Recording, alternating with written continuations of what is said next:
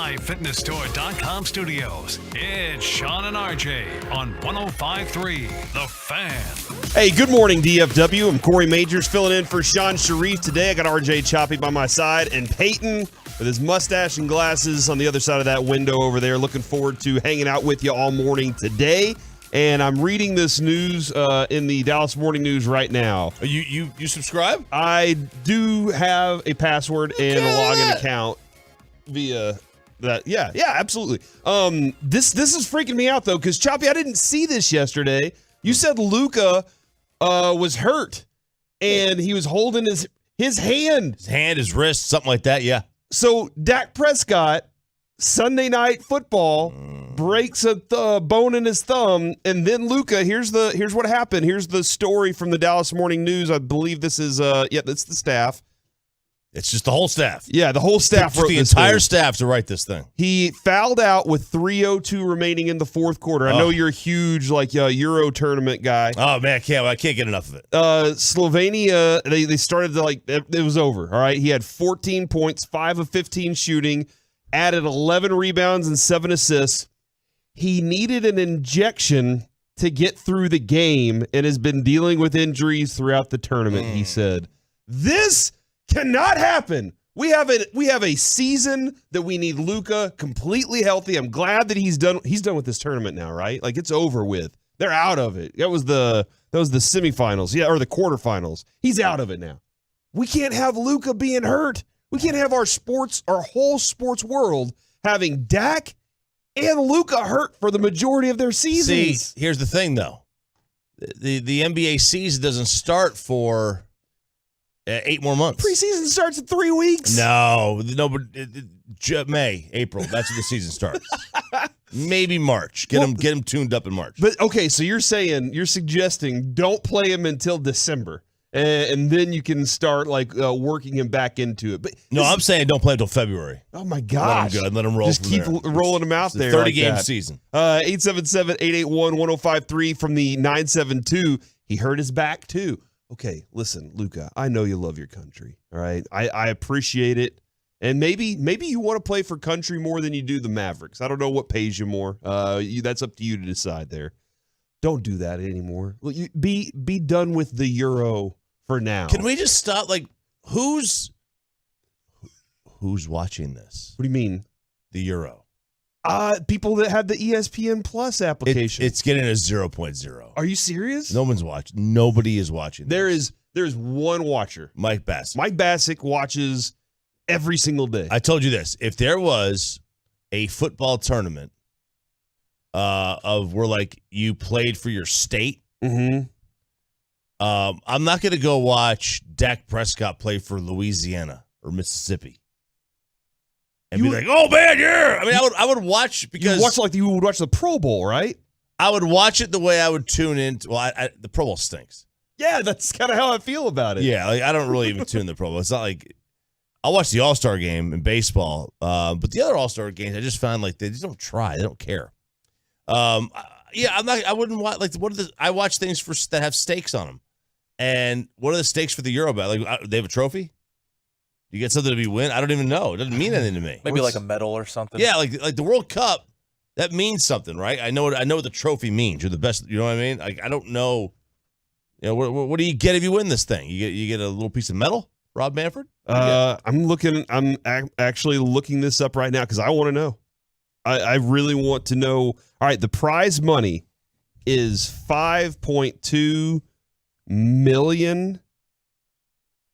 I don't have. It looks. I would assume euros. Yeah, it's euros. It's euros. So it was moved from 5 to 3.5. So it's even less now. But they doubled the prize for the winner. So now it's an extra $1 million to go along with it. So there you go. So the team, it sounds like, gets that much money. Okay. And then they split it up from there. That's not much. No. Probably a medal. I mean, Peyton's probably right. Medals are cool.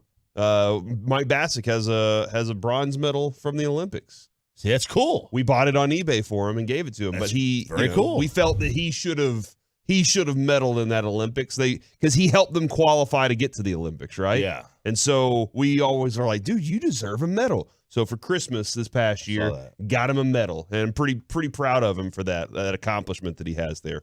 That being said, I'm not going to watch that either. I'm not going to watch. Mike was pitching out the idea of why doesn't America do that with a tournament here?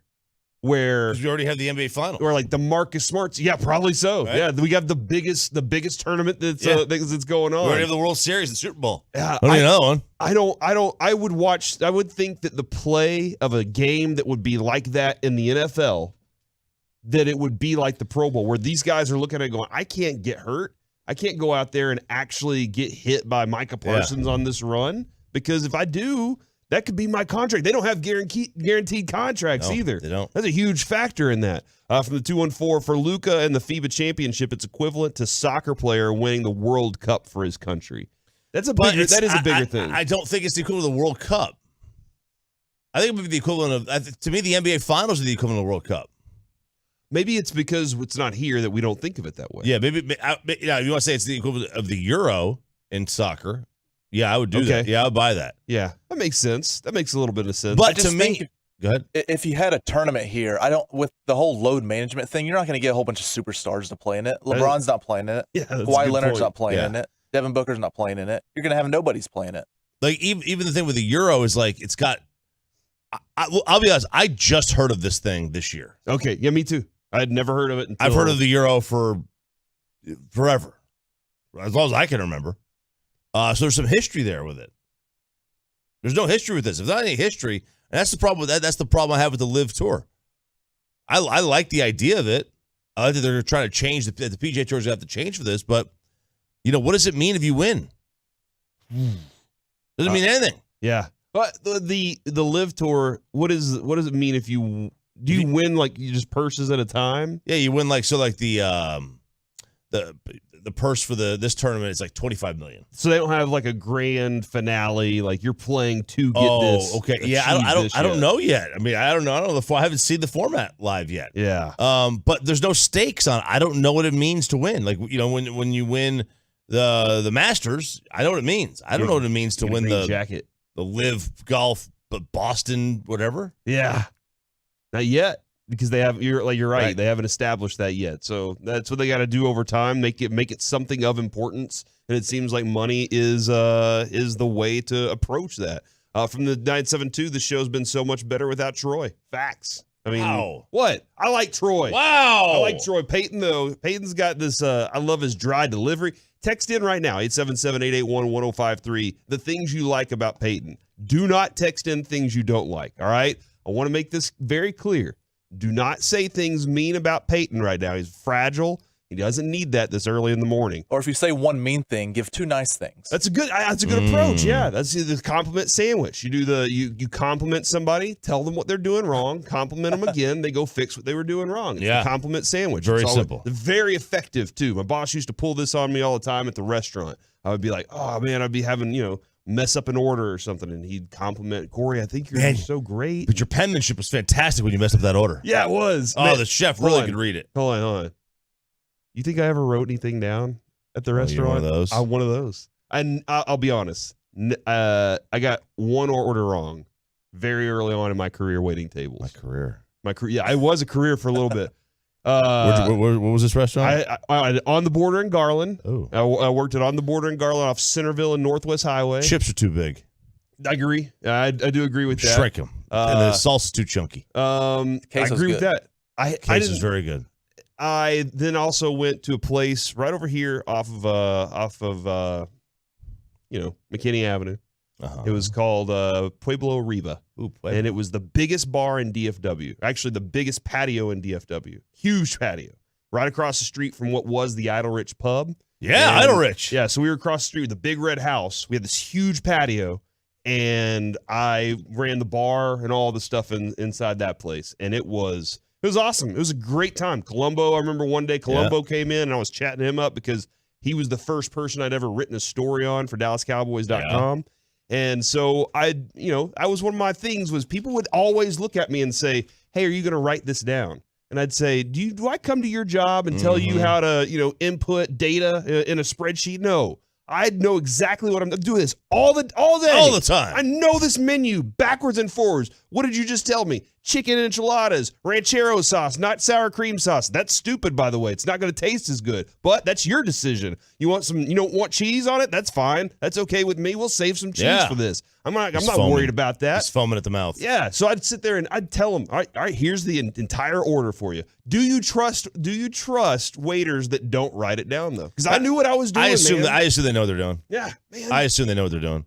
Is Idle Rich still there, by the way? No, I think it closed down. They did something else with it. I haven't been over there in a while. It was Blackfriars was moved in where I was, and it's a pretty cool little place. So I'm not sure how the clock works, by the way. So just let me know whenever we're supposed to stop talking and move on to the next one, because I always forget how this works. Like 25 seconds. All right, 25 seconds? All right. I got 25 seconds to fill, and it looks like there's a big old slate of guests coming up on the show today. We have Michael Irvin at 9 o'clock. I'm going to go backwards here. Babe Loffenberg at 8:40 today. Color analyst for the Bengals, Dave Lapham at 8 o'clock. And Bobby Belt joining us at 7:20 today, plus all sorts of fun football. And, man, I heard the Rangers topic yesterday about Corey Seager. And then last night, he gives up the booty to lose the game for the Rangers. Man, that's not going to help that at all. Coming up next, why are you up right now? Next on The Fan. Coming up in the next G-Bag Nation, show starts at 2 runs.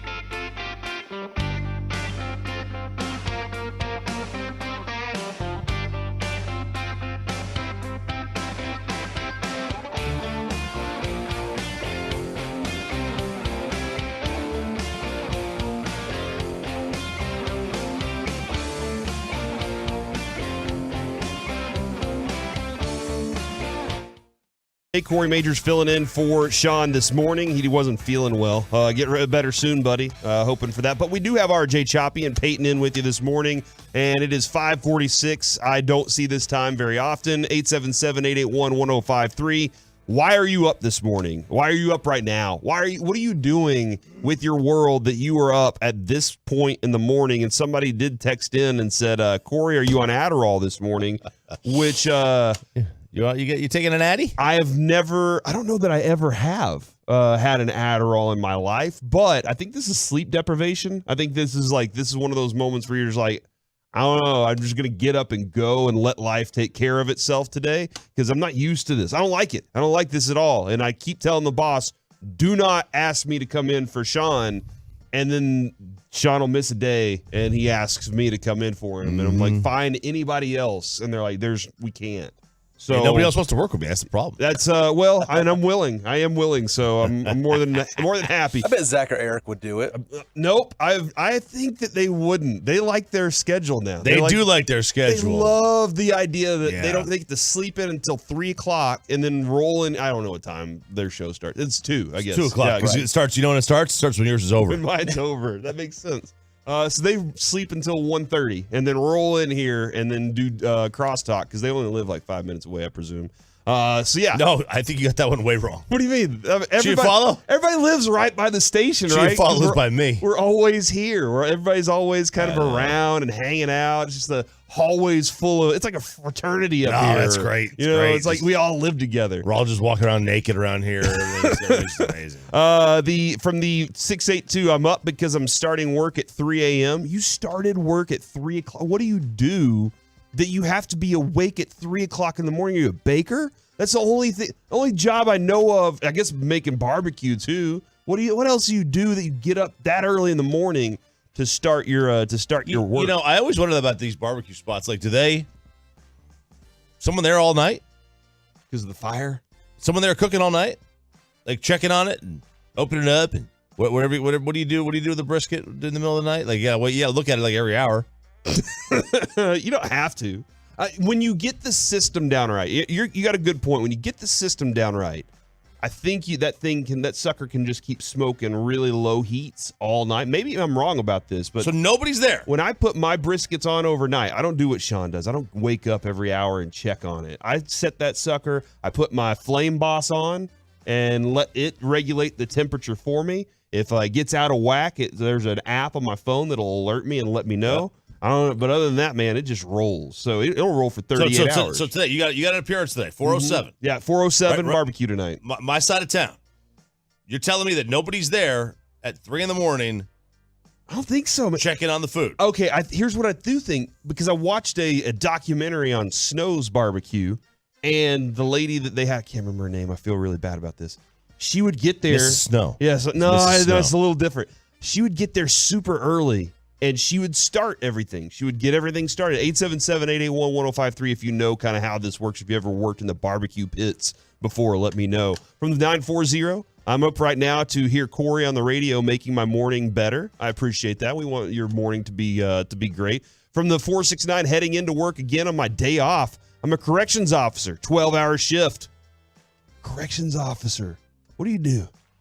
Well, I think he corrects things. That's a good. I mean, like, yeah. No, do you have a red pen and you just walk around and you walk around with a nightstick? A nightstick? Get back in your cell, dude. Have you ever held a nightstick?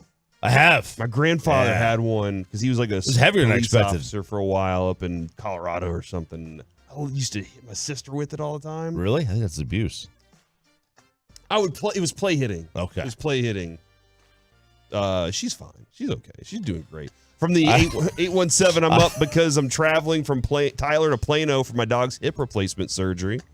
Best of luck to your dog. This is great. I'm up this early because my jerk of a boss blackmails me with a big paycheck to come into work this early. See, that's the thing. Yeah. I don't even have a big paycheck. My boss, though, blackmails me into getting up here early to fill in for Sean, though. I don't even get the big paycheck. Another one, I'm on a mission to lose 100 pounds. Good for you. There you go. I need to lose about 100 pounds right now. Squats. Lots of squats and lunges. Just walk 30 minutes. And then low carb, very low carb, actually almost no carb. About 24 carbs a week, if you can figure that out. And 24 carbs a week. about 15 grams of protein every meal. There you go. And that's going to lose your weight very fast. It'll be about, 5 pounds 15 a grams week. of protein seems low, doesn't it? Per meal. Because you want to have It's enough to maintain your muscle mass, but also not gain anything because you're not trying to gain. If you're trying to lose fat, that's the approach. And you got to use your healthy fats like avocado oil and stuff like that. That'll help you out. I spray everything with avocado oil. There you go. Everything. There you go. Was it a high burn rate or low burn number? I don't know, whatever it is. From Miguel, bigger question. Why are you up, Corey? I told you why. This is because I got blackmailed by the boss, and Sean was like, I'm not showing up. From the 214, couldn't sleep. Had to sleep on the couch because of a minor marital issue. Oh, no. Tom Taking Brady. food deliveries right now because I got bored. You think Tom Brady's listening because he's like, man, what are they going to say about me this week? Man, I think Tom's definitely sleeping on the couch. That never. That's not a real thing, right? Right. Where the wife kicks you out of bed and tells you to sleep on the couch. I've never encountered like a girlfriend or an ex-wife of mine saying, get out of the bed, go sleep on the couch. Like I've never encountered that. Right. I have. Not that she told me to. All right. But there have been times where I've been mad about something and just said, I'm going to the couch. Or I just got up and went to the couch. Does that fix the issue, though? No. Well, the next morning, it's either she apologizes or I have to apologize. It is one of those moments. We have a super comfortable couch, too, though, to sleep on. Every once in a while. Big, wide. Yeah, seat. it is one of those. Yeah. Every once in a while, I'll wake up. She just got up and went to sleep on the couch for whatever reason. So, because it's a super comfortable couch. So, not that I've ever been told to, but I've kind of known we're not sleeping in the same bed tonight because we're mad at each other.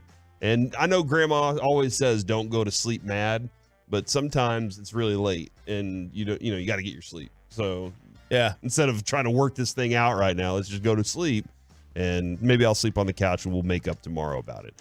From the 214, live an hour and a half from work. Make sure I'm on time. That's why they're up right now. What time do you have to be there then? If you're an hour and a half, that means you're getting there at 7. Why do people live so far from work? Is it because the home is so cheap? It's just always been The home's weird. cheap, or your partner, your spouse has a job that's close, and someone's got to live close. Mm-hmm.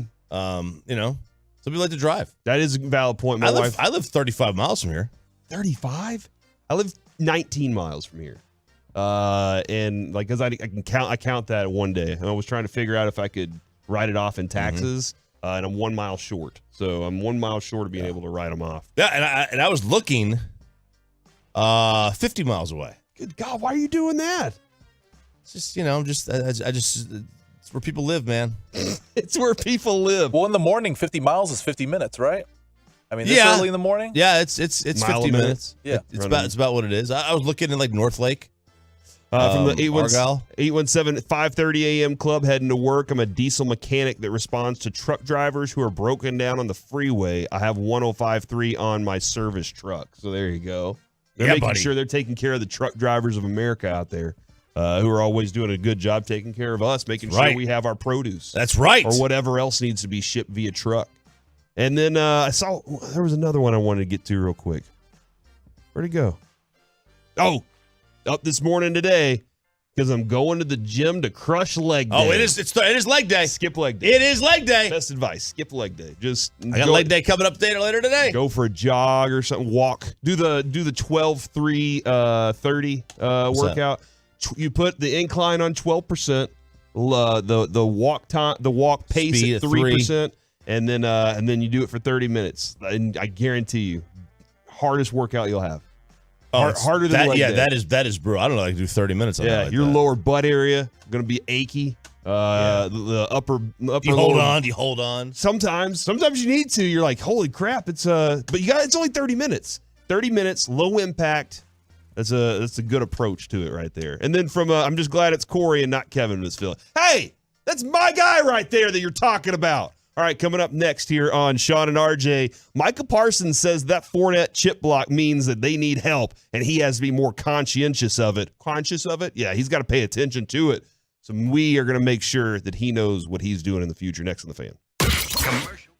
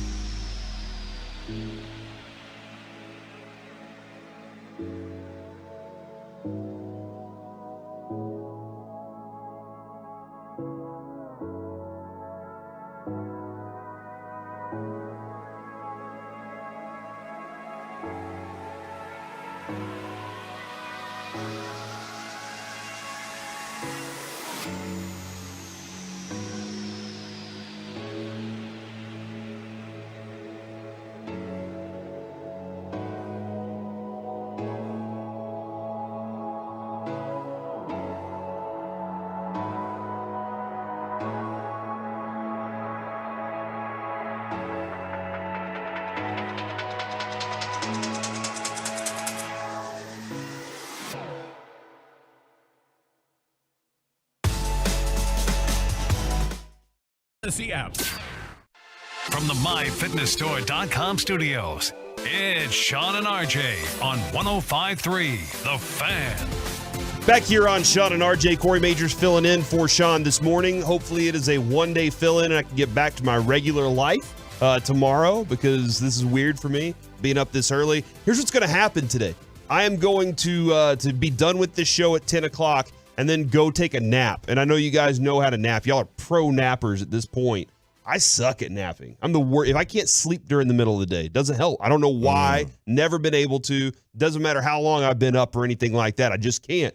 But I have to get a nap in because from 4 to 7 today, me, Reggie, and Bobby Belt, who will be on with us at 7:20, we are getting to be at 407 Barbecue in Argyle today.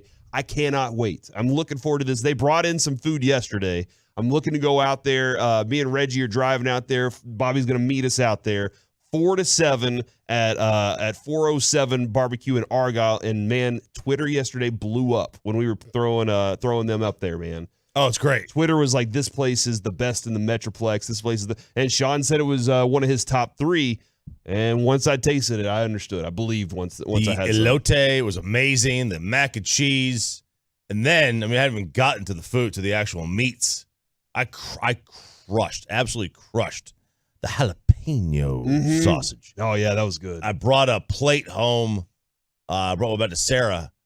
And, she was like, that brisket was so soft. Yeah? Yeah. No, it was one of the juiciest briskets I've ever had in my life. And from the 214, need to get a weighted blankie for a nap. Have one at the house. You got to have a weighted blanket. Weighted blankie's the way to go. All right, I will do that today. Women use the weighted blanket to keep the men away. Keep the husbands and boyfriends away. What? You put the weighted blanket on, it's hard to roll over there and because I will admit, God, I gotta get this 25-pound thing off first. Yeah. Hey, go ahead and send that over to Reggie for Masterpiece of the Week because that's pretty funny. It is one of those. It's difficult to get out of bed with the weighted blanket. You're just like, I'll just stay here and lay here. Hey, listen, from the 817, Corey sure is being a lot about being up early. I will. I've told the boss I don't want to do this morning thing. It's different. It's a different lifestyle. But I will go ahead and get into some sports talk. This is interesting. I like what Micah Parsons is saying, and I'm really hoping more players start having a mentality like him. This is one of those. This could be that moment where the franchise changes completely. And what I mean by that is when you walk into Baltimore's doors, you have a work ethic and a culture that was built by Ray Lewis and Ed Reed. And it was we do work here, we hit hard here, we never stop thinking about football. Obviously, there were some other off-field things there. I don't know about it. The whole mentality is it's everything here first, and we are going to do everything it takes to win, and nothing's ever going to, nothing's going to stop us from that. And I'm hoping that Micah is starting to show all the other players at such a young age that he is that kind of guy. I hope he is, because the culture here is what?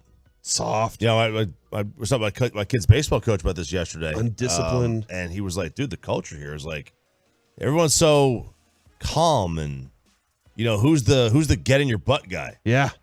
And do you need, first of all, do you need that? You would like it to be your quarterback. Yep. Tom Brady was that guy. He is that fiery dude. And you want that from the absolute leader. Who is that guy here? Dak's not like that. That's not his demeanor. And that's fine. You don't have to have that demeanor, but you would like somebody to have that demeanor. Yeah. And let's hear the audio. Let's go cut 7 on this. Micah Parsons talked about why, because yesterday was a big story. Oh my gosh, he didn't show up for Ship and Scannon. What's their name? Skip and Shannon. Oh my gosh, didn't show up on their show. Ship and Scannon didn't show up on their show. And immediately you start the hosts are going to do everything they can to like take shots at the guy and whatnot. But he had what he believes is a valid reason, and I'd like to hear if the Tolos agree with his reasoning. This is Micah Parsons. I don't know if there's like a miscommunication, but As our, my starting quarterback went down and we lost, I just didn't think it was appropriate for me to be on the show at that point. I think it's time, even myself, I need to step up and be the leader. And it shouldn't be on TV. It should be in this locker room, and this is where my focus should be right now. So I got people that handle that type of stuff. You know what I'm saying? So if there's a miscommunication on that part, then I'll correct that. But I have nothing but love for Skip and Shannon, and I wouldn't just no-showing anybody like that. A man's only as good as his word. Okay, words is solid as oak. I get all that stuff. That's great. That's fine. It's the other part. Quarterback went down. I need to be here.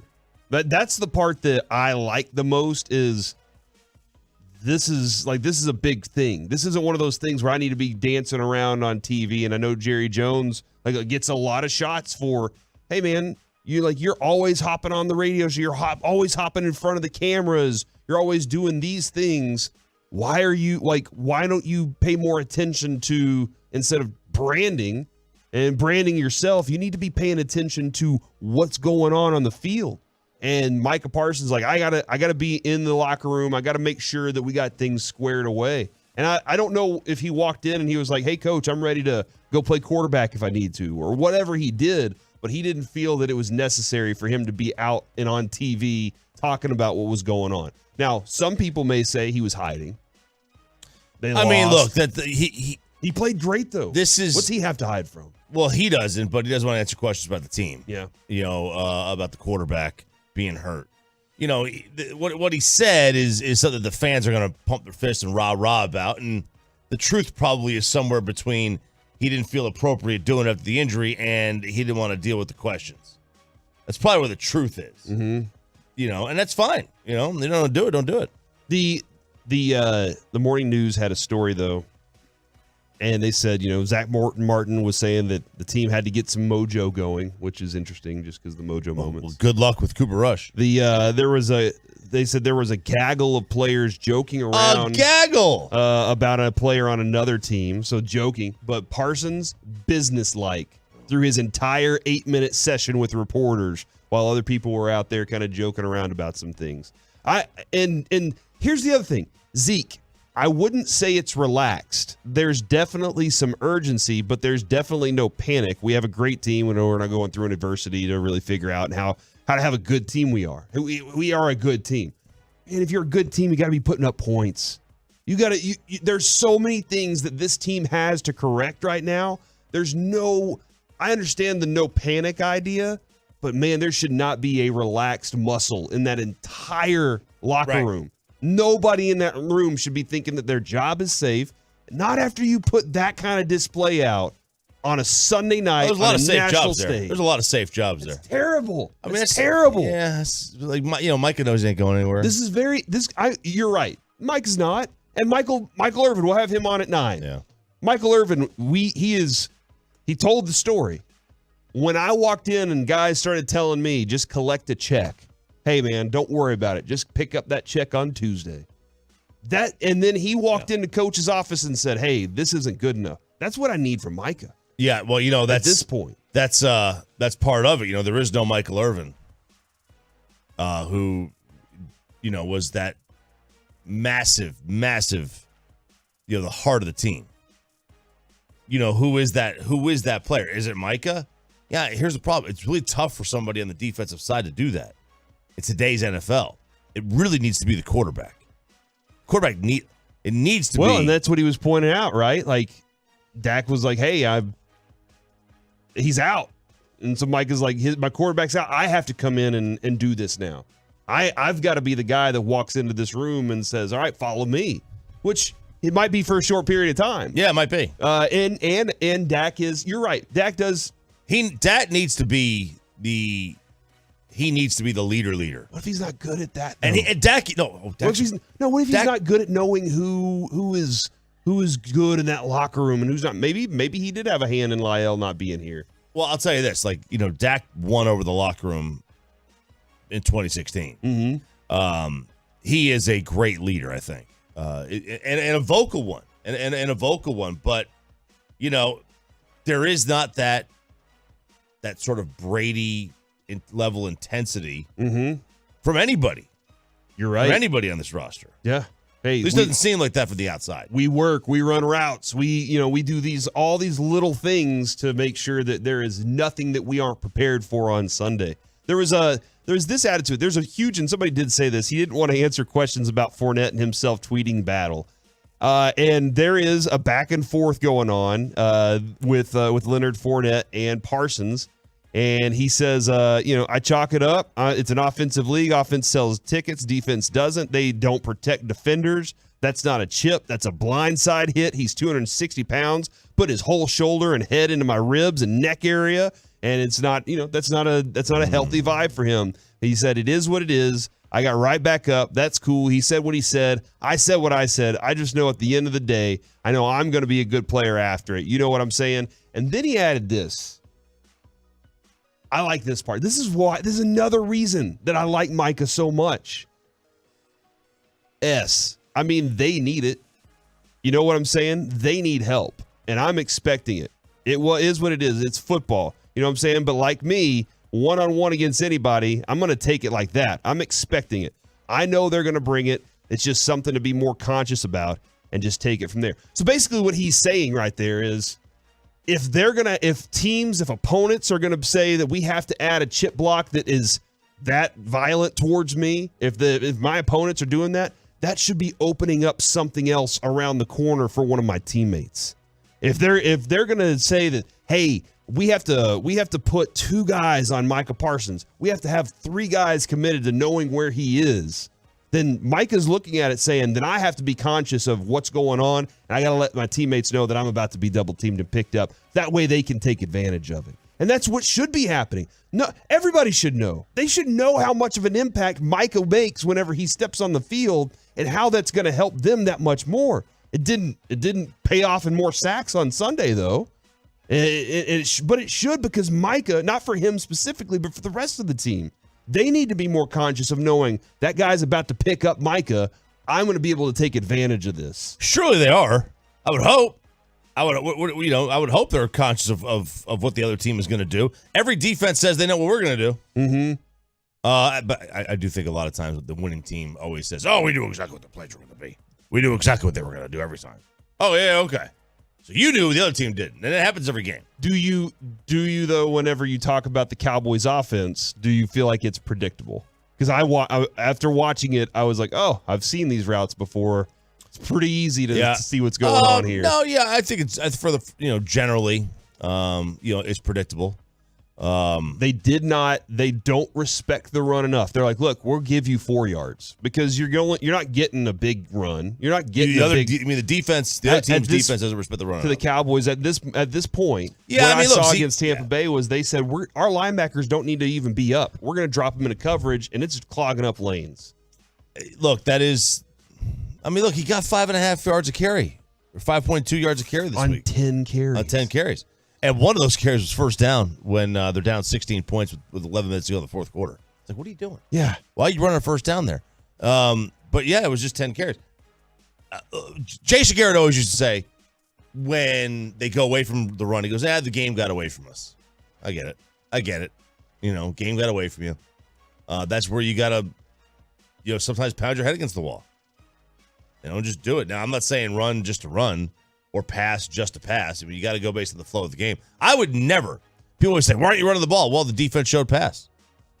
The defense played the run. They showed pass. So you passed the ball. They're trying to trick you into running because they don't want you throwing the ball 50 yards downfield to CeeDee Lamb. They want you getting 2 to 4 yards and going, okay, we'll take that. We'll take more time off. That's fine. Because we know that we're not going to allow you to get a big play. And that's what they've taken away from the Cowboys. And the Cowboys say, well, you know what? We got tricked. We'll run the ball. But they only ran it 10 times. And I don't love to walk in and go, you got to run it more. But I do want to hear Zeke. Zeke was like, look, we got to be committed to the run. And we do have to commit to it. And they said, hey, was 10 carries enough? And he said, no, it's not. It's not enough touches for me. I do want him to be more vocal because the rest of those guys do follow him. They do follow Zeke for whatever reason. He's at a point, I guess he's older and more mature and everything. He's wearing a motorcycle helmet. It looks cool. Yeah. But they do follow him and I do want to hear him saying, look, I need more touch.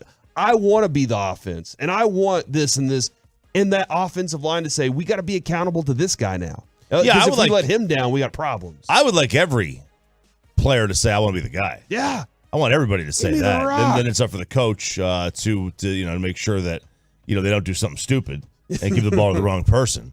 But yeah, I want everybody to want to be the guy. And now with Rush in there, everybody is on high alert. You have to be. You have to be on high alert. You got to be on notice on this one. And maybe the game plan changes. That was one of the criticisms with the offense when Romo would go down. Romo was this kind of unique unicorn where he could throw, he could pass, he could pass the ball, he could run. And then they would bring in guys who just drop back passers who weren't gunslingers. And it was like, well, that's not what the offense is. Mm-hmm. That's why Dak, I think, succeeded so well backing up Romo, because they didn't have to change much of the offense. He had to change it a lot for Kellen Moore. And that's why Cooper Rush will be successful in this offense, because you don't have to change it that much more for Dak, unless the offense is just poor, and it's never going to work. We'll see how that goes on Sunday against the Bengals. Coming up next, the Rangers-A's finale didn't go the way you wanted, and was that more damning evidence against Corey Seager? Next on The Fan. Well, let's get you over to Platinum Chrysler Dodge Ram Jeep, located just minutes from the Metroplex. Worth the short drive to Terrell to save a lot more. If you're looking for that brand new Chrysler, Dodge, Ram, or Jeep at the all-new Platinum Chrysler Dodge Ram Jeep, oh boy, it's Jeep Adventure Day.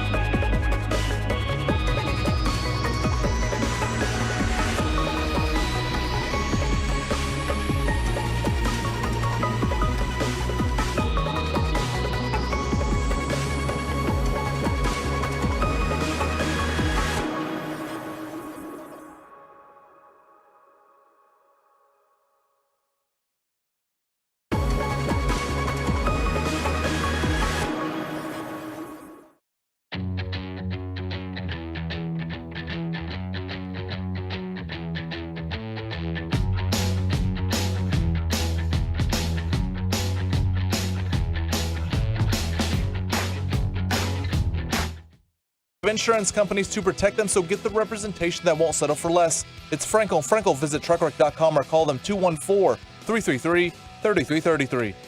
2 outs in the inning, tied at 7. Here's the pitch, and a bouncing ball hit to Seager in the shift to his left. It's off his glove, rolls behind second. Here comes Machine to the plate, and he scores. Throw down to second, trying to get Vogt. That goes into center field, and the A's have taken an 8-7 lead. The game, the Rangers, end up losing 8-7 last night. That was Eric Nadel on the call right here on the home of the Rangers, 105.3 The Fan. And that's the reason I wanted to bring that up is that's the error by Corey Seager. And I'm not sitting here trying to roast Corey Seager and go after him and say we got to get this guy out of town. He's got 9 more years left on his contract here. There's a lot to figure out as we go along.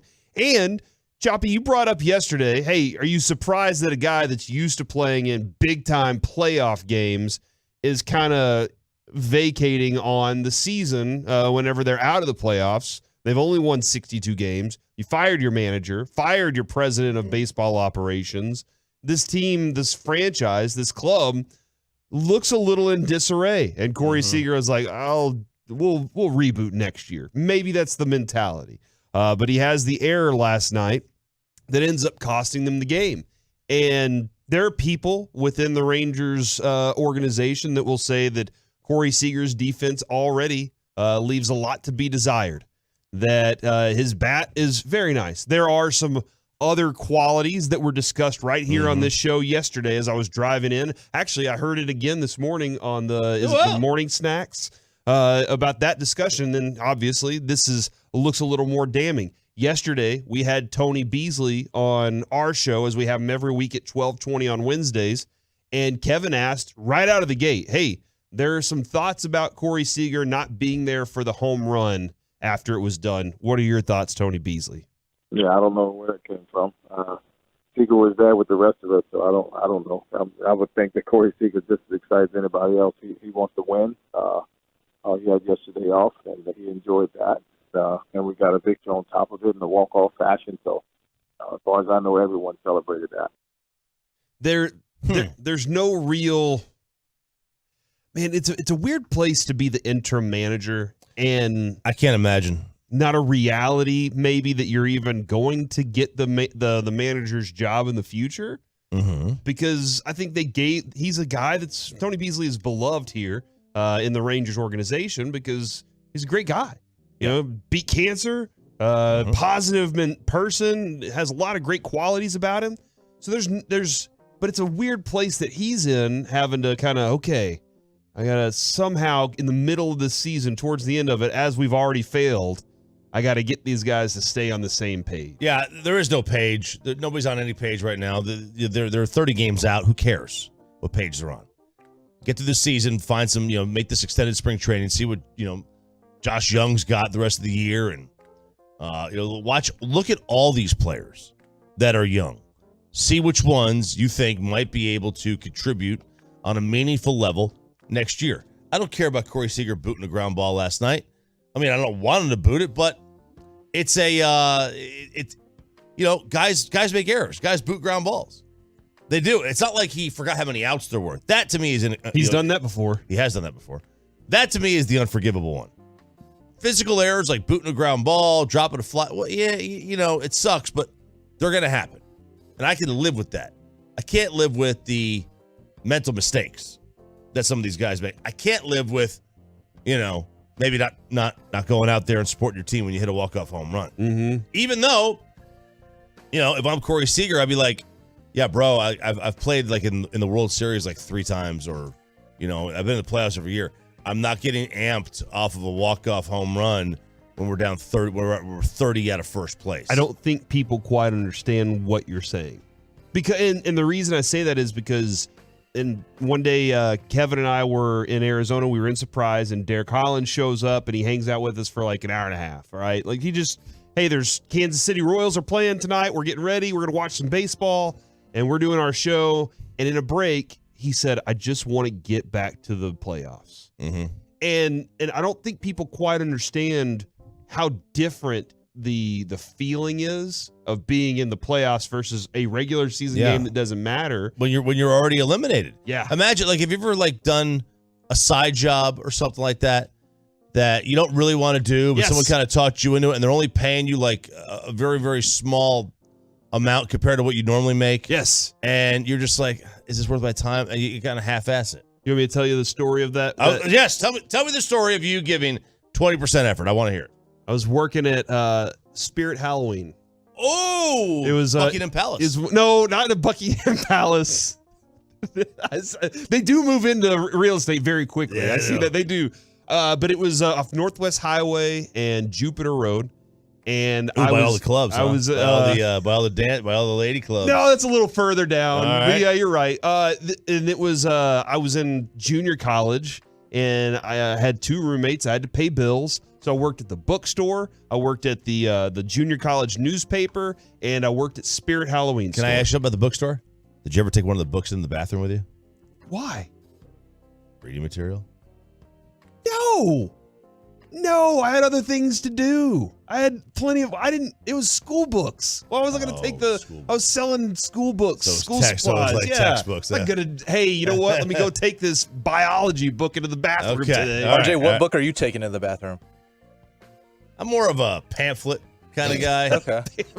My trips to the bathroom are kind of quick. Yeah. Yeah, man. He did the other day. He comes in and he's like, done. What? How'd you do that? Yeah. So I'm working at Spirit.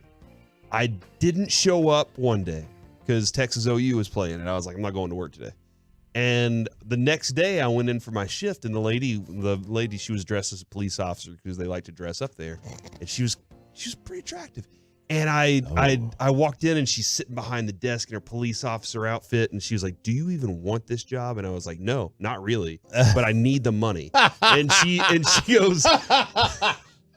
She said, and that's Corey Seager. I can respect that. And I was like, yeah, so I'll finish my shifts, but I'm sorry I didn't show up yesterday. And she's like, okay, you do a good job when you're here. And I was like, all right, that's fine. So then later she goes, hey, we need you to wear this whoopee cushion costume, go out with the sign and point it towards the store. All right, no big deal. Oh, man, I'd be so embarrassed. Northwest Highway, there's a Whataburger and all that stuff out there. I walk out there, I'm doing my thing. Bam, get hit in the back with a big gulp. Somebody threw a big gulp at you? Big gulp. Why are you wasting a drink throwing it at somebody? You just paid 79 cents for that big old drink. Why are you wasting that? But yeah, I'm walking around this stupid whoopee cushion sign, and I get hit with a big gulp. I walked inside, I pulled it off, I threw it on her desk, and I said, I quit, I'm out of here. And so that's the way to go. That was how I did it. That was my approach to it. But yeah, man, I gave 20% at that job. That's exactly what happened. That's kind of, I understand. Maybe it's just Corey's that approach life that way with certain jobs they don't really want. But so here it is, right? So like, I'm not saying that he feels like it's beneath him, but he's been in the biggest games in the sport his entire career. Mm-hmm. It doesn't surprise me that he can't get up for these games in September playing for the Rangers 30 games out. It doesn't mean I'm giving him a pass on it, because I'm not. I'm just saying, like, I mean, I'm not surprised. Yeah. I'm not surprised he's checked out. Now, if you are, I would say that one of the things that may motivate him for the future, because he was brought in, he and Simeon were kind of brought in with the idea of these are going to be our cornerstone veterans, and they're going to help make these younger players better. There was part of the philosophy last year. I mean, even Chris Woodward, we asked him about that, and he said last year, yeah, I would like some veteran bats in this lineup to be able to help out some of the young players and help them grow and encourage that part of it. Maybe, I don't know if the Rangers are willing to go. They say they're willing to go spend on maybe a couple of frontline pitchers, frontline starters, and a big bat in the middle of the lineup. Here are Jeff Passan's free agent tier rankings for the 2022-2023 offseason. All right. Chop. Tier number 1, Aaron Judge. Are the Rangers going to get Aaron Judge? No, I don't think so. Okay. I don't see him being a Robinson Cano type who leaves. He's going to stay in New York, and he enjoys it, and it's a tough place to play, but whenever you're hitting 57 bombs, they get happy. They need to have somebody that they know can handle playing for that team, and I don't see them letting go of him. If they do, I'd be stunned. Jacob deGrom, who can you rely on him to pitch? He's going to be 34. I'm out. You're out on deGrom. I would not sign him. When he pitches, he's the best. Yeah, when he pitches. Right. You're absolutely right. When he pitches, he's the best pitcher in the baseball, or the second best. But he doesn't pitch enough. I can't sit here and sign Jake because you're going to have to pay him $35 million a year. Mm-hmm. I can't do it. The last tier 1 player. Actually, I'm sorry. There's 2 more. Nolan Arenado, who the Rangers tried to get at third base. I feel like they got their third baseman though. I feel like Josh Young they're wanting him to be the future of third base at the position for them right now. It just seems like everything is around the idea that he's going to be there. Your infield is almost set. If Nathaniel Lowe is your guy, it's a poor defensive infield. So, I mean, It's a very poor defensive infield. I'll tell you what I would do about Arenado. I'll tell you what I do about him is you could look at it almost like a Beltray. He's 31 years old. So he'll be the back half of his career, the very back half. But you're getting a quality player and he is a great fielder. Yeah, really. So you would improve your offense, you improve your defense. Is he going to leave St. Louis? I don't know. Yeah. There's going to be a lot of suitors out there for him. Do the Rangers really want to go? Are they going to go into another offseason with a $500 million check? I don't know. That's a lot. You don't even see the Dodgers go back-to-back years like that. Speaking of, in last one in tier 1 is Trey Turner, which I don't think the Rangers are going out saying we need to add a shortstop to this thing, but like Carlos Correa, this is interesting. Carlos Correa is in tier 2, him and Verlander and Xander Bogaerts and Dansby Swanson and Carlos Rodon. There are some guys I think could fit. I don't know if Carlos Correa, maybe I'd get him and put him at third. And now I can move Josh Young over to first. I have a better defensive first baseman than Nathaniel Lowe. But Nathaniel Lowe has been hitting so well this year that I feel like I got to, stick with it and hang out with him. And then Verlander, I'd be too old, too injury prone and old. He is Verlander is a final 40. piece. He's a final. He's an over the top guy. If you're the Rays, you go get Verlander. If you're the Cardinals, you go get Verlander. If you're the Yankees, you would go get Verlander. He's a final guy. Okay. Oh, what about Edwin Diaz? Is he a final piece too? His song is. His song is the piece that I don't want him together. here just because I don't want to hear that song again. I've been listening to that song for 3 years now. The rest of the world just figured it out this year. It's been 3 years running that he's been playing that song. Yeah. It's a great song. He stopped playing it for a while. Yeah. But his wife was like, hey, roll that song back out there. All right, coming up next here on Sean and RJ, Kurt Warner was talking about how these guys looked uncomfortable. Was Dak one of them? And some quarterback power rankings next on the Fan. Well, let's get you over to Platinum Ford, a Guild.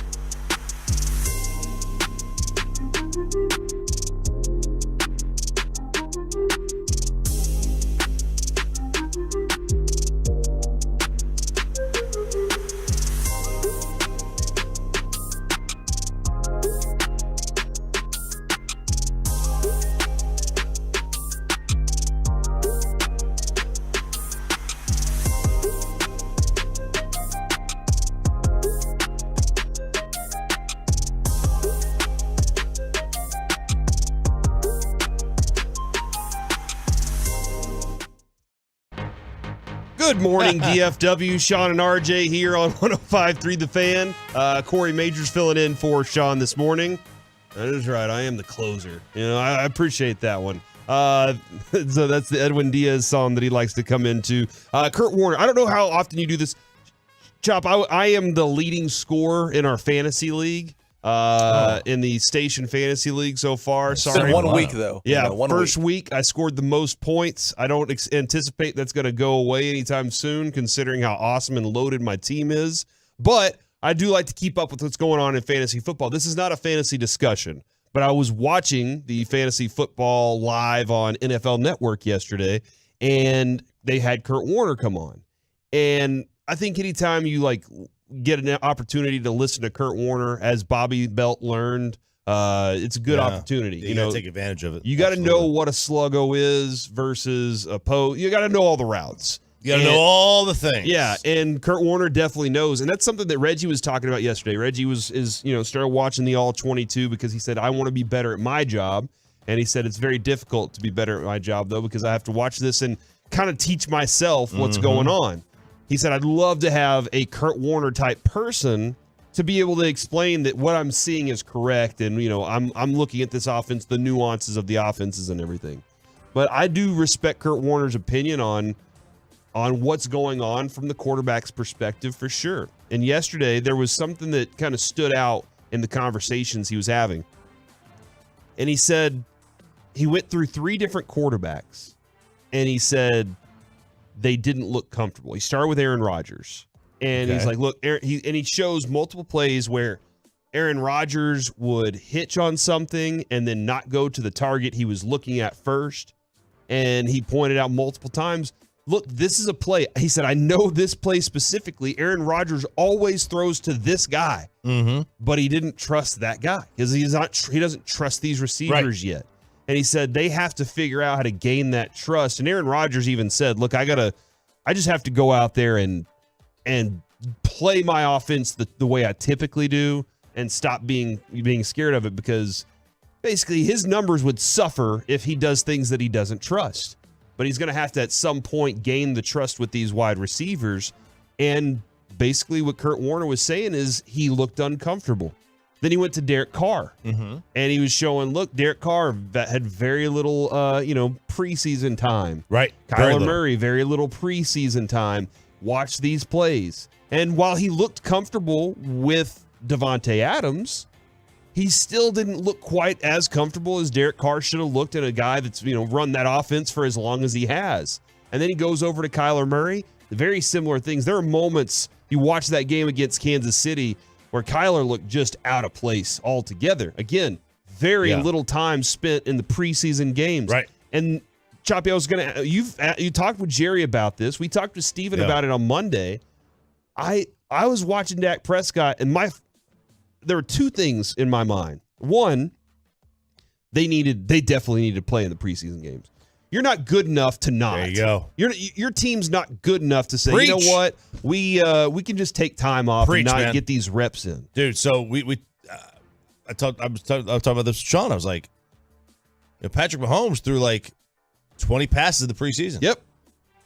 Josh Allen played the preseason. In a related story, those 2 are the best week 1s that I could think of. What? Are you serious? How does that work out? I don't know. And then, meanwhile, Rodgers doesn't play. Brady doesn't play. Dak doesn't play. None of them looked particularly good. Right. In the preseason. Now, Brady won his game, but, did you think Tom Brady looked great? Just because the Cowboys look bad. Do you think Tom Brady looked like Tom Brady? I did not. Now, and Mike will point out, he's like, what did he have to do in the second half? They were able to run the ball. The Cowboys weren't scoring. I get it. Yeah. He didn't look like Tom Brady, though. Tom Brady doesn't fail in the red zone. Tom Brady failed in the red zone. I watch a lot of football. Almost as much as you and Sean do. Almost. But you can't watch that much. Just a scotch behind. Scotch. What's a scotch? Just a scotch. But that's like I was watching Tom Brady going, that's not the same Tom Brady that I'm used to seeing.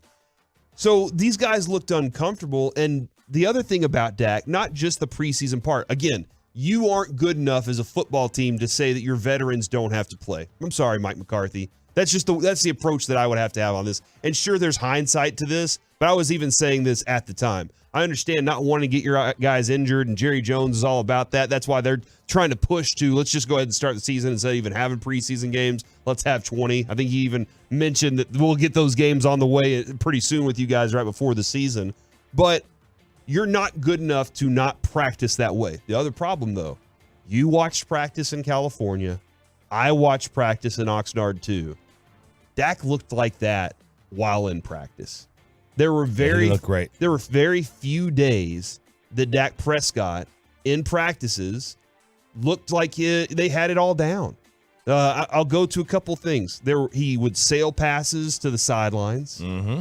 There was a very specific play where he threw into the corner and was throwing at CeeDee Lamb, and Anthony Brown reached up and knocked the ball away. Yeah. CeeDee Lamb throws his hands up in the air and walks off, and he's mad. He's livid. And Dak Prescott walks over to the sideline, and they start talking. All right, like he's walking down the sideline with CeeDee Lamb talking to him, and then after practice, there they are working on that specific route over and over and over. Yeah. I don't even know if they ever actually completed, got it right, but they were at least working on it because they knew they had to.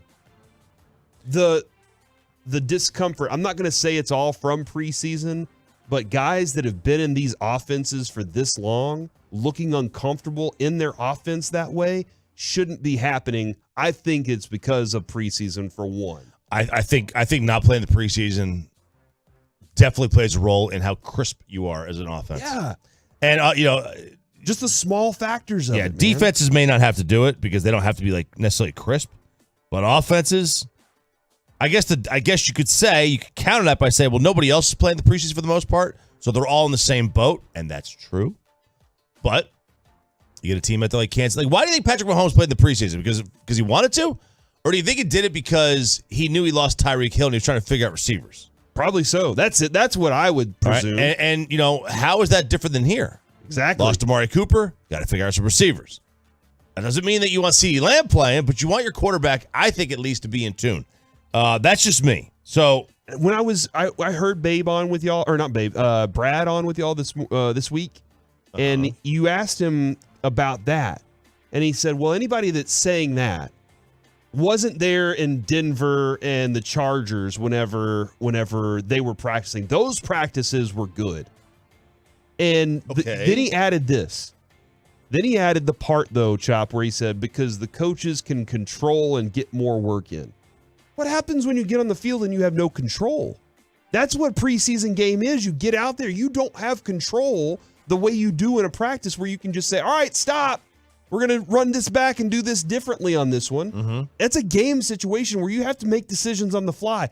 It forces you to become, as you said, more crisp with what you're trying to accomplish. Yeah, that's what you have to do. And again, not everybody's playing the preseason. A vast majority are not, and they don't because they don't want to get hurt.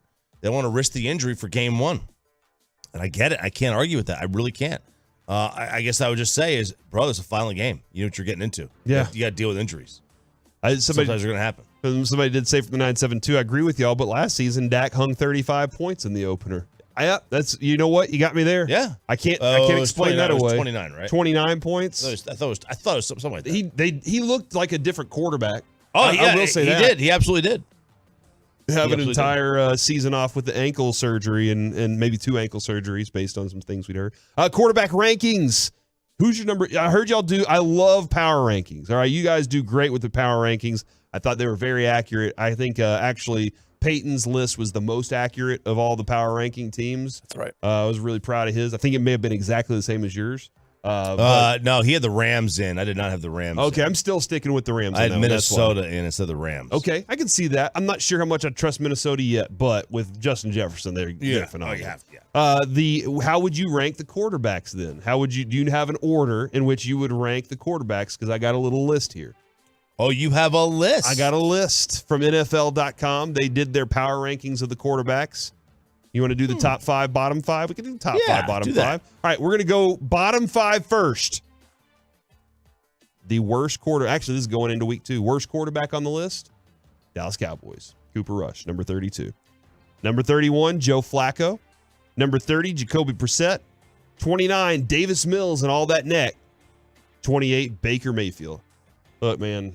And then 27, Trey Lance. I think Trey Lance still has some work to do. He was playing underwater on Sunday. I don't know how you have Baker. I would have Trey Lance as worse than Baker. Mm-hmm. That's how I would do it. Number five on this list, Aaron Rodgers. Okay. Even as poor as he played, 197 or 195 yards, -1 rush yards, an interception, and a fumble. That was a poor game. And they're like, nah, going into week 2, he's still the 5th best quarterback at least. I need him to fix one of my fantasy leagues because I got 3 points out of him on Sunday. Yeah. Don't like that. Number 4, Tom Brady, who didn't look great, but, guess good enough to get the win and was already up there anyway because he's freaking Tom Brady. Yeah, he was. Number 3, Justin Herbert. Number 2, Mahomes. And number 1, Josh Allen. That kind of lines up with your team rankings there. It does. I will say this. I have Mahomes ahead of Allen. There is, I don't know what's going on. There is this call in the universe that we have to unseat the current best player in the sport. Every single Major League Baseball year, there is an article written that somebody other than Mike Trout is the best player in the game. It never fails. The media is desperate to find somebody other than Mike Trout to be the best player in the game. Guess what? Doesn't happen. All right? And the same thing goes in the NFL. They are it's been Patrick Mahomes. We got to find somebody else. It's not anybody else. Josh Allen's not better than Patrick Mahomes. If you had both players available to draft, everyone's taking Patrick Mahomes. Everyone. Sean McDermott, if Andy Reid calls Sean McDermott and says, I want to trade you Mahomes for Josh Allen, Sean McDermott says yes. Probably so. I don't know about that. He says yes. No, he's got his guy. He may be his guy. They tailored that. I understand. If you're starting a franchise, you're taking Mahomes. You're taking Mahomes. You're taking Mahomes. Allen probably too. Yeah, you're taking and if Allen falls to you, you're like, cool. I'll do it. I'll roll with that. Absolutely. But you're taking Mahomes first, and that's okay. And he's the best guy. To me, it's Mahomes. He's number 1. I think the rest of the order was fine. Coming up next, it is time for headlines. Adam Silver says he can't take this away, and the minor leaguers have unionized. Next on The Fan. Stick around.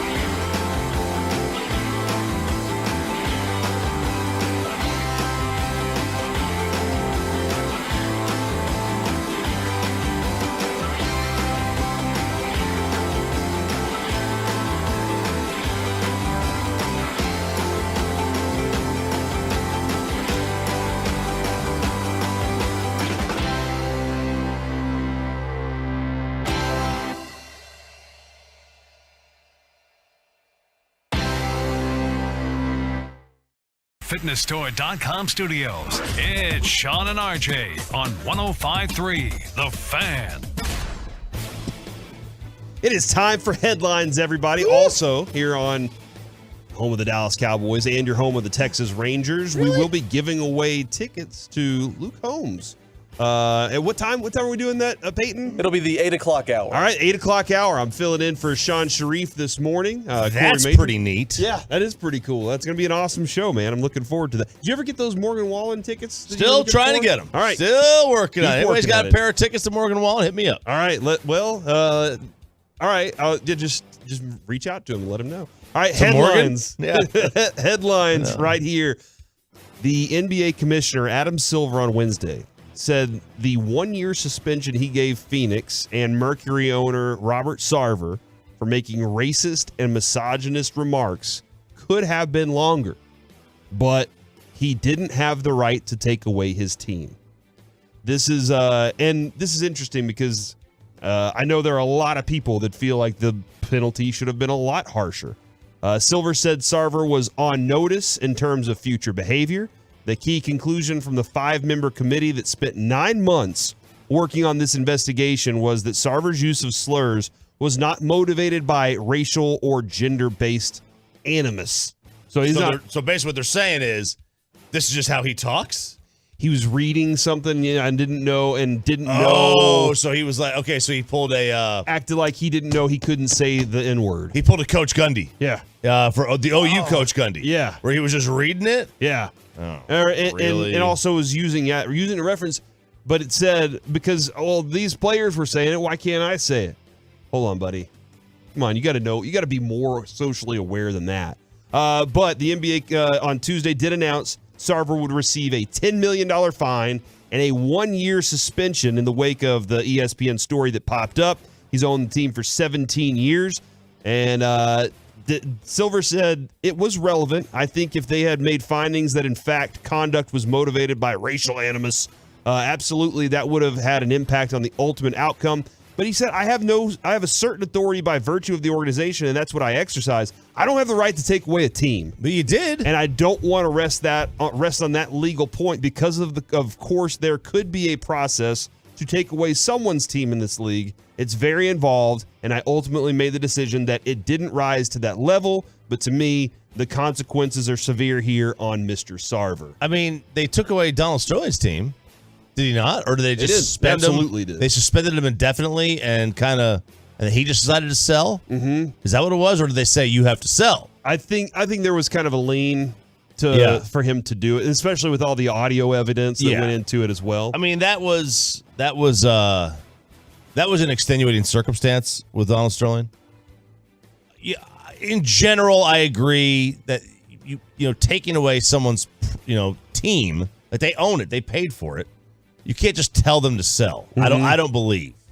You could pressure them to sell, but I don't think you could force somebody to sell something.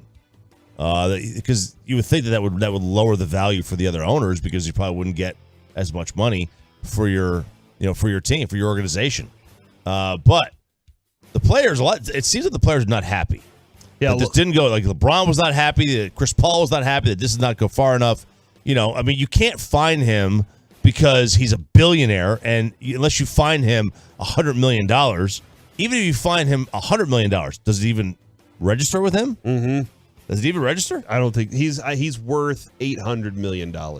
So for $10 million, that's still a drop in the bucket for him. I'm surprised he's only worth $800 million. Yeah, considering he owns an NBA franchise, which is probably worth $1 billion plus. Yeah, that leverage at some point, especially in Phoenix too. That leverage at some point is probably going to roll out. But, so I mean, look, this is a tricky spot for Adam Silver to be in the NBA in general. And again, if you don't want, and I don't think the other owners wanted him to go down use the nuclear option again, right? Which was the Donald Sterling, because that would be twice in the tenure that you took an owner's team away from them, and the other owners are like, yeah, well, we're not perfect. Mm-hmm. So what's going to happen as what happens if I did something that wasn't racial or misogynistic, but in 10 years it becomes a lot worse than it is now.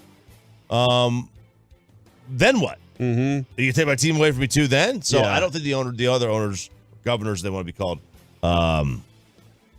said that. Yeah, and I mean, this goes back to what you're saying right there. Goes back to that was Mark Cuban's stance on this whenever Silver had to. He said, look, if we take his team away, we're going to be on a slippery slope where lots of different things could, become that as well. And do you really want to do that? Essentially, to your employers, because at the end of the day, the governors are the owners of the NBA. Silver's not. He's the commissioner. He's a go-between between the Players Association and the governors. And he essentially is basically going to their guys and saying, hey, I'm giving you this punishment. We have a board. We're giving you this punishment. Are you cool with that? And they go, yeah, that's fine. Yeah, we'll take that's fine. We'll take the punishment. Instead of taking my team away, this is the discipline that needs to be there. And from the 2-1-0, the discipline needs to be fair at every level. It does. It does. It needs to be fair at the player level, the owner level, the front office level. Here's the thing. The suspending of the year is the joke. He's an owner. Yeah. What do you suspend? He can't go to the games? Now he has to go spend time on his boat. Can he still get the profits from the season? Absolutely he can. Okay, so he can. You get the profits. Yep. All right. So he'll make more than $10 million of profits, right? Mm-hmm. I assume so. Yep. Okay, so there's a $10 million fine. What is the punishment? Mm-hmm. What does he get paid for? He's going on a year vacation and he still gets to get paid? He's going on a paid 1 year vacation. So I get it. If I'm on a player, I'm like, all right, this stinks. Again, I don't think he should lose his franchise because I think that's a very, you don't want to use that option too often. And Adam Silver's already used it, and I think you want to use. I think he was right to use it on Donald Sterling. Absolutely. I don't think you want to use it on everybody. Especially, I just find it weird. Like, what, he was just reading these things? I mean, come on. Who is so dumb that they just read it? Somebody did say the players will essentially control his future from the 903. If he can't sign free agents or his players won't re-sign, he'll essentially have to sell the team. I don't know that that's the case. Players want money. And if they are that committed to it, then, yeah, that would absolutely be an interesting approach to it. But he has Booker for a long time. He's got Ayton for a long time. Chris Paul until his body falls apart, which it will this year. And then his team's already there. So I don't think he's that worried about that. But there's a lot more to it and a lot more to that discussion. We'll see how they go through this season and if Phoenix continues to float high. Minor League Baseball players officially unionized on Wednesday, joining the Major League Baseball Players Association after an arbitrator validated the union authorization cards and MLB recognized the MLBPA as the players' bargaining representative. This is huge because maybe they won't be sleeping on floors anymore. Yeah, for sure. The process of unionizing unfolded at rapid speed. They started with distribution of cards on the 28th of August, and a couple weeks later, there they are, 5,000 players. MLBPA, which previously represented 1,200 players on major league teams, will now cover all players at each of the 4 affiliated levels. I don't know if people understand how much of an impact this has on ownership and what they are going to have to deal with now too. Well, you know what it's going to do? I think it's going to streamline it so, because a lot of these minor league franchises, correct me if I'm wrong, are owned by other individuals that are not affiliated with the major league club. Like Chuck Greenberg owned the Rough Myrtle Riders Beach for a while. Rough Riders. Did he own the Myrtle Beach team too? Yeah. But yeah, he owned the Rough Riders. Yeah, but has nothing to do with the Rangers. Right. Yeah. So, like, can the guy who owns the Oklahoma City Redhawks, which used to be a Rangers affiliate, now I think it's Dodgers, can he afford to do this? Right. And that's going to be the other issue. What I think it's going to do is going to force the major league teams to go ahead and just purchase all these minor league teams, which they probably should anyway. Probably so. Because I guarantee you, they ain't doing bus rides very long. Actually, here, let me to your point. Be chartering flights. The parties, both parties involved, MLBPA and MLB now, have started working on their first collective bargaining agreement for the end of the season, following the end of the season. So they will start having those negotiations of what do y'all want. MLB previously they ran everything from the minor leagues, setting salaries, working conditions, and other areas. And that's why players stepped up and were like, hey, this isn't good enough for us, man. So you know what they might do is they might create a hotel They might build an The apartment. Rangers have one in Surprise Yeah. right next to their facility. They might build an apartment complex. Yep. Basically right at the facility. If I'm a player, I say thanks, but no thanks. I don't want you to know when I'm coming home. Yeah. I don't want you to know when I'm coming home. I'm on my time. I don't want you knowing when if I go out at night, if I go for dinner, drinks, go on a date, whatever, that's with friends. I don't have to wake up. I've got a night game the next day. I don't have to wake up till 11 o'clock. What's it matter? I don't want you knowing what time I'm coming home. I'm trying to make it to the big leagues, and I also want to, I want to have a life. Yeah. So if I was a player, I'd push it back against that. Yeah, there are going to be lots of different things that they're pushing for and pushing against. I mean, just think about the major league per diem, how much of a factor that is for their lives on a daily basis. $100 a day, or $103 a day, or in spring training, $2,500 a week, whatever it is. Yeah. Whatever it is, It's crazy. It's a lot. The major league per diem. I had a buddy who played in the minor leagues. He goes, when I got invited to major league camp versus minor league camp, he goes, you have no idea. He goes, I lived the exact same way, and I just pocketed the per diem. Yeah.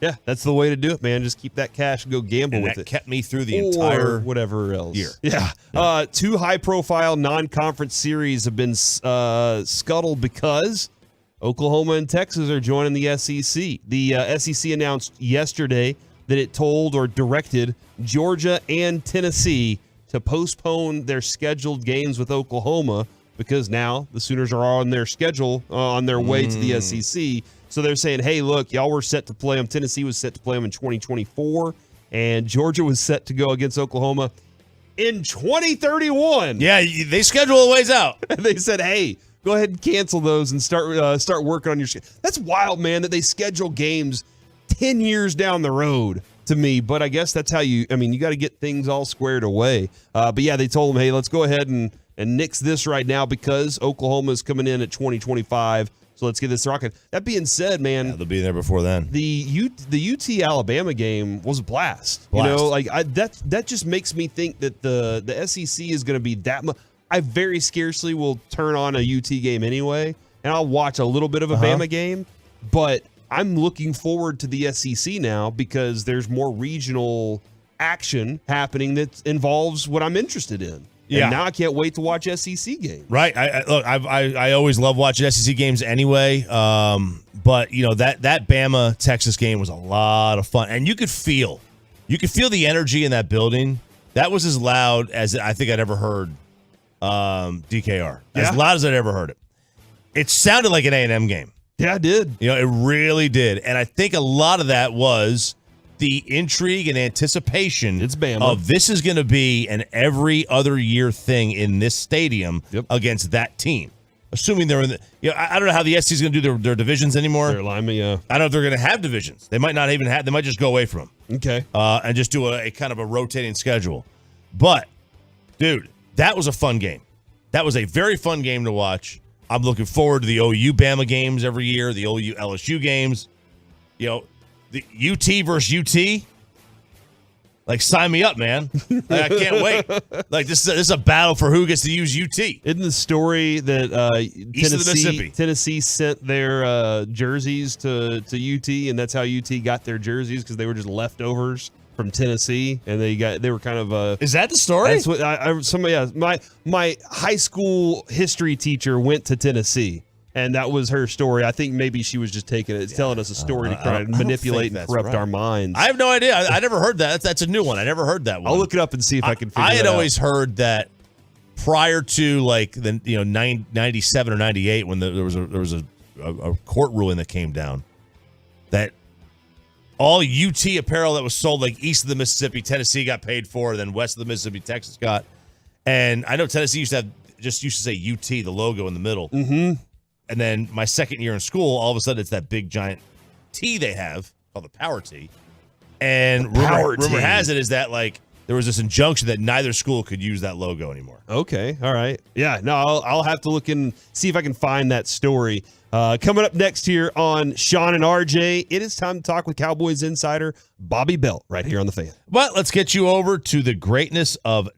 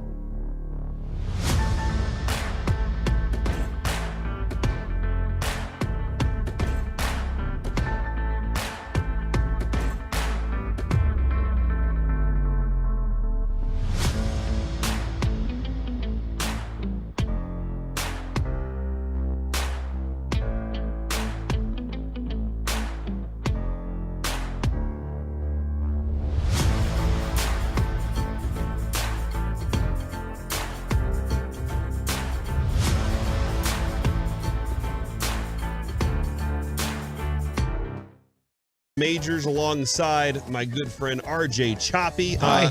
Filling in for Sean Sharif today. Do we call Bobby? How does this work?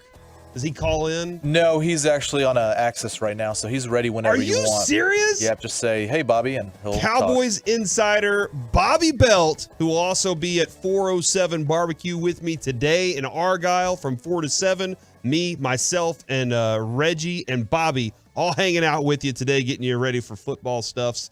And we got him on the line right now. Bobby, how you doing today, man? I'm great. Yeah, tough loss for the Rangers last night, Corey, to just a terrible Oakland team, you know?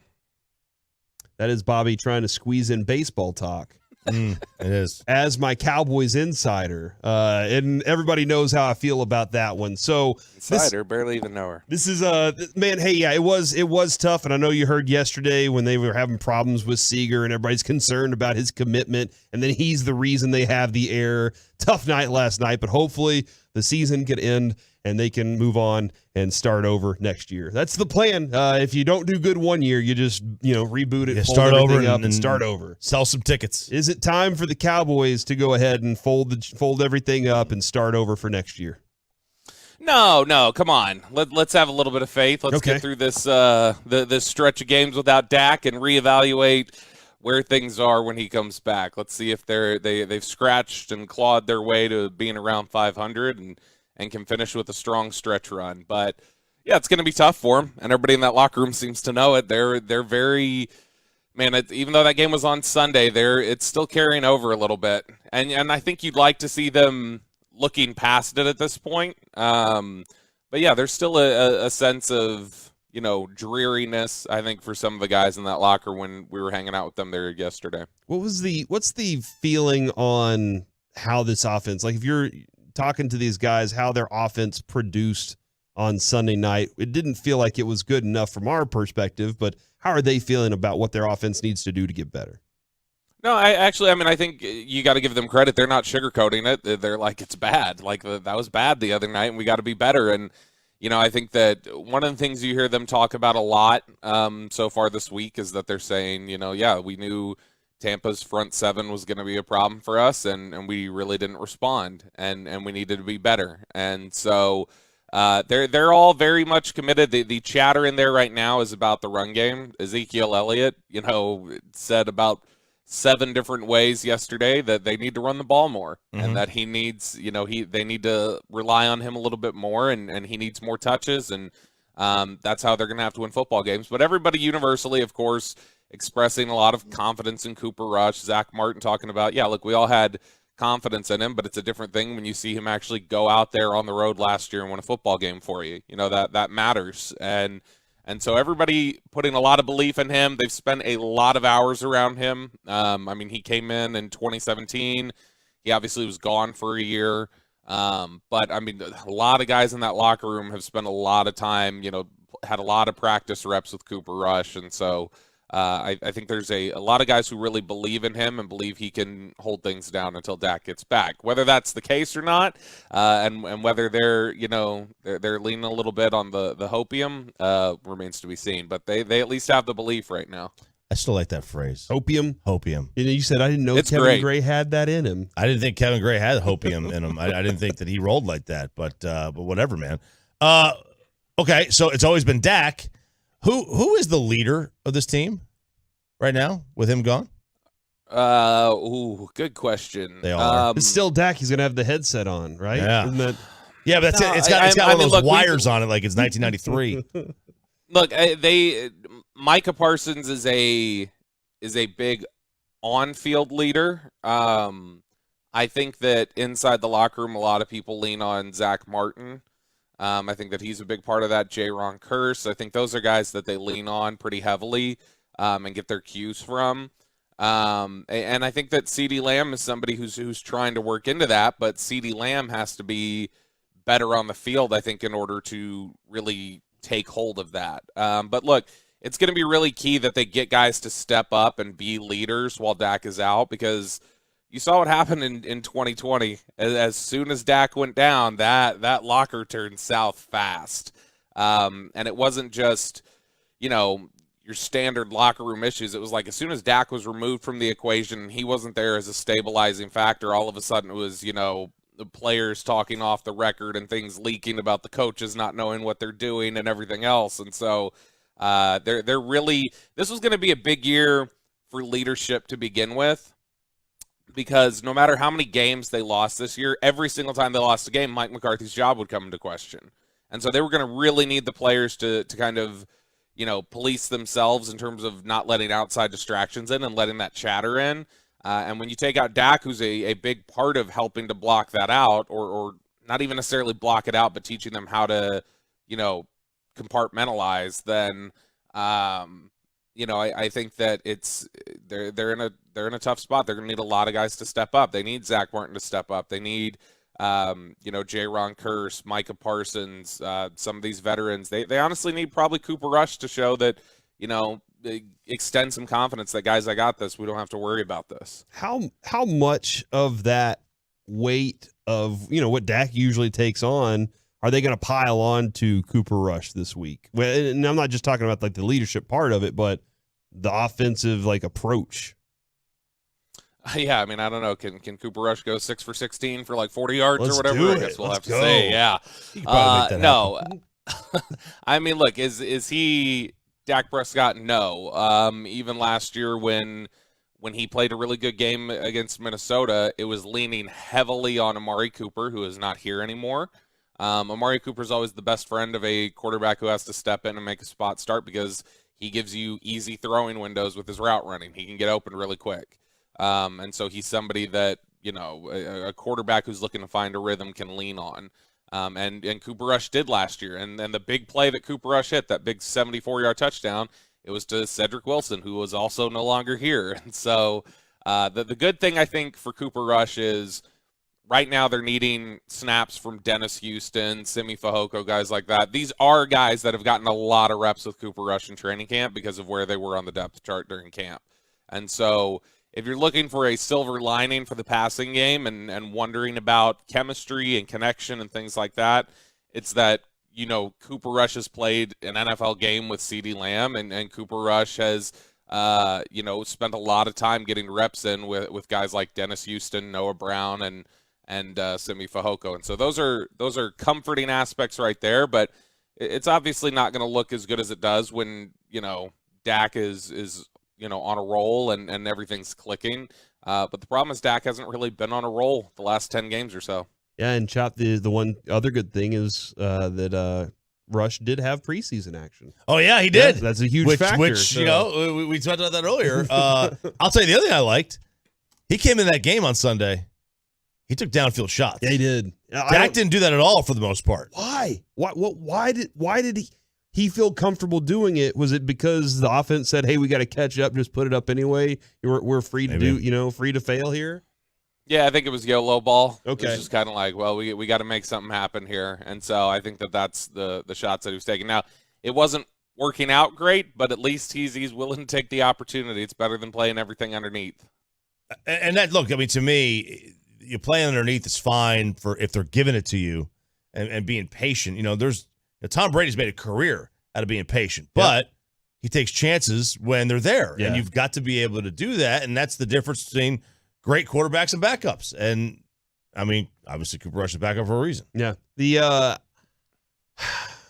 How cool is Joe Burrow, Bobby? Like, just the way he approaches everything is just, and I don't know how you're going to get under this, guys. Even against Pittsburgh in that game, the way that it was going, he was still calm and collected the entire time. Your thoughts on Joe Burrow? Well, first off, Sean Sharif, who, R.I.P., not with us. Well, today. He's not dead. Oh, he's he's just not. sick. He's just Okay. not feeling well. He's Okay. ill. Oh, he's sick. All right. Well, feel better, Sean. Yep. Sean and I have had this debate before where I had said that Burrow is basically Baker Mayfield with success. Yep. Like, he's just arrogant and everything else. And Sean pushed back against it. I was like, I'm going to go back and find evidence.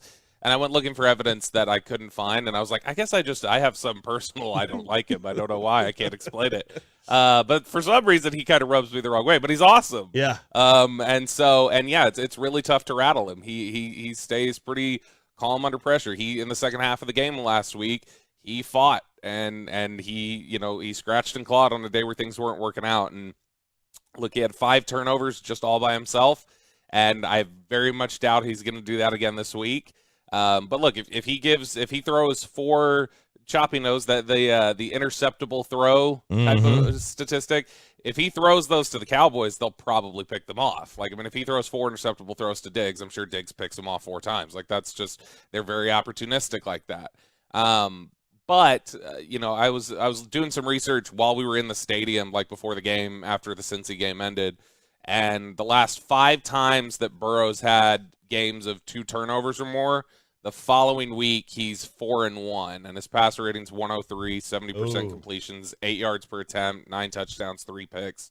So Burrow generally bounces back pretty strong and has some revenge games, and I think that completely fits given what we know about Burrow and the type of player that he is and how he seems to level up when the pressure's on. And so, I think that he's going to be coming in here looking to play some angry football, and you'll probably see Jamar Chase trying to hit some double moves on Diggs, and it'll be quite a handful for them, I think, on the pass defense. Is Burrow where a lot of these turnovers this past week, or his career, I should say, are they pressure-aided or just bad decision-making?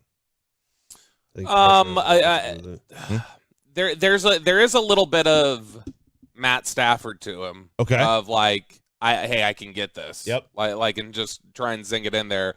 But no, I think a lot of it is pressure related. And as much as they, invested in trying to fix that offensive line this year, it didn't look like they did much at all in week 1. It was a rough show. Pittsburgh was able to generate a lot of pressure. And so that's encouraging if you're Micah Parsons. And Burrow talked yesterday with Cincinnati media. They said, what stands out about Dallas's defense to you? And the very first thing he said was immediately just said Micah Parsons.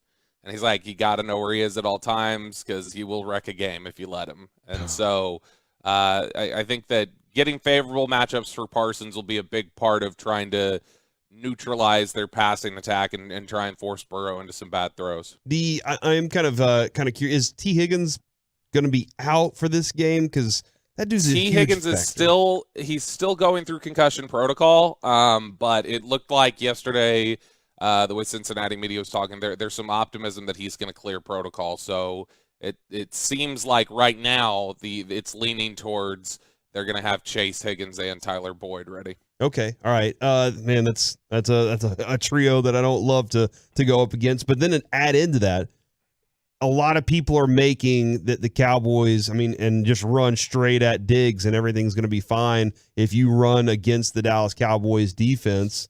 Can you kind of make sense of what's going on with their run defense and how, like, Joe Mixon's not the same runner as Fournette, but he's pretty good, man.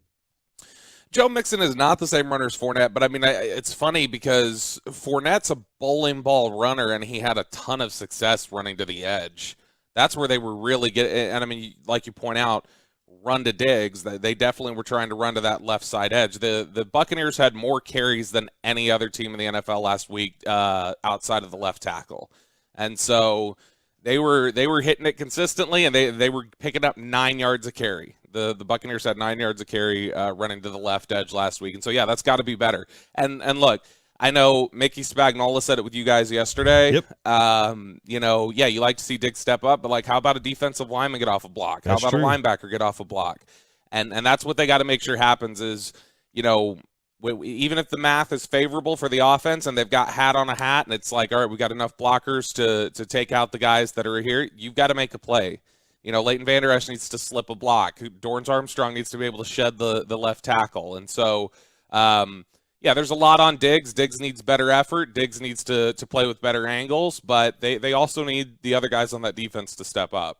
Yeah, man, there were a lot of times when you watch those videos, Chop, of Diggs kind of having to scramble for his life with an offensive tackle on him, or a couple of tight ends coming in his direction, where you're like, hey, where is the edge? Like, where is a guy that's supposed to be there? Oh, he got pushed and washed down the line the other direction.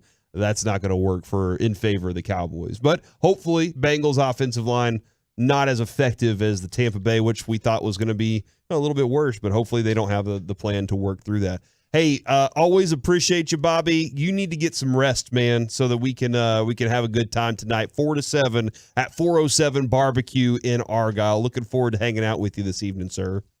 Yeah, this is near my hood. I'm excited. The wife is letting all her PTA friends know who live out here to, hey, you got to come get some barbecue tonight. So hopefully we have a nice full crowd, and I'm excited to see you and Reggie. We're gonna have a PTA meeting out at 407. No, Awesome. not a PTA meeting. We're gonna have PTA moms come out and get some food. What do you think about PTA moms, Chop?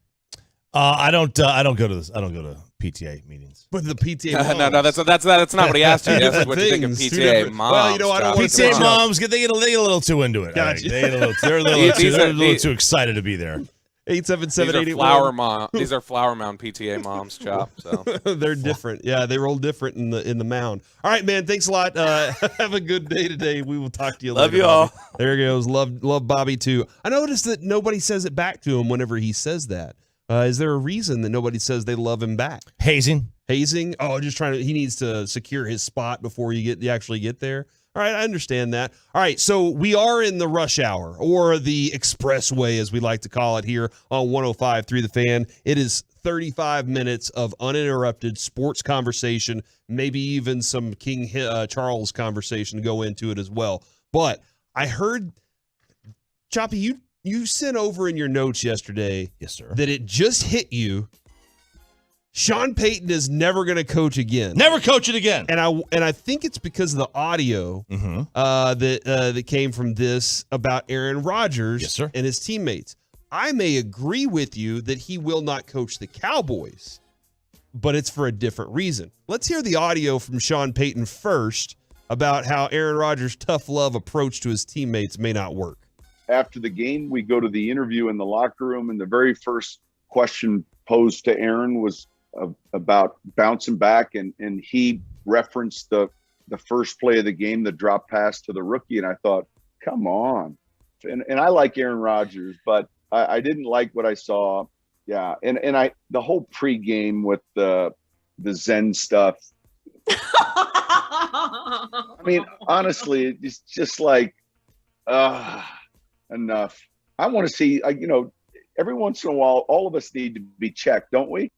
And that is Sean Payton suggesting that maybe Aaron Rodgers has a little too much freedom to be Aaron Rodgers, where, maybe he still has a lot of work to do. But he has taken this approach, not Sean Payton, but Aaron Rodgers is taking this approach with his teammates that, hey, we got to get better fast, and y'all just have to be better. And it's going to take a lot of work to be at the level that Devontae was at. But is that the audio right there that makes you think Sean Payton's never going to coach again? That part of the entire interview. Okay. When we see coaches go to the booth for a short amount of time, they don't say nothing. They don't make waves. They don't give strong opinions, hard takes. They don't do anything like that. They're very vanilla, very generic. They don't want to upset any of the players because they might be coaching them. And they don't want to go back and see a player that they coach or they're going to coach soon or they're about to coach keep receipts of what that coach said about them on TV. This told me he may not return anytime soon. Okay. And he might return eventually, but he's gone on a couple of shows lately, and he just spit some fire. Yeah, he has. And it's been pretty entertaining. He's been very entertaining. And to me, I'm like, okay, this is kind of concerning if you want him to be the coach of the next coach of the Cowboys, if you want him to be there. Because I'm like, is a guy really going to put himself out there like that when he knows he's just coming back to the sidelines the next season? Maybe not. I don't think he would. I don't think he would put himself out there like that. Maybe he doesn't know that. Maybe he doesn't maybe he doesn't know what he's going to do. Maybe he's just giving it all, and he has no idea what he's going to do. Yeah, because my understanding was he wanted the NBC job. That didn't work out. Or he wanted to work for Fox. That didn't work out. And now he's kind of in this role where he's with Up Adams. He's just kind of doing all these different things. And maybe he doesn't know, though, I shouldn't take these shots. Maybe his approach is, I just say what I want and players can accept it or not. But that's like the tough love with Aaron Rodgers is I say what I want and y'all can accept it or not. Yeah. And maybe that's Sean Payton's approach to it. But I think the thing that stood out the most from that interview, from that conversation, From the 817, what the hell was that laugh? From the 469, whose laugh was that? Oh, my God. And from the 214, that lady had a full witch cackle. Now I'm afraid to laugh. Yes. Now I'm afraid to laugh. Oh, anytime. you gotta laugh. You gotta laugh. She did have a full on. And there was some echo there too. Like that's the other part of it is wherever she was. Let's hear it one more time. From the 832, how was Bill Parcells in the booth? When was he in the booth? I know he was on TV. He was on TV. And Bill didn't. He was mild. Bill just tells like philosophical stories. An anecdote. Yeah, that's what he does. That was his press conference like that. He was just sitting there. It was story time with Bill Parcells. Yeah, no, and he did two things very well. He could hold an audience so much so that when I was an intern at DallasCowboys.com, Mickey one day looked at me because everybody was laughing as we were walking away. Mickey said, I need to be charging you to come here and watch this entertainment. But he could hold an audience, but also to the point about players, he never took shots at players. He didn't. He would talk. If you asked him about a player, he'd always say, he'd always make a comparison to one of his old players and be like, hey, this is what this guy did so well. And he never would say, this guy stinks at that. He would just say, this is what this guy did well. And if you want to be like that guy, these are the things you have to do. But Sean Payton said, I hate, talking about Rodgers saying, I hate that he's calling those guys out. Like you were pretty bad. He's never coached Aaron Rodgers, though. He would never do it. Although I think we got to watch out for if Sean Payton comes back. It's not the Cowboys. He is waiting for Andy Reid to say, I'm done. And then just take the Chiefs over and run with that quarterback. Because if he is saying, now, first of all, I'm calling total BS on what he said the other day on Colin Cowherd's show that this is the best quarterback he's ever seen. He's talking about the New Orleans Saints, who will trade up for anyone with a pulse, wouldn't trade up to go get the best quarterback they've ever seen in their lives. Because they had Drew Brees. An aging Drew Brees. I'm not buying that one. All right, so Broadus was kicking this idea around with us yesterday, and I wanted to confirm that I could actually discuss it. By the way, if you are looking on Twitter, Broadus is dominating Twitter this morning. At Brian Broadus, ask him a question. He'll probably likely answer. And that's, you can also listen to him on the G-Bag Nation later on in the day. Broadus suggested that there's no way Sean Payton will be the coach here. And the more he discussed it with us, the more it makes sense to me. What is the one thing that we know about Sean Payton when it comes to player personnel? He wants control. He wants control.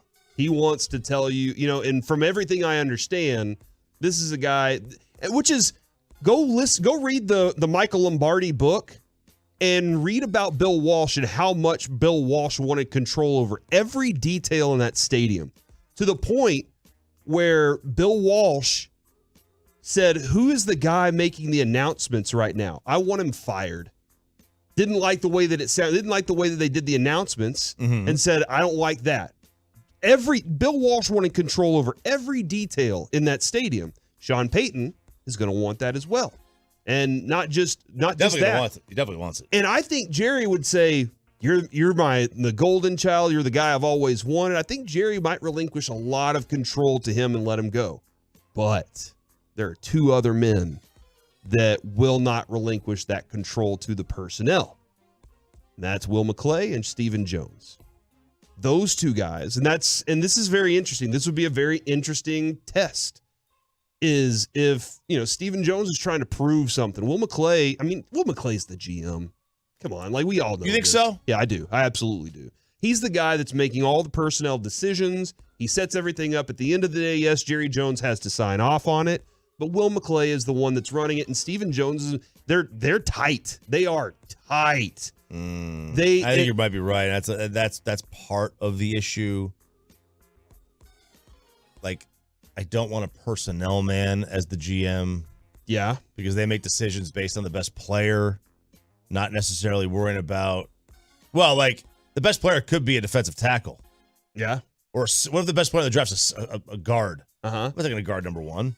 Right. You know what I mean? Yeah. No, that makes sense. They look at talent over positional value, which sometimes I just think is a faulty way to do it. Sometimes they don't. Like, I mean, they've taken a lot of offensive linemen. It hasn't given us the Super Bowl yet, but they have taken that offensive lineman a lot, because that was the best player available at that point. Yeah, and that's fine. That's fine. Like, offensive line's a great position to take. But positional value, definitely is an important factor, especially if you're going to try and get a quarterback to add to this. But that would be a collision. And it makes a lot of sense from what Broadus was kind of kicking around. This is just him kicking around this. I don't know if he has any thought, like any people that are talking about this, but Will McClay and Stephen Jones aren't just going to say, hey, Sean Payton, you can do whatever you want with this team. They're going to have their thoughts and what they want to accomplish. And Sean Payton would want to come in here and say, I want to be able to pick my guys, handpick all of them. And maybe that is something that would have to be either factored in or figured out before. But from my understanding, I know like a lot of people are like, hey, Mike McCarthy's still coaching this team right now. Yeah, I get it. You think that Sean Payton isn't going to be in the conversations all year? Yeah. Especially after losing the quarterback. How many more games will the Cowboys lose before they get Dak Prescott back? The conversations about what this organization's future is going to be, that's where the main focus is right now. Each week, we'll look at the opponents and everything, but there's a microscope on everything that goes on with Mike McCarthy's job from here on, because if you don't win the Super Bowl, if you don't win playoff games and get into the conference championships, you didn't do well enough. This is a problem not just with the Cowboys, with every team. When a team loses, all you focus on is what you did wrong. Never is it even a consideration that the reason that you lost because the other team was just better. Mm-hmm. Like in all week, let's just say Dak never got hurt. All we'd be talking about is how broken the Cowboys' offense is. Yeah. Not that team won a Super Bowl 2 years ago with a defense that completely stifled who I think is the greatest quarterback I've ever seen in Patrick Mahomes, and nary a mention. We would never give them credit for that. It would always be the Cowboys stink, not Tampa just dominated defensively. Yeah. Gave Dak nothing to work with. And then, of course, it's obviously he didn't have the weapons that he had last year. But no team, you never give credit to the other team. McCarthy's getting questioned for every single decision made from the offseason until now. Like everything. I mean, we're even talking about why didn't you play any of your guys in the preseason? Like, why? Right. Everything seems real light and lackadaisical, and maybe it is some sort of, hey, you start at the bottom of the hill and it's not that difficult, and you work your way to the top of the hill and everything's easy because all the work you put in at some point. But what they started off with was, hey, we're taking it very easy on these guys, even though we haven't proven anything. Even though this team has not proven that they're a winner and that they deserve the time off, we're treating them like seasoned veterans that they can just roll into this thing. So, yeah, every decision Mike McCarthy makes is going to be questioned, and that is going to be a looming thing with Sean Payton right over his shoulder. My feeling, though, based on just that conversation I had with Broadus about just an idea, is it would be very tough for Will and Sean Will and Steven to give up that power that they have, because that's the thing that they have. That's the thing that they have control over right now, that they can really run, and they would have to give that up to Sean Payton at some point. Is King Charles, he's now King Charles, right, Choppy? Yeah, he's King Charles, man. Is he the worst? Have you seen the New York Post story? I have. On King Charles. Watched it. Do you have the notes? I have these notes. I do. Okay. I do. What's King Charles's problem? He is he's a bit pampered. Okay. They call him the Pampered Prince. Pampered Prince. Wears diapers? Yeah, I know, right? Okay.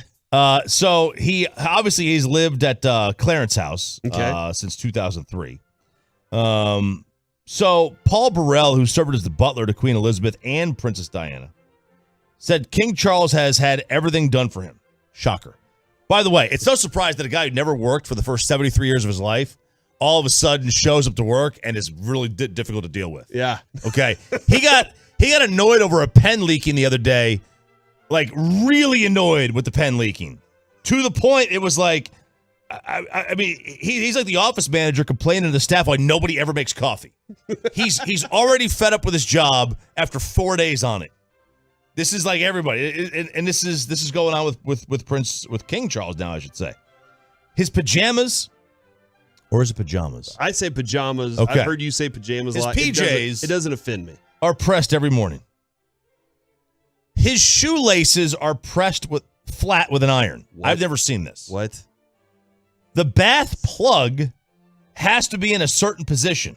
What? The water temperature has to be just tepid. Only half full. Who wants a tepid bath? I think it's warm, not hot. Yeah, I want it warm. I don't want tepid sounds. I want my skin to be red if I'm getting out of a tub. Well, I've never really taken a tub bath. His valet, I think that's another topic right there. his valet squeezes 1 inch of toothpaste onto his brush every morning. That seems like too much toothpaste. That's a lot of toothpaste. It's a lot of whole toothpaste, man. He's definitely not using a Sonicare. You Yeah. can't get an inch on that. No.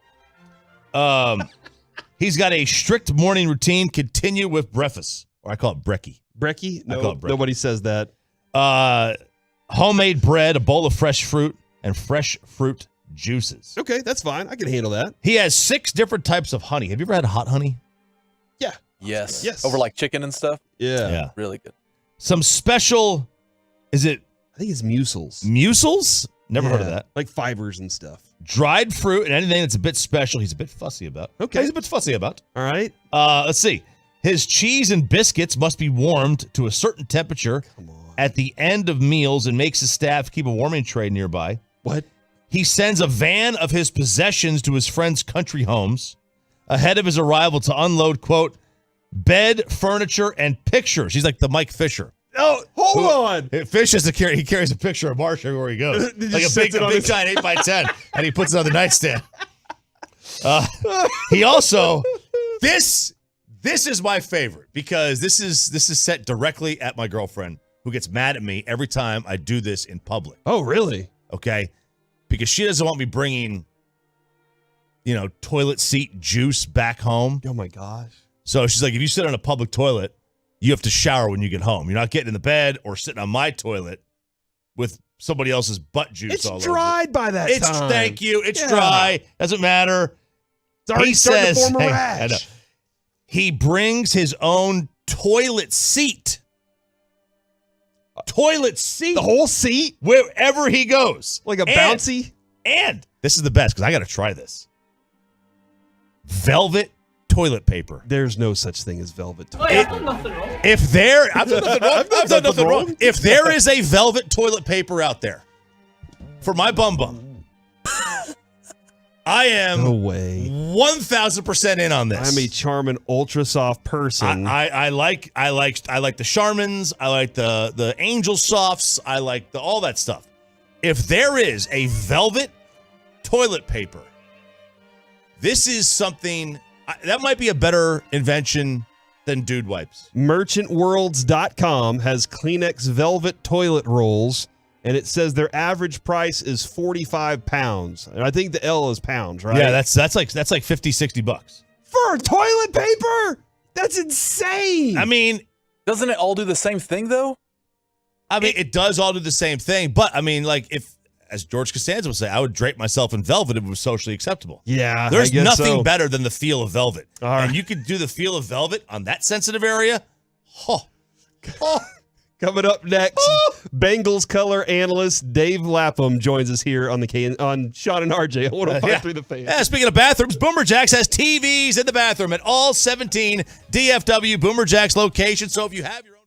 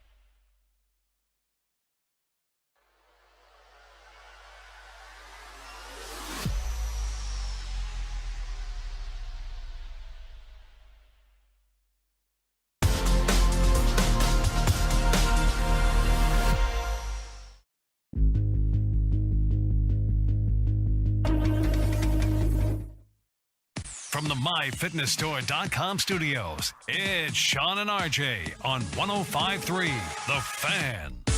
Good morning, DFW. It's Corey Majors filling in for Sean Sharif this morning. Got RJ Choppy on my side here as we roll along through our morning, getting you set up for the KNC Masterpiece, which will be up at 10 o'clock today without me. But they'll have Reggie, Mike, and Kevin all rolling with you. If you're stuck in traffic on Central heading north right now, I'm sorry for you. It looks like it's backed up all the way into downtown at the moment. But you know what? Hopefully you're with us and we can keep you entertained for just a little bit. Got Dave Lapham coming up here in just a moment, the Cincinnati Bengals play-by-play guy. So we're looking forward to, or actually color analyst, looking forward to talking to him in just a moment. We will get to that. Did want to let you know that coming up today, this afternoon, Reggie, myself, and Bobby are going to be at 407 Barbecue in Argyle from 4 to 7.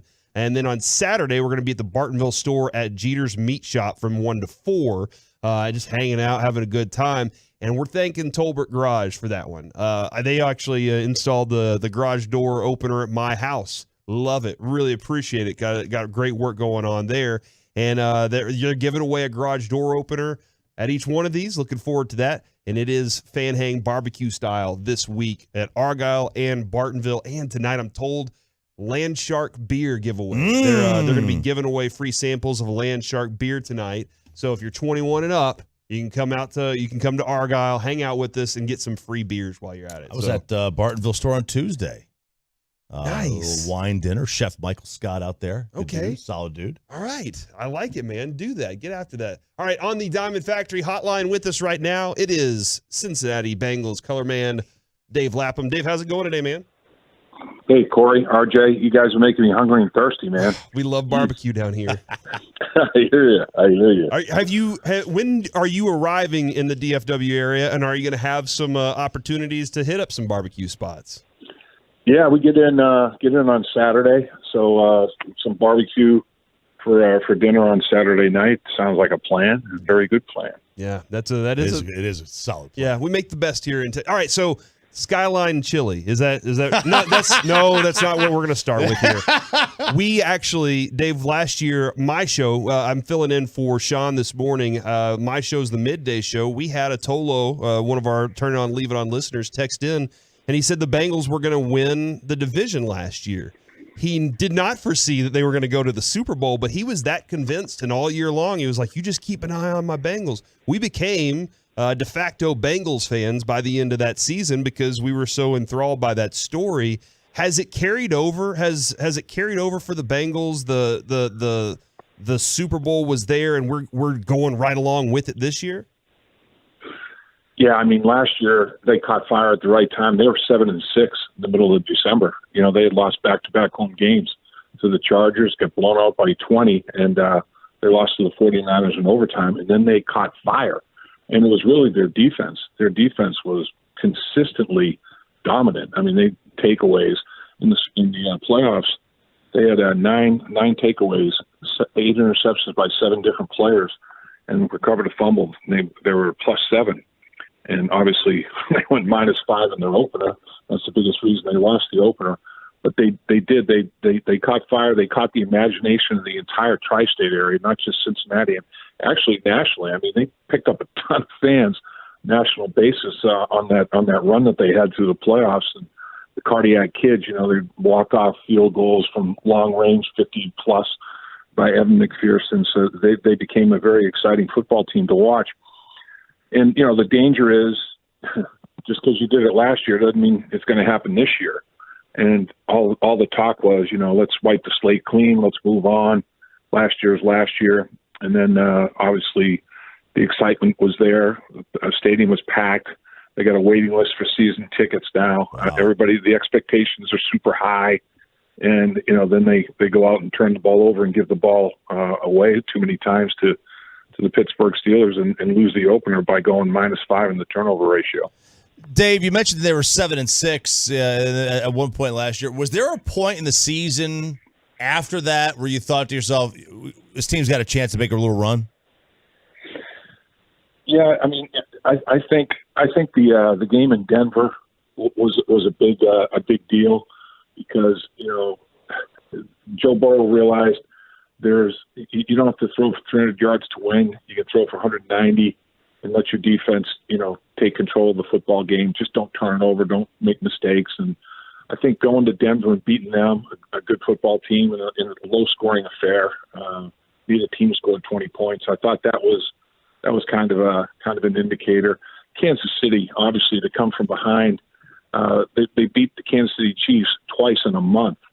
One was the last home game of the season, our second last home game of the season, I should say, and they were down big. I mean, they were down like 21-3, and come back and beat them. They hold Kansas City and Patrick Mahomes to 3 points in the second half, and then they did the same thing in the AFC Championship game. I mean, they go to Kansas City and have to come back from a big halftime deficit, and they do the same thing. They befuddle Mahomes and company in the second half, and they do it twice. I think, obviously the first one was an indicator of things to come, and then they did the same thing, almost the exact same circumstances a second time. The Chiefs haven't lost twice to the same opponent in the same season. I don't know, not in Patrick Mahomes' career, and they lost twice to the Bengals in a month. It was crazy. I'm trying to figure out, because of the exceptional year that Jamar Chase had last year, and then he obviously was right there to make the game-winning touchdown in last week's game against Pittsburgh. The trust, though, that Joe Burrow has with Chase is something that I always go back to the old Dennis Hopper commercials with Troy Aikman and Michael Irvin, where they just have ESP. They just sense each other. What's that relationship like with those two? Yeah, you've hit on it. I mean, they're both in extremely high football IQ. Everybody knows that Joe Burrow has it. It's more of a secret with Jamar Chase. T. Higgins got knocked out of the game with a controversial hit from Minkah Fitzpatrick. He wasn't flagged, but it was a helmet-to-helmet deal. And I wonder if there was a fine levied. I'm not sure if there was or not at this stage of the week. Hasn't been reported that way. But at any rate, T. Higgins has done it for the whole second half. And Tyler Boyd was nicked up. So they had issues. Jamar Chase, the Bengals, believe it or not, ran 100 snaps counting penalties in that football game offensively. They had 94 offensive plays at the end of that football game. 94. Wow. Yikes. And Jamar Chase played every single one. Never came out of the game. He played flanker. He played split end. He was in the slot. They moved him around. I mean, he showed football intellect. He's running routes that he hadn't even run. He's running routes that they hadn't run since last year, and lining up in places and running routes that shows you how much he pays attention. I mean, with the installation, he's seeing the whole deal, the whole concept, not just tunnel vision on his route and his assignment. He wants to know why he's doing what he's doing based on what other people are doing. So this guy, I'm telling you, he had a performance for the ages, and it was warm. The guys were cramping, not him. He played every single snap. Wow. Actually, 100 of them. The penalties, they don't go down in the book as snaps, but you stress the same way. He still had to run his route. The penalty, the play took place, and then the penalties assessed. So it's not like he didn't have to physically stress himself and strain himself.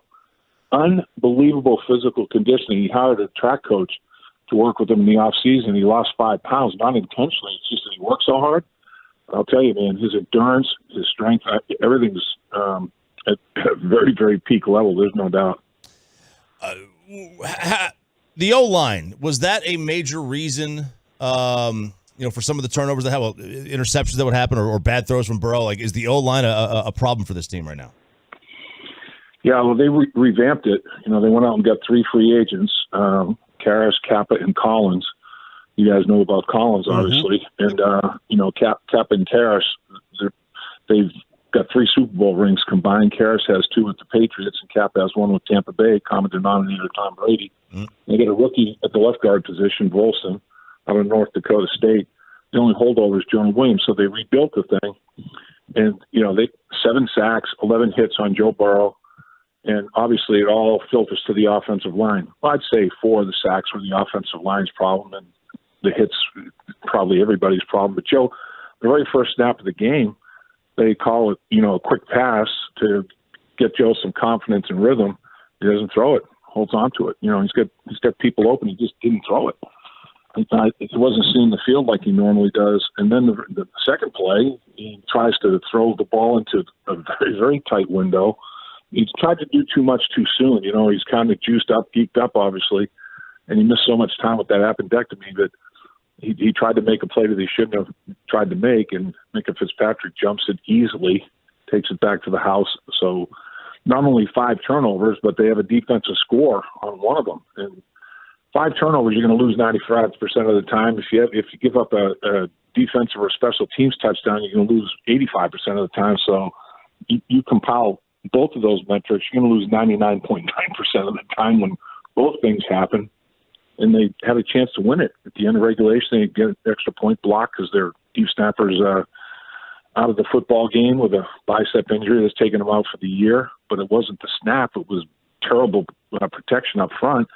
And then in overtime, hook a 29-yard field goal that Evan McPherson says he can kick left-footed, and I believe it because the snap was high. So they gave it away. They gave it away in a myriad of ways, there's no doubt. I am kind of curious because Jerry Jones came on with this show this week, and basically he threw out I don't know if you watched all the snaps of Lyle Collins, but I was definitely paying attention to it. Did you feel like Lyle Collins was good or not as good as y'all needed him to be? Well, he's going against T.J. Watt, Defensive Player of the Year. And you guys got Micah Parsons, who was the runner-up, Defensive Player of the Year, Defensive Rookie Player of the Year. Freakazoid. I mean, that guy. He is unbelievable to watch. I mean, and Dan Quinn does a great job of putting him here, there, and everywhere. So beware. I mean, it's not like, all right, well, we'll get 2 hats on him because he's here. If you think, all right, let's run at him. Well, first you have to find him, and then be able to square up on him, face him up and get him covered up, and then go from there. I mean, this guy has it all. I think he's as good a football player as there is in the league, really, defensively. So, yeah, but T.J. Watt, he had his moments, there's no doubt, against Collins. Collins had missed a lot of time. Nobody played in the preseason, but he didn't get much practice time either. The back injury that he's had in his pro career kind of acted up on him, and he missed quite a bit. So they're just kind of now rounding it to shape. And I just said, boy, this offensive line, even though they're veteran players, they know what it's supposed to look like. They've been there, done that. They haven't done it together.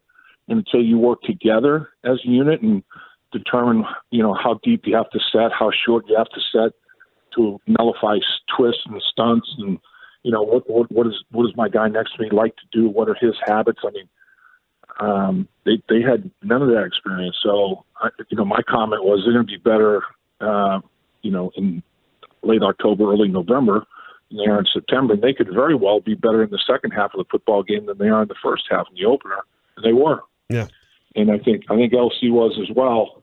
I mean, you guys know, I mean, he's a brute, man. He's a big, powerful, tone setter kind of guy. There's no question about it. And, he had some problems. He had his moments there, and he also had some dominant moments like he always does. Yeah, when he's available. That was our biggest thing, I think, was he just wasn't always there. But when he was tough. He was tough for sure. Hey, if the Cowboys offense with Cooper Rush is going to beat the Bengals defense on Sunday, how are they going to do it? I think they got to run Ezekiel Elliott and Pollard. In the Bengals defense, it was such a crime, a wasted effort. In 70 minutes of football, 70 minutes because they played the full overtime, they gave up 75 yards rushing. They gave up 192 yards passing. Wow. They gave up 267 yards offense. They're sixth in the NFL in total defense. They only gave up 13 first downs in 70 minutes, tied for second fewest in the NFL. I mean, they're top 10 in a lot of categories and top 5 in a few. It's a pretty sound defensive football team. I think Cooper Rush is obviously, he's got the Minnesota skin on the wall. That's a big performance, and everybody's aware of that. But if Dallas can't, run the football consistently well enough, and you're facing a lot of second and third longs. That's tough for Dak. Never mind, Cooper Rush. So I think controlling down and distance, having early down success, is going to be a big deal. And obviously the Bengals would hope to make him have to win the football game with a lot of third and long situations that he's going to have to convert. Well, Dave, we really appreciate your time today, man. When you get down here, make sure you check out some good barbecue places, and I hope you enjoy your trip, but y'all go away with a loss, all right? Yeah, understand how that goes, and we'll try to do all of it except the last thing. We'll try to get out of there with the dub. All right, there you go. Thank you very much. Have a great day, sir. There he goes, Dave Lapham right there, the color analyst for the Cincinnati Bengals. Interested to see how that goes on Sunday. Coming up next on Sean and RJ, Micah Parsons bailed on Shannon and Skip for this reason, and I don't think I could love him more right now. Next on The Fan. Text away your thoughts to the guys.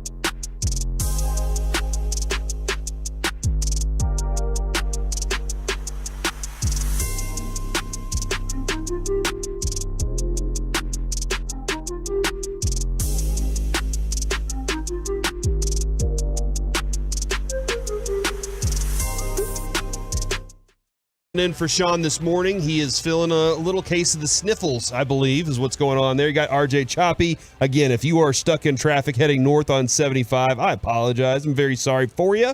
Hopefully we can keep you entertained. Got Babe Laufenberg coming up here at 8:40, and the playmaker Michael Irvin joining us at 9 o'clock, right there in the midst of fist pump time. So looking forward to that. That 75 North has been backed up since probably 6 a.m.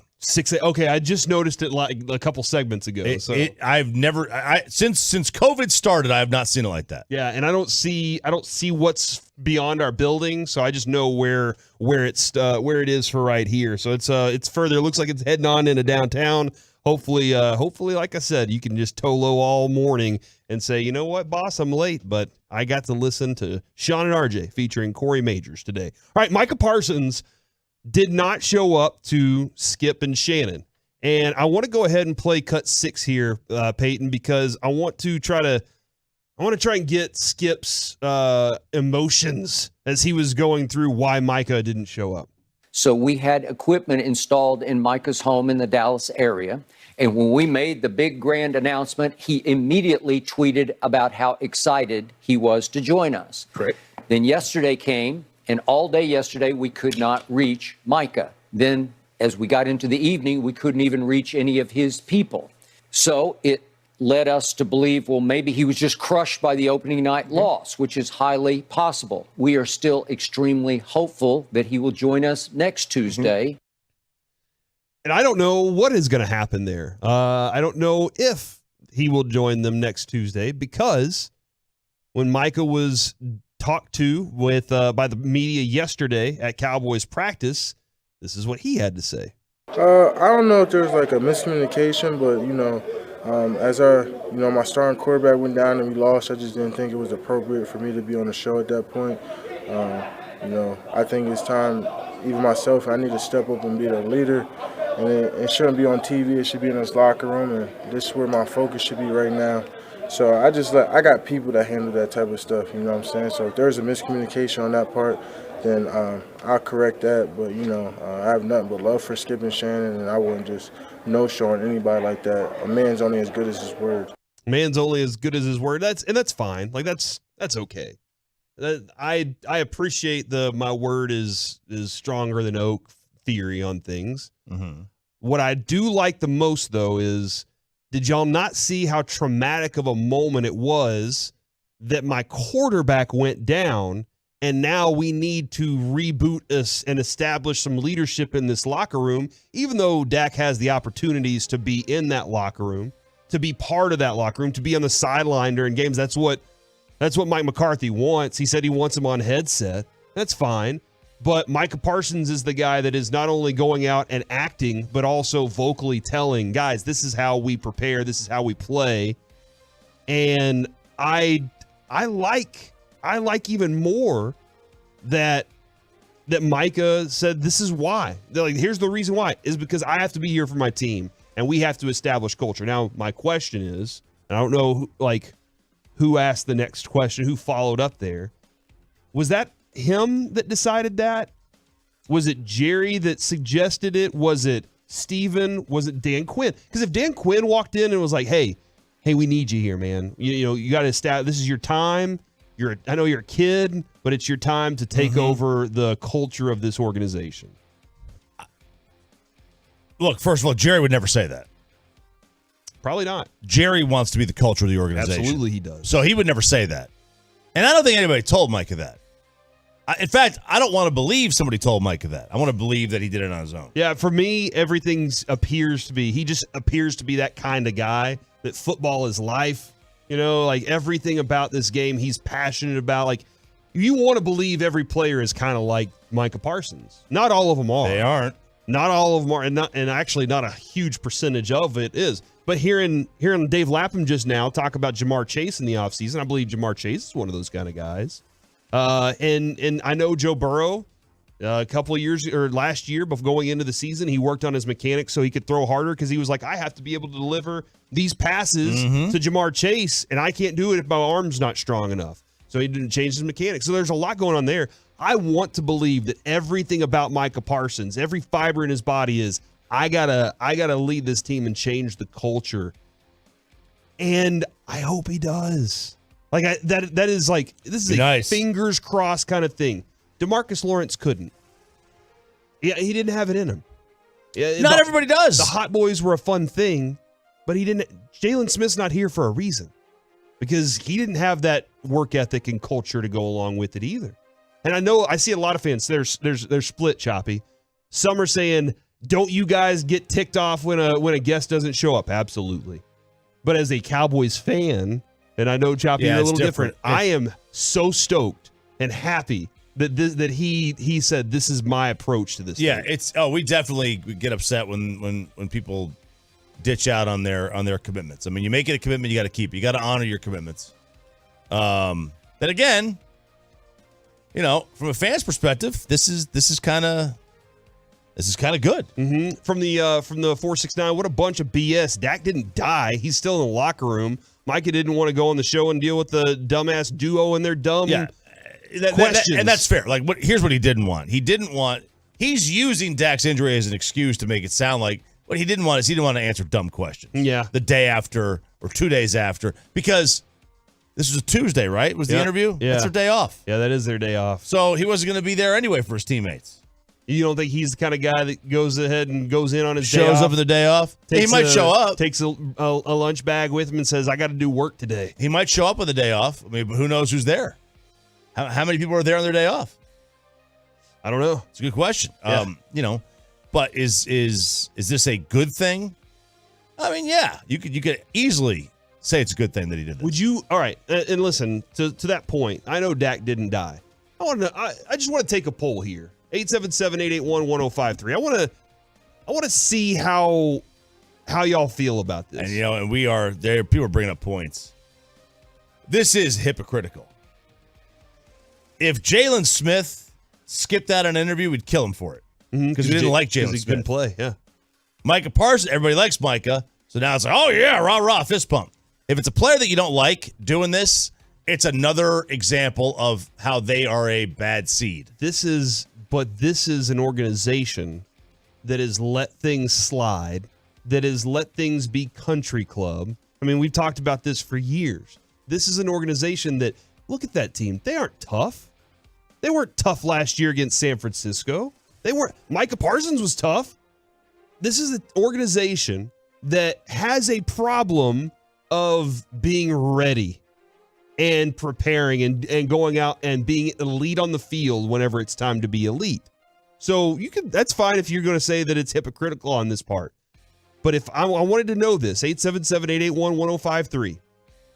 If you're going to have the leader in that place, if you want this team to have a personality, would you rather them have the personality of Dak Prescott or the personality of Micah Parsons? And I'm not doing this to try to divide here, but I want to know, do you want the personality of Dak Prescott to be your team, or do you want, okay, it's time for Micah to show that he's the one and become the personality in the future of what this franchise needs to be built on?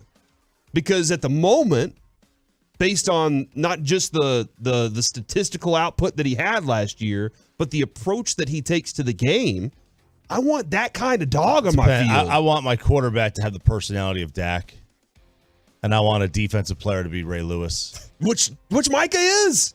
Micah is that. He is that personality and that player. I don't know that he has as much outward swag as Ray did. Mm-hmm.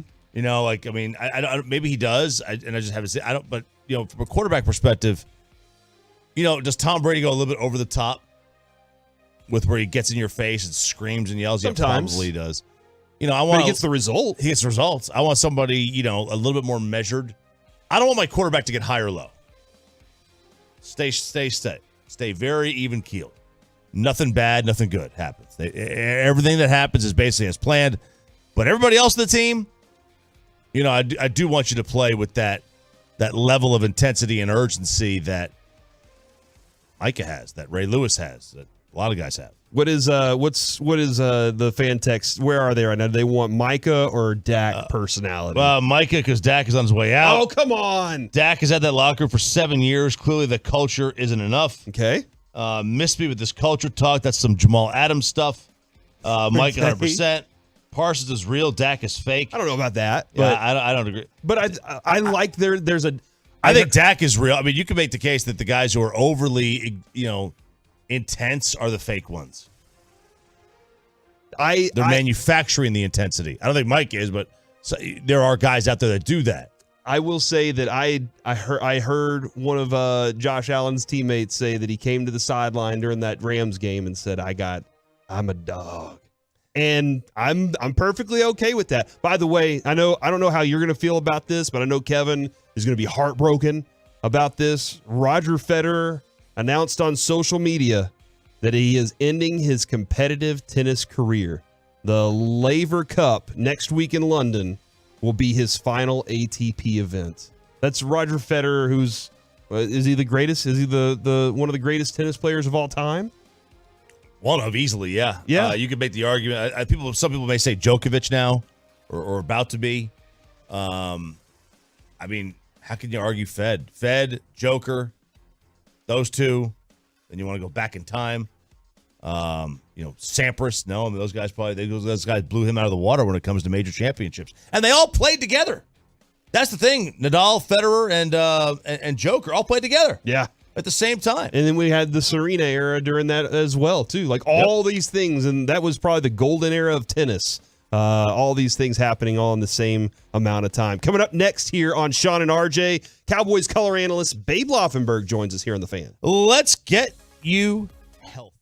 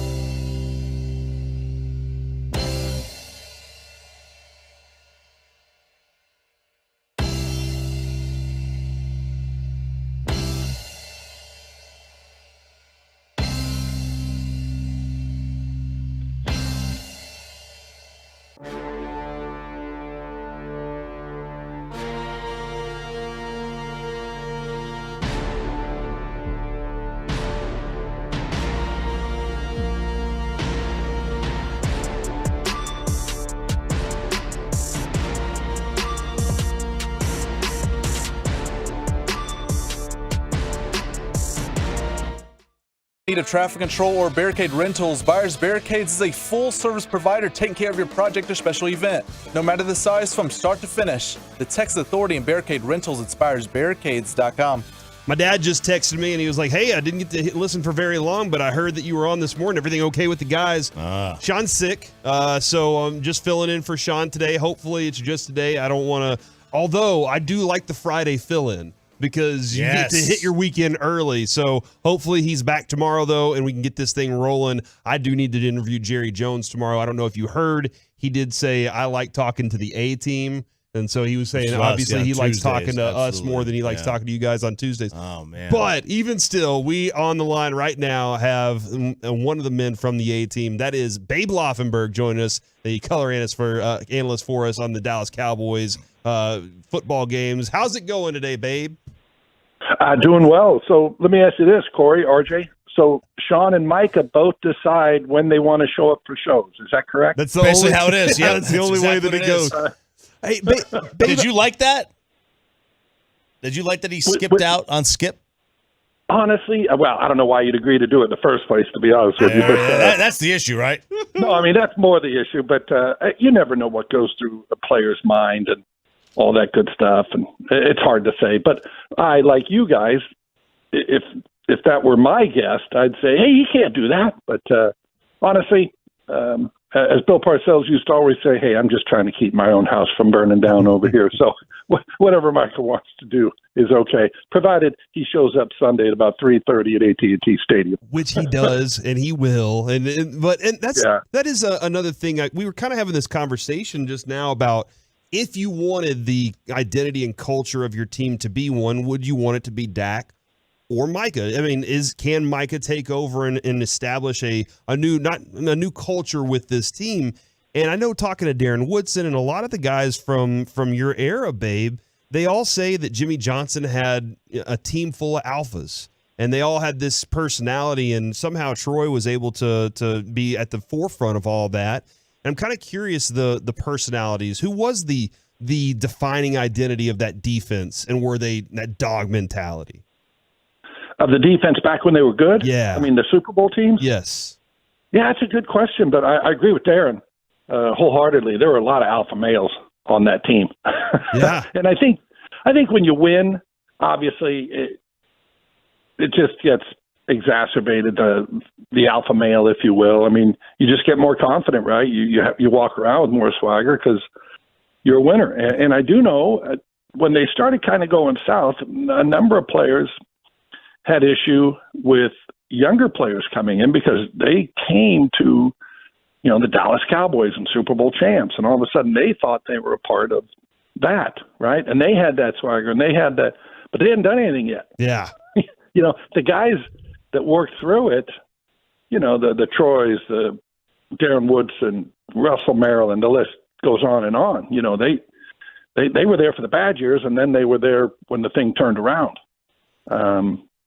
And Jimmy probably was a big part of that too, as we well know by the title of his book, Swagger. Mm-hmm. Jimmy had a little swagger himself, and I think he imparted that a little bit to the guys. And hey, Jimmy wanted it. Some coaches would want to tamp that down a little bit, but Jimmy almost encouraged it. Yeah. Yeah, and I think that does have a little bit, like Mike Bassick is always talking about, listening to Magic Johnson and Larry Bird in that era, and there was Magic Johnson, and guys were getting onto the bus, and he'd say, this bus isn't for you. This is the champion's bus. You are not a champion Laker yet. You just arrived. You go ride the other bus until we win a championship. And they had to earn it. They had to earn that right to have those opportunities. Yeah. Troy used to say that to me too, and I'd have to walk to the games and stuff. Wouldn't let me on his bus. He won't let me Are on you his serious? plane. No, I'm kidding. Of course. I think you said he doesn't even pick up lunch half the time when you guys go on the weekends. Yeah, I think I'm kidding, but now that you think about it, no. All right, so no, but that team did it. But again, winning does that. Winning gets you that kind of confidence. You look at any of the really great teams that have been good for a long time, no matter the sport. You start winning, and it just changes the way you approach things. It changes the way not only the way other people think about you, but the way you think about yourself. Mm-hmm. I mean, that's pretty clear, too, with the conversation on Micah. Because he keeps winning his battles on the field, we keep saying, well, he's got to be right, because his approach to things, he's doing it. Yeah, your ability to be, you get more leeway. Yeah. If you play well, yeah, doesn't matter what line of work you're in. If you're doing things well, they're going to give you a lot of leeway. Yep. Babe, I have a cut of audio. Did you want to throw to this audio? Because it looks like you may have a fear at a certain position. Well, we discussed this last week, RJ and Sean, and I had said that at the wide receiver position, it's 2018 all over again. Yeah. Other than you've got CD Lamb, but CD isn't that. He's not Devontae Adams. He's not there yet. He may get there, but he's not there yet. So going into last week's game, I talked about that wide receiver position. My fear is that could happen this year. Because if you want to take away a guy, you can take him away. Mm-hmm. Now, if CD doesn't beat you on the outside, who's going to be the guy to beat you? That's my fear. And based on what you saw Sunday against the Tampa Bay, there wasn't really many options. No. Everybody said Dak played poorly, and he did not play his best game. But other than there was a comeback to Noah Brown, if you recall, on the right side where he sailed it. Yep. And, made a poor decision or two in there, Dak did. But you're hard-pressed. And I went back, I looked at the tape to say, gosh, there had to be somebody running open. And there were not open receivers. There were not passes where you said, wow, how did he miss that one? Do you guys agree with that? Oh, he was bad, man. Like there was the amount of passes that were behind receivers, and I just mean there weren't a lot of open. Did you see a bunch of Noah Brown on a comeback? But there weren't a bunch of things. Where they were only on broken plays where Dak had to leave the pocket, and it seemed like there was a lot of separation. That's about it. Yep. So I mean, it was as I like to say, it was a tough day at the office all the way around. Do you do you expect the Diggs Chase matchup to be kind of the key defensively? Let's see. T. Higgins went out with a concussion. Their other outstanding young receiver against Pittsburgh. So we'll see if he plays. He was limited in practice yesterday, but he kind of changes things a little bit for Cincinnati because it does give you another weapon. I don't know if Diggs will travel with Jamar. That'll be interesting because, again, I think you do that when the other team doesn't have a viable 2 or 3. But Cincinnati does. And it'll be a good matchup, no question. And these two guys went at it before, obviously. I think Alabama won that game. LSU won that game like 44-41. It's a great game. But those two have seen each other in the SEC, so certainly a great matchup. Looking forward to it. How good has Jamar Chase been? And it's interesting, too, along the same lines that some people didn't want to draft Micah here last year. If you recall the Jamar Chase draft, they wanted an offensive lineman, and they thought, what are we doing taking this receiver? And it turned out pretty good for Cincinnati. Not to say that they don't have some issues up there up front, other offensive line, but Jamar Chase is, I don't know where you rank him, but he's a top 5 guy. Back flipping it around, their defensive line, I know there was a lot of concern on the Cowboys' offensive line going into the game against Tampa Bay. What do you feel about that matchup and how that might look this weekend? Talking Cowboys' offensive line versus their defense, yeah. Yeah. And they did a great job last week against Pittsburgh. I've watched a little bit of that, but they really shut down Pittsburgh's running game. Pittsburgh only had 13 first downs in that game. Now, they didn't have the ball a whole lot because Cincinnati had 94 offensive plays. That's crazy. And then, obviously, they went to overtime, played 70 minutes of football, but Cincinnati just had the ball all game and turned it over. Here's the thing, too. How many games go to overtime when you're -5 in the turnover differential? Not many. Not many. And it kind of speaks to, honestly, how good Cincinnati is. You got to be a really good team to be -5. And I know you could make the flip side argument, well, if you're a really good team, why are you -5?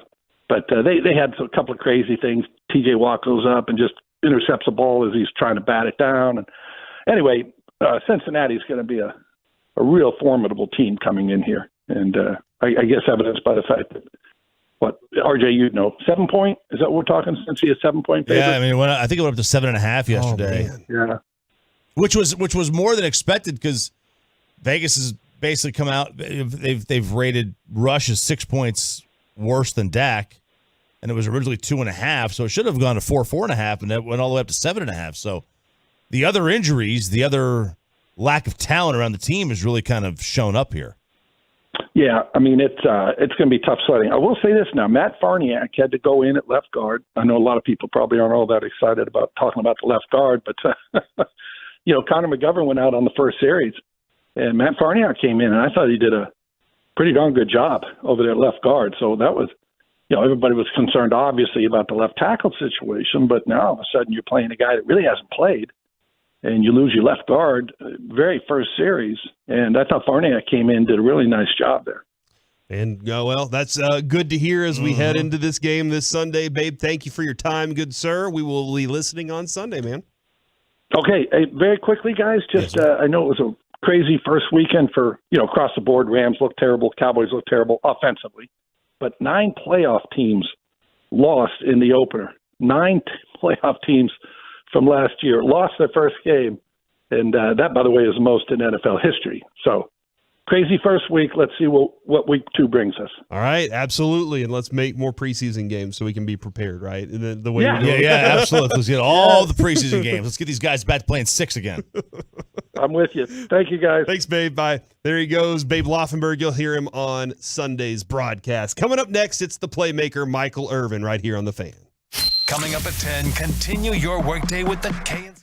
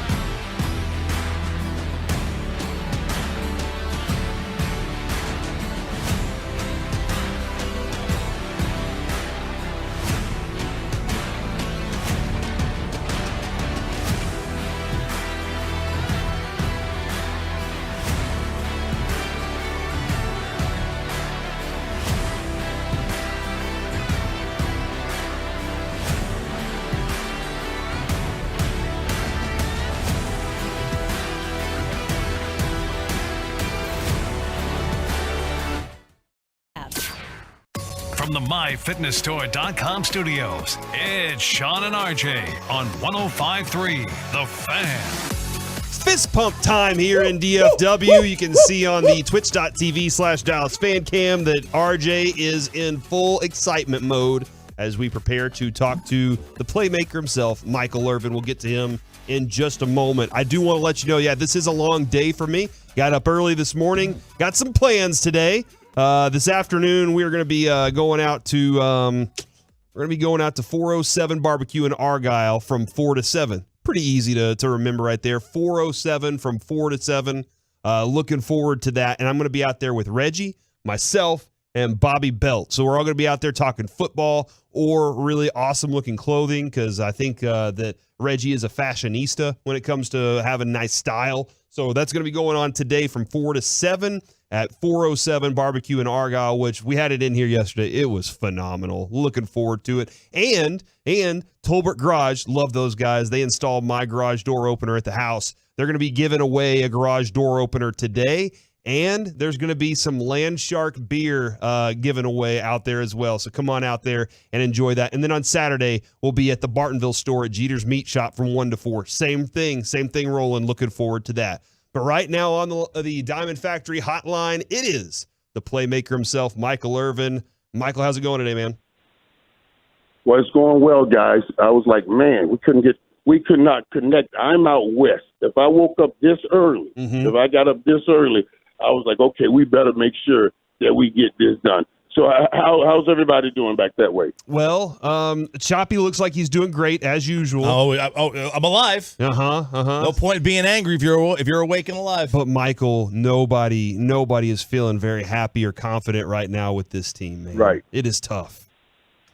Right. We had the worst possible thing happen to us, which is our quarterback getting hurt the first game right out the box like that. And this thing's been crazy too, because on one side you hear 6 to 8 weeks, and then I heard Jerry on the show with you guys, Chop, and he comes out, of course, and throws that hint, talking about, well, listen, we're going to tell you this, he's not going on IR.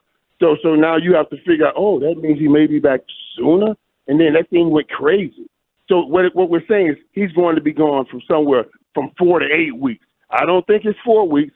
And hopefully it's not 8 weeks, but we're probably looking at 6 weeks. And somehow, some way, and I talked about this on First Take, this team has to try to come out of the 6-game run 3-3. 3-3. So now you got a shot. You get that back at maybe 3-4, and you try to make a run for a playoffs. Is okay. So that's the number. You don't think 2-4 they've got a chance at the division anymore?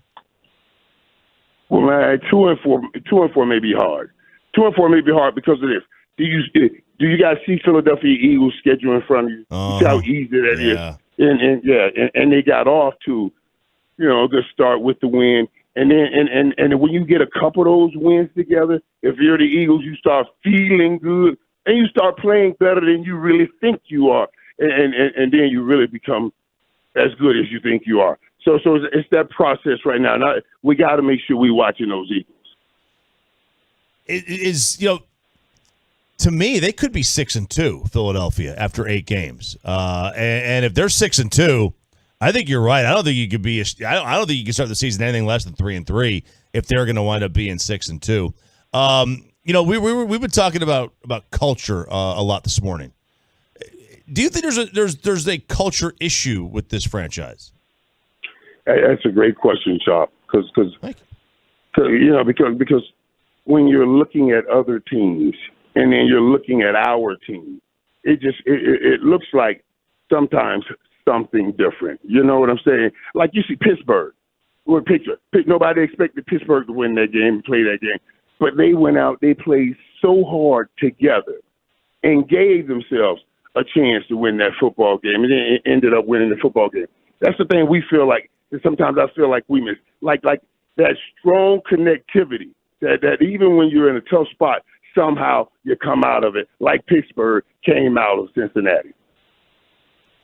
You guys, your team, and we were just talking with Babe about this, but when we talked with Darren Woodson, he said y'all had a team full of alphas. And I think that was one of those things that it looked like you could not look around the room and not see a dude that was ready to take it all on. Let's go do all this. But there was an identity, and you were like the heartbeat. But Troy Aikman, you will always defer and say they were his teams.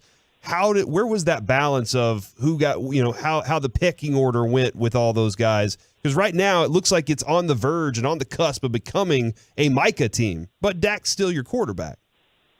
Right.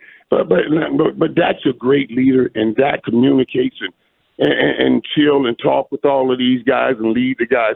But you need somebody on that other side with the same kind of thing. Charles Haley had that. Darren Woodson, guys that can get everybody going. This thing has to be set up like a company, for real. So you can make Troy maybe call him the CEO, right? So he's the CEO. But every position, you have to have general managers running every position. There has to be leaders at the wide receiver, at the offensive spot, at offensive line, defensive line, because that leader, you have to be in charge of getting your group ready to play. And then, of course, I was in charge to make sure everybody was ready to play. But it really is run like a company. You got the head guy, but you have to have like leaders at every position, and we were fortunate enough to have that. Now, when you were watching this game on Sunday night, and early in the game, it was tough sledding to get any offense going, to get anything moving downfield. What was Tampa doing that the Cowboys have to figure out and fix with their offense? And that's the whole thing. What all Tampa did was stay around CeeDee Lamb. You know what I'm saying? They were dropping back in zone coverage. All right. But now, just because you're in the zone coverage, it doesn't mean you're going to stay in your spot. So the linebackers that would start out 5 yards from the line of scrimmage, they're dropping. Every time that ball went to CD, you saw 3 or 4 people around him. And this is something he has to learn and figure when you are a true number one. You always going to have 3 or 4 people around you. That's just the way it is. Every time they come in on Wednesday morning, they put 88 up there. It's the first number they put up there. So people are conditioned. When nobody comes in your space and you're playing the zone, those guys were dropping, trying to run up under CeeDee Lamb. Now, get this, guys. Get this. Because CD is in a spot here.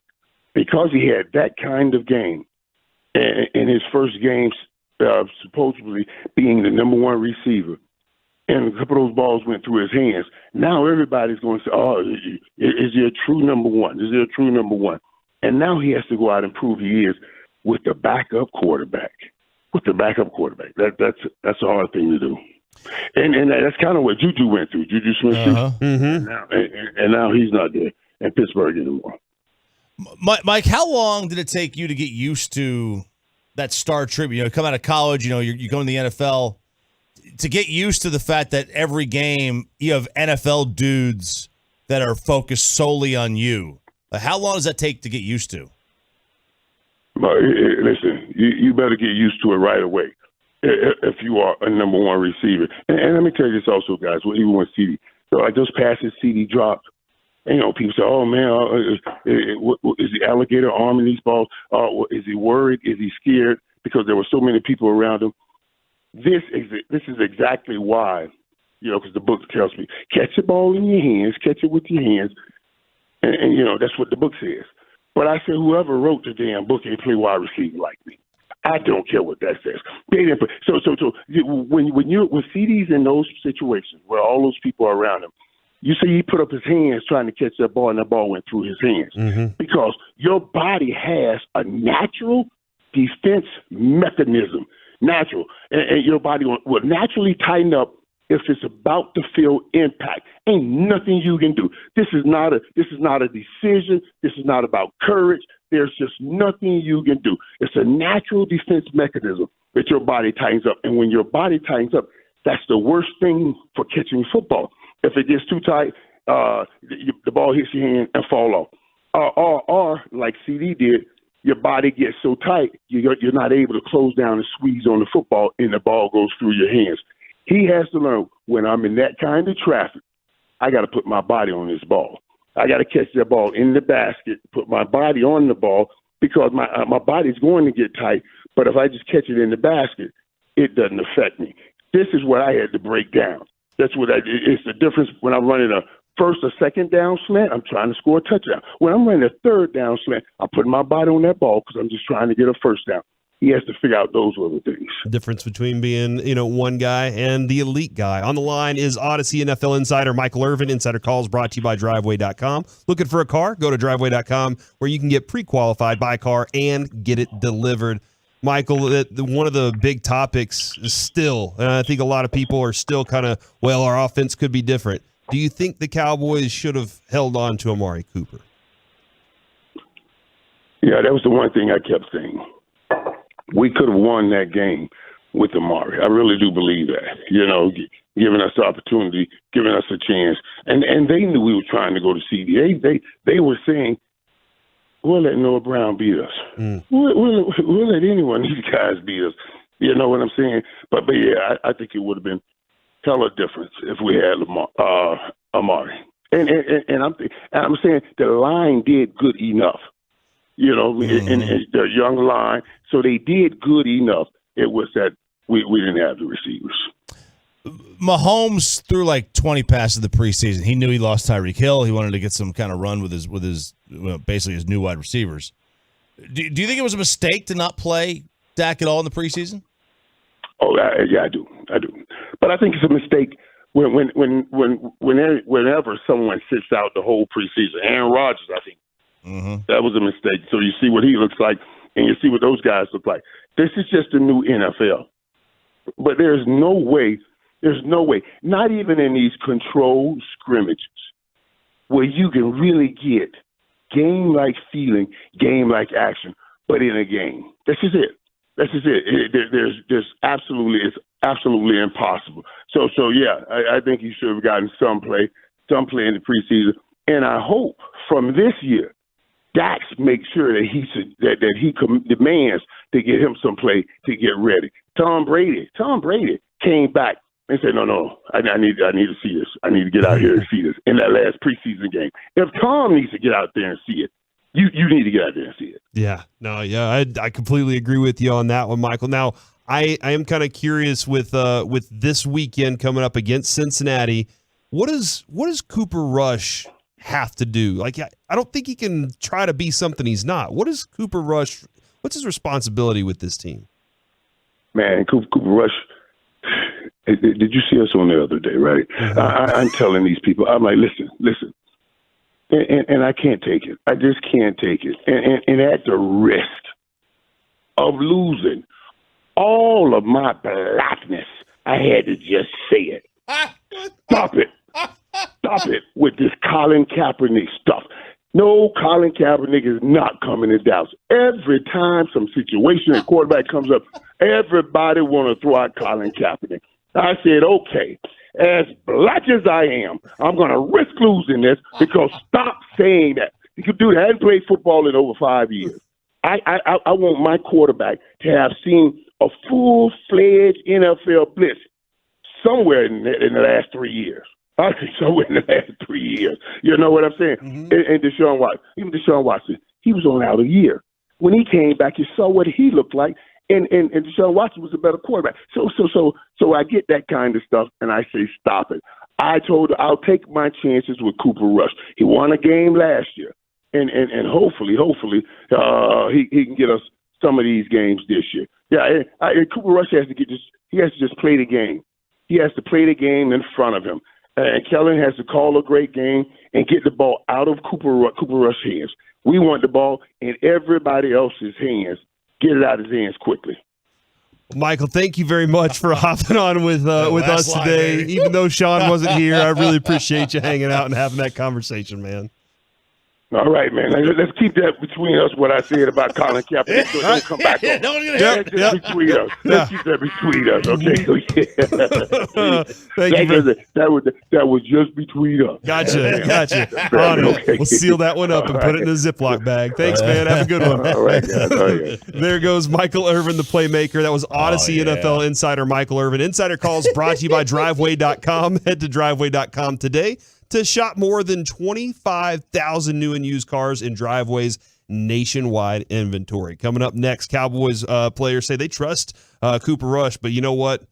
Choppy's got some quarterback trades to make. Next on The Fan. Blasting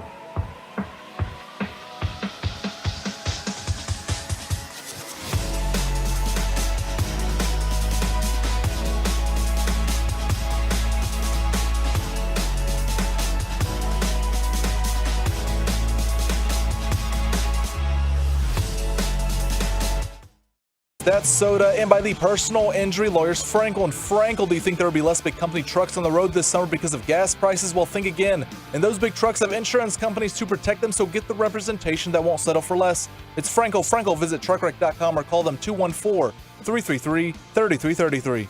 Choppy has a parenting situation we have to resolve, and the Tolos can definitely help us out with that one, and we'll get into what Zeke said about Cooper Rush in just a moment. But I'm still cackling. What was it? The witch cackle from Michael Irvin and what he said at the very end of that segment. It's always interesting. Insider Calls brought to you by Driveway.com. Car buying delivered on your terms and on your turf. Thanks for Michael Irvin hopping on with us today. And there is no proof, Choppy, that Sean was out today because Michael Irvin didn't show up yesterday. All right? No, there's no proof of that. There's no proof of that. Everything I know is that Sean is not feeling well at the moment, and hopefully it happens. He gets better soon. It's he put his child in daycare, and a week in, and anyone who's ever had children who have gone to daycare will tell you, or when you send them to kindergarten for the first time, they're getting sick. Yeah, the annual rite of passage in every August or September is that your kid is going to get sick at school. Every year it happens without fail, which means you get sick. Yeah, they're bringing it home. Now, ear infections, that is one thing. I don't know. Are ear infections contagious? That is something that or maybe he has some. Is that a serious question? I thought his kid had an ear infection. Did he get it? I don't know how this works. Sometimes I get an ear infection. I think he got it. I think you get ear infections through drainage. So if something else causes it, and then you get the ear infection. Okay. My kids got them all the time. My youngest one got ear infections all the time. Yeah. But that was because we would just hand it. He would be drinking his bottle, and he'd be laying down, and it would drain and drip, and it would go into his ears, and all of a sudden, that's how it started. I don't think they're contagious. I didn't even think that was even an option. Well, I will also say thanks to Sean for trusting me to come in here in the mornings and kind of help out and fill in for whatever, so we can get this thing rolling.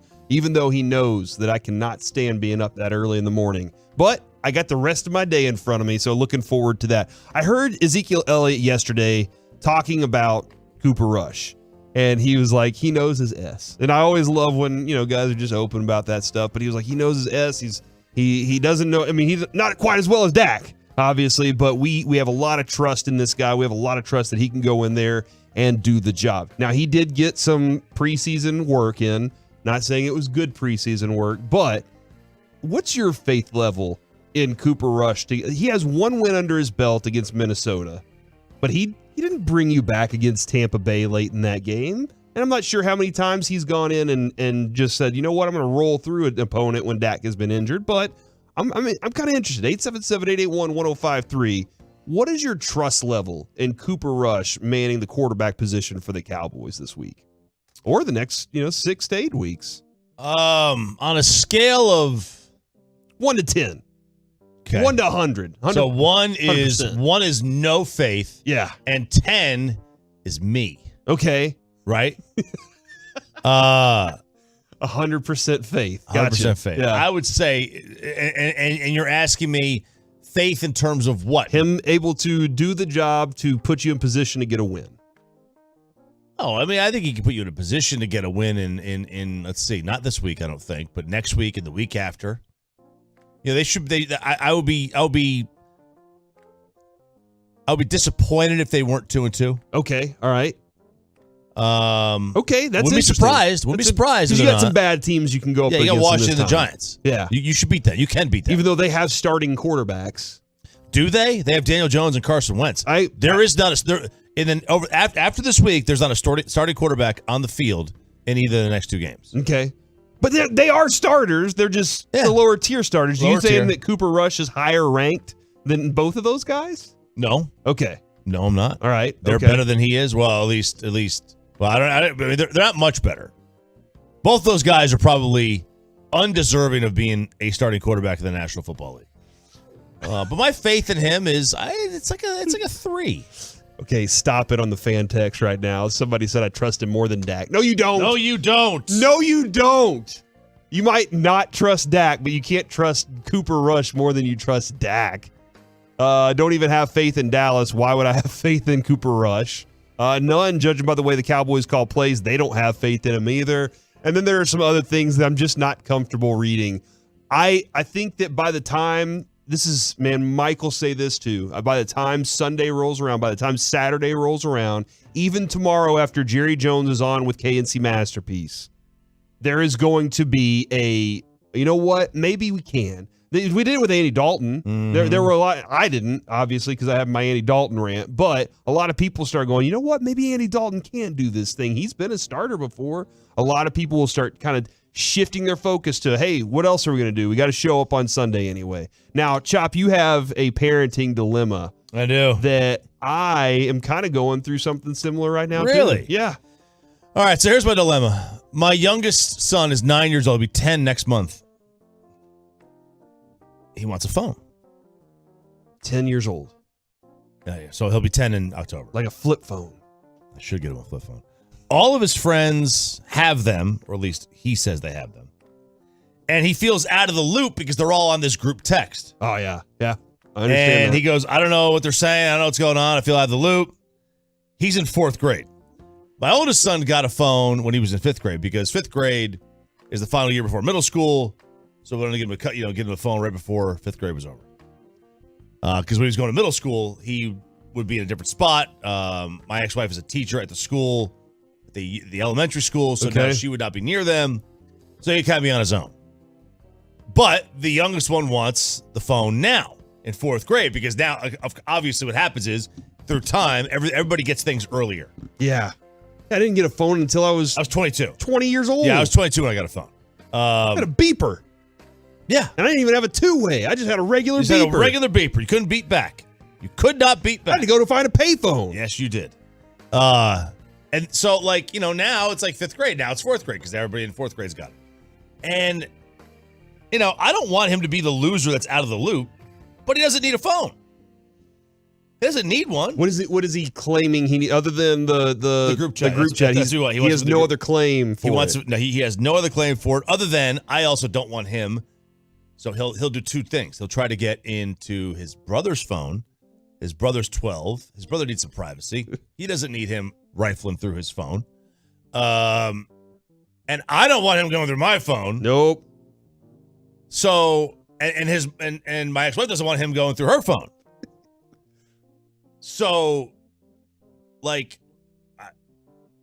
do I do? All right, so here is the situation with me. Can I get him an iTouch and not have him be like a loser? So he can text on Wi-Fi. Yeah. But he doesn't necessarily have a plan. That's the money is my biggest concern for the most part is how to pay for it all. I don't have a rich morning contract, Chop, so it's different. But I mean, if you're going to do it, go ahead and get him a phone. We waited with my oldest until he was 13 because then he wanted to go start traveling around the neighborhood and run around with his friends, and we wanted to be able to track him. And we have tracking on everything that he does. We can see all the stuff. But man, I will tell you this: group chats are toxic. Oh my God, they're terrible. Especially with these kids, man. They think that they think that adults can't see this stuff, and we do, and they think that nobody's going to screenshot anything. That is the most difficult thing to explain to a 13, 14-year-old kid is that somebody's going to screenshot something that you send, so you better make sure that you're sending appropriate stuff. And it's out there forever. Yes, it'll be there forever. And so when he was 13, he got his phone so he could run around, and now I can track where he's going on a lot of different scales. My 10-year-old, we just told him, hey, you have to wait till at least you're 13 because that's how long your brother waited. Mm-hmm. So you set the standard, you set it too low, you set the age limit too early, but you just have to wait. He's going to have to wait until he gets to that age because that's the way that it happened. I'll tell you this, that happened the other day. My 10-year-old, he wants a phone too because brother had one, but we told him you got to wait till he's 13. He wants it so he can play Pokemon Go. He wants to go up to the gym and get play some Pokemon Go, and I'm fine with that. I'll go with him. But the other night, I get home from the Rangers game, and I walk in, and he's playing Fortnite with Derek Holland. And I was like, hey, good for you. He finally got to play with Derek Holland. There was a moment where I told him that Derek Holland would play with him, and he said, oh my gosh, I just farted from excitement. Can you smell the excitement? And I just thought that was hilarious. And that one. And so he plays with Derek. They get a win. They do great and everything. Derek's even telling me that he's really good at the game. That's awesome. The next day, I'm taking a nap. I wake up, my phone's gone. I go find my phone. It's sitting next to my son. I pick it up. I see that I have a text exchange with Derek Holland. My kid came in and got my phone while I was asleep and used my face identification to unlock my phone, and then texted Derek, "Hey, are you playing right now? I want to play." And Derek was like, "Oh, hey, buddy, I'm watching college football today." Oh, my I God. really appreciated Derek being so nice about it, but I was like, "Hey, you can't be going around stealing my phone and texting these athletes." Truckwreck.com text line. My son's got a 13 Pro Max at 8 years old. Choppy, get the boy a phone and restrict the heck out of it. It's worked for us. 10-year-old got her an iPhone last night. Oh, him for his birthday. The younger kid always gets stuff sooner. It's just part of life. Let's see. Don't do it. Hold out. My son wants one too. Kiss my butt. You can have one when you're responsible enough. Times has changed. Much as it hurts to admit it, buy a free phone. It lowers your bill. Add in a line. Gives him some responsibility. Get him a tablet. Get him a phone and shut up. Talk and text only, no data. I know what you're going through. Shopping, choppy schools don't allow him. So my son only gets it when he's home to have access to it. Who even talks anymore, though? Like, it's just text at this point. Get him an iPad and download a free talk text app. Come on, old man. Yeah. That's what my kid did with our old phones. He would just install the Google Duo or whatever, and that's how he would text us. Was via some other app. I hate to tell you this, but my 5-year-old and 2-year-old grandsons have phones. Ooh. You can get an older iPhone for nothing. My son's got one, $11 a month for an iPhone mini. Times have changed. Technology changes. Not trying to tell you how to parent, but your son a real boomery right now. Boomery? For what? How's he boomery? For wanting to know if he should get his kid a phone this early? Man, holy cow. Like, everyone's saying like that's the time to do it. Now This it's time is to the do time? it. Yeah. Wow, I'm stunned. Okay, man, that's the world changing. I waited until forever. By the way, somebody asked what I use. I use Life 360. Yeah, so I have that for my older one. And then Bark. I don't know if you use the Bark app. You can see every one of their text messages. I have it. It doesn't work. Oh, really? I can't get to work. I'll send my wife. Dude, in I'll your tell direction. you. I got into my older one. He turned his location off one day. Oh, man. Yep. Yeah. Got to get him. Got to let him know real quick. Actually, my oldest, no phone. Skipped first 3 periods of his school the other day. I said, all right, buddy, phone's coming back with me. All right, coming up next, it's time to talk with the KNC masterpiece. Yeah, that's me. Next on the Fan. It is you. Hey, let's get you over to BlueChew.com. Promo code RJ. You know what we're talking about here. We're talking about my favorite subject, sex. Have you ever found out the hard way, or the not so hard way, men, about ED?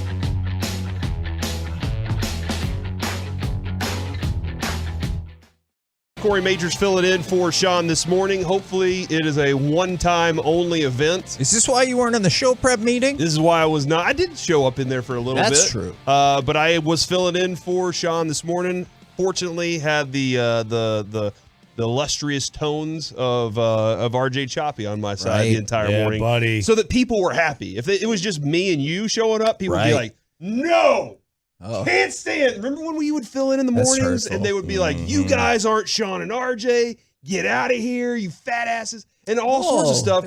But really now hurtful. they would say that. They don't act like the fan text isn't rude sometimes. But now here we are. You just pair me up with RJ, and they're like, "Okay, I can settle for this." We've gotten rave reviews nice on here, you and I together. Nice. Yeah, we have. Go ahead and saying that. Yeah, let Sean know. Why are you saying that? Do you think this could be a combination? No, I'm just saying that. Just wanted to make you feel a little bit jealous. We connected in California for Yeah, we sure. did. We definitely had a connection. Definitely connected. Not like that. Wow. What are you doing? We're on the TV. We are on a camera. What are you doing right now? What? There's a connection. Like y'all were doing scrapbooking and stuff. Yes. All right. So I did ask this question earlier this morning. Stop it. And it brought about a kind of an argument that I didn't expect. Not with RJ and I, but the fan text kind of went back and forth. I want to know your answer. I loved what Micah Parsons said. Even if he was trying to escape something, I still like the idea of my quarterback got hurt and I need to be here for my group. Okay, so put about the I was just bailing on those guys. If you had the choice, do you want the Cowboys to take on the personality of Micah, or do you want them to be the personality of Dak? Micah. Why? Just because I don't know, and this is probably unfair. It's not his responsibility to track everything, but I just keep thinking back to like him and Lyle Collins were best friends. And Lyle's like, I would do anything to help Dak, and then like except take a drug test. Okay. And it's just like, oh, well, whatever. And Micah Parsons, it just feels like when they lose a game or he doesn't get those sacks and stuff like that, he's like, this is the worst thing that's ever happened. And I honestly, we've talked about this before. I think a lot of great people and great athletes are driven by the fact, not that they love to win, but that they cannot stand to lose. And I wonder if Micah Parsons is that guy, that's somebody I want on my team. Here's the problem with your question. It'll never be a player on this team, and that's why they're never going to win. The personality, the trait is Jerry Jones.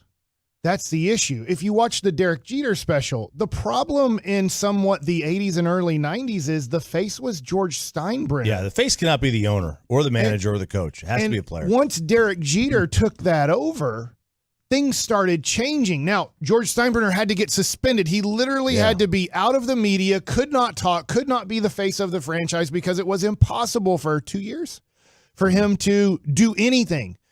Jerry Jones is the face, is the personality, is the attitude of this organization, and has been ever pretty much since Jimmy Johnson left.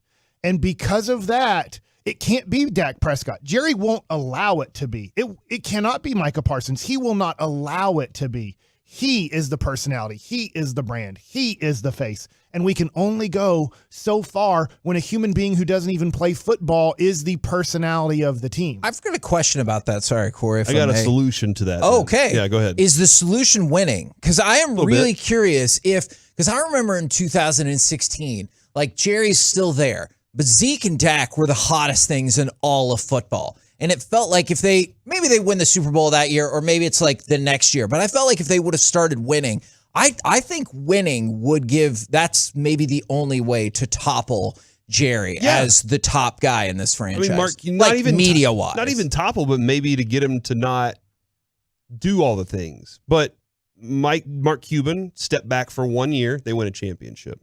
Because Dirk was like, hey, man, stop going after the refs. Just shut up for a little bit. And they win because of that. Now, that's different than the culture that's built here. Yeah. Here's my solution. It sounds like we need to get a cardboard cutout of Jerry Jones, all right, put it in the locker room. If you're not going to win because of him, then you have to find a way out to win in spite of them. And maybe that's something that Micah, maybe he needs to recognize. I see what's going on. All right, so guys, here's how we're winning. I'm not saying I feel like Jerry's going to see that cardboard cutout, but you got to find that way to say, whatever's going on there, we got to figure out how to do it here. The tough and thing I'd follow is Micah. In that movie, like the way you're presenting it is, they were like, we want to win. She, I guess in the movie, is treating us like trash, like we're a minor league team. But the players love Jerry. Yeah. They think he's Yeah, the. In fact, that's valid. I think part of the reason the players do love Jerry so much is winning and losing doesn't matter. He lets them.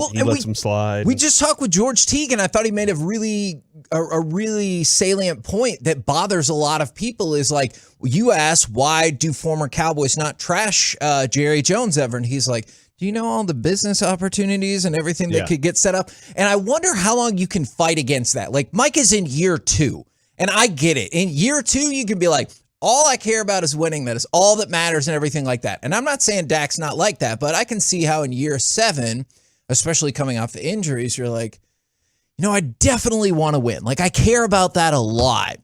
But if I could also line up these corporate sponsorships, which I know Jerry will do for me as long as I keep my mouth shut about the negative stuff, like, I understand why that happens as well. By the way, somebody said he didn't step back. He was on the front row every single game. He wasn't talking, though. He grew a beard. Like, Mark Cuban would change completely during that. He wasn't arguing with the refs. Yeah, that was a complete. And when you watch Untold, the Tim Donaghy thing, I think it made a major difference. I mean, when they got mad at Allen Iverson, they all called each other up. The refs were like, "Hey, watch what we're going to do to Allen next game."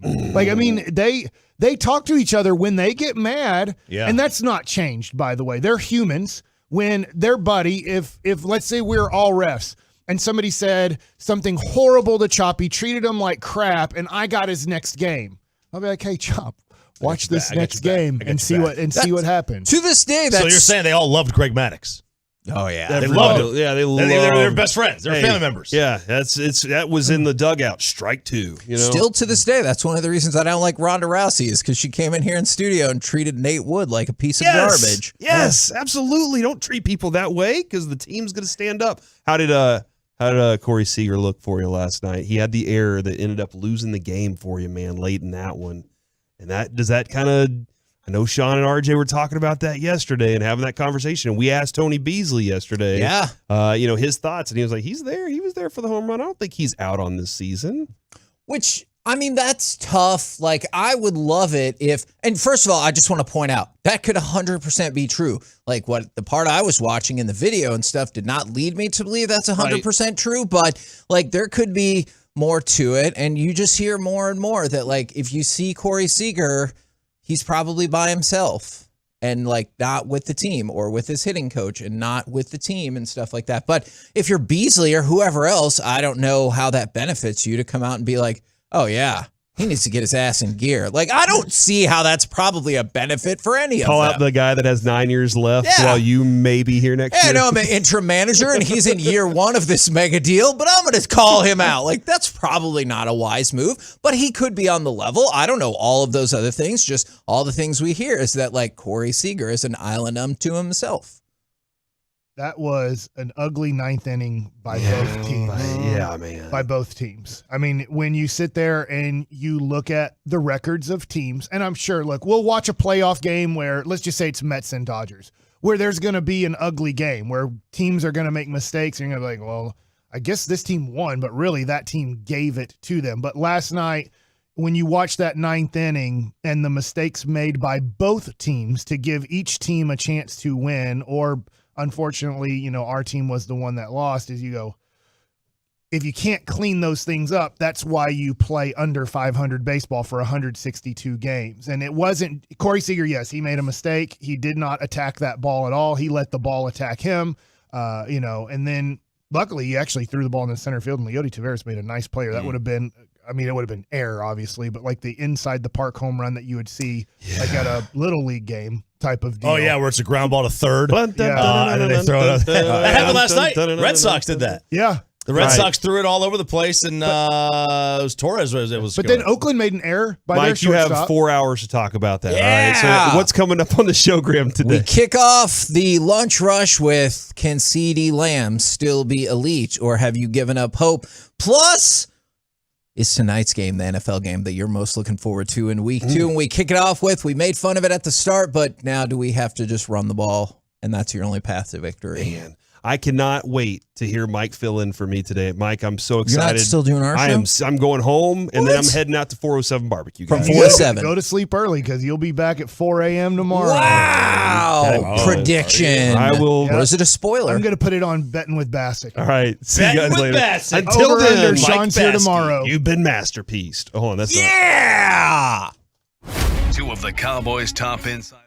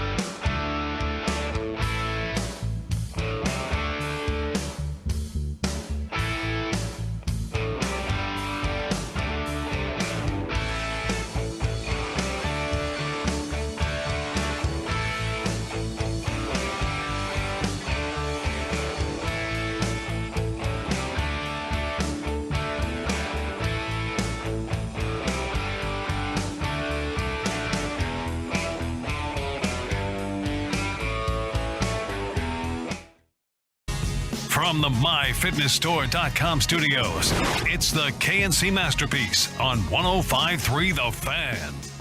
KNC Masterpiece right here on 105.3 The Fan. We made fun of it before the season, but now is the Cowboys' path to victory to run the ball. 877-881-1053, because the way Jerry described it before the season started, it was like, well, obviously, you know, this season ebbs and flows with the production of Zeke. And we were like, yeah, but the modern NFL exists, so that's probably not the way to go. Well, are you to the point now, Mike, where you're like, well, we probably do need to run the ball if we're going to win? Run and defense. I think so. Okay. You need to shorten the game up. You don't want a whole bunch of possessions, because you feel like the more possessions Cooper Rush has, the more problems the Cowboys might have. So if you can, you know, it's not the easiest thing to do. It's great to say it, but if you can, let's just say you get the opening kickoff and you have a 7-minute drive and you get points on the board. I won't even say a touchdown. Yeah. But like 3-0 and there's 8 minutes left in the first quarter. Well, gosh, I mean, that means, let's just say this week, Joe Burrow has just been sitting there watching football for 20 minutes after warming up. And so now he gets on the field, and if your defense is good enough to get them off the field and they punt again, and then you can get a couple first downs in 6 plays, let's just say, because I think running the ball, you do put yourself in, you're hoping, third and short situations. I do think it is tough to run the ball, if that's going to be what you do 50% of the time or more, and get first downs on first and second down. I do think you'll put yourself in a lot of third and short situations with the analytic people saying that's really bad. 3rd and 2, 3rd and 3 is really bad. You want to make your first down on the first 2 plays. If you don't, 3rd down, eventually you will fail. But I see it differently, and look, that makes me probably really stupid, is I need Cooper Rush being in third and short situations. I would love to get a first down on first down. He ain't good enough. I would love to get a first down on second down. I don't think our offensive line and running backs are good enough to just be like 7 here, 5 there. Let's just do it all over again. Now we just got 5 on first down, but we got 7 on second down running the ball. But I do think if you put Cooper Rush in third and short situations, it gives him a chance to move the chains. If you put him in 3rd and 8, we're punting. Because you just think like the combination of rush, the rush for the other team in terms of the pressure they're bringing, and our lack of separation from the wide receivers is a disaster recipe right there. Yes, and I recently watched the 1977 Dallas Cowboys play the Chicago Bears on YouTube on playoffs, and it was 34-0. I finally got tired of watching it because we were killing them. Yeah. But I'm just looking at the box score. Tony Dorsett, 17 carries for 85 yards and 2 touchdowns, and Robert Newhouse, 16 carries for 80 yards And then we had a dude named Doug Dennison, who I'd never heard of in my life, but he had 8 carries for 40 yards and a touchdown. So if we can have 3 running backs do that, run for approximately 205 yards on about close to 40 carries there, or 41 carries. Okay. How about that? 41 carries on Sunday. Okay. Combine them between your 2 or 3 guys for 200 yards and 3 touchdowns. That's what we need. Yes. So Kellen Moore needs to go to YouTube and watch that 1977 film, and we just run every play exactly the way they ran it. You just used the magic word of touchdown. So if we see a touchdown, clearly that's a step in the right direction. We also need 4 interceptions and 2 fumble recoveries. Well, hold on. I think that's doable. Whoa, no. 3. Hold on. I was wrong. 3 fumble recoveries. What was the final score of that game, though? 38-0 or something? Oh, dang it. The fourth quarter didn't go our way. It was 37-7, Dallas. Okay, so maybe we don't need all of those. We just need enough to win. Like, we don't need to win by 30 points. So, like, maybe we could scale some of that back just a little bit. All right, we only need 3 interceptions. Okay. I mean, look. I mean, we're playing Joe Burrow. That's an interception machine. That's a great point. Mike, if I tell you right now, we run for 205 yards and get 3 interceptions, do we win this game? Yes. Okay. Without a doubt. That is the positivity that I'm looking for. All right.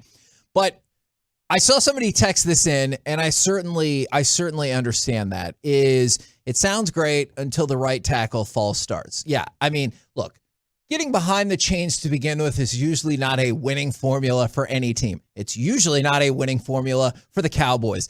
It feels like it could be a death sentence on Sunday, a sports death sentence, of course, is if you consistently find yourself in 1st and 15 situations or, 2nd and 10 because you got that pre-snap penalty. I think that is going to be hugely problematic. Now, one of the things I looked at is I think that first drive is what you hope to emulate, not only because the Cowboys scored their lone points of the game, which is really depressing when I say that out loud, is just look at how effective early the run was, specifically on that first drive.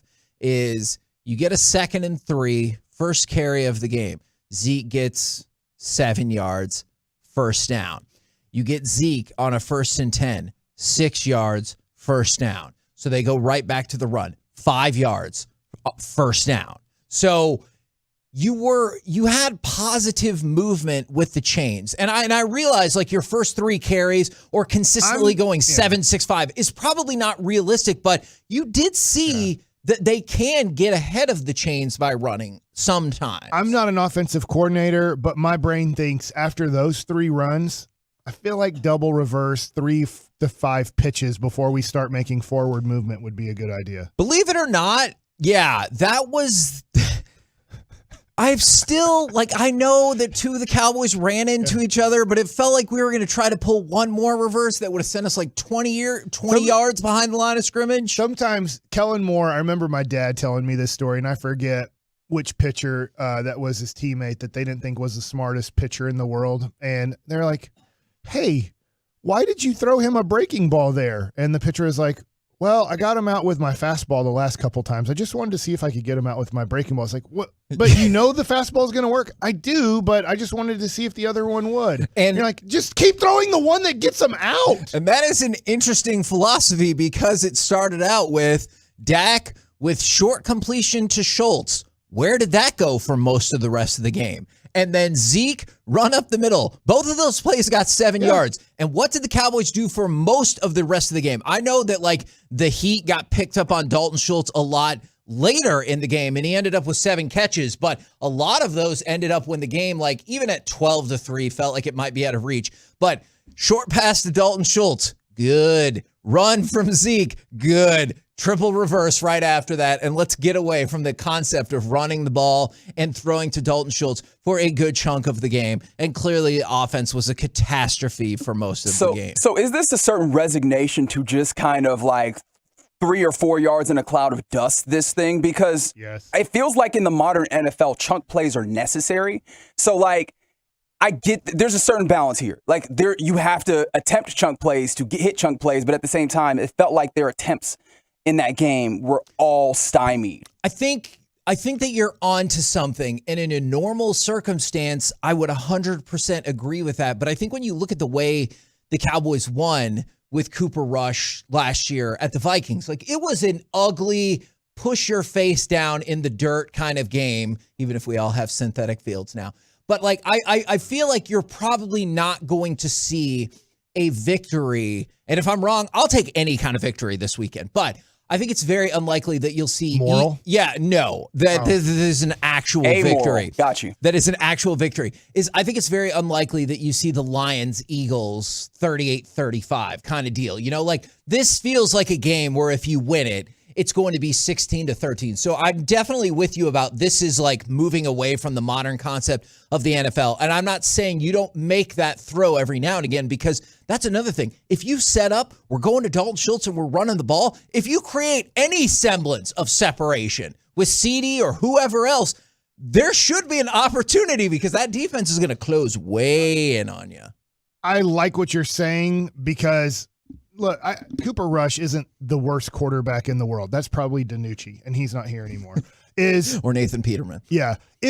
At times, you think of Jason Garrett. Jason Garrett was a bad NFL quarterback. That's why he was a third string and second string guy, but he was an NFL quarterback and did win a couple games in his career. And a lot of his highlights are just throwing the ball up in the air high and kind of long and saying, you go catch it.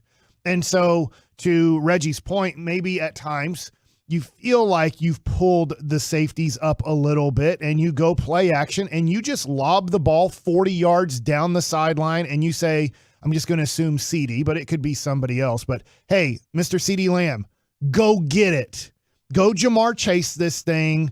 Go do what the best receivers do in this league. And we're going to put you on a 1-on-1 situation down the sideline. We're going to hold the safety so he's not going to help. And it's going to be a contested 1-on-1 ball. You got to go up and you got to rebound this thing, Dennis Rodman style, grab it, pull it down, and there's a chunk play. I don't feel like you're going to get some sort of chunk play where Cooper Rush rolls out to the right and slings the ball over to the left the way like Patrick Mahomes can do it. And all of a sudden you're like, wow, they moved everybody over to the right side. Then he threw it 47 yards across his body to the left side of the field for a big chunk play. So I think this is going to be a really tough game, and I honestly don't know how they're going to score a touchdown. That being said, Kevin, you're more optimistic than I am.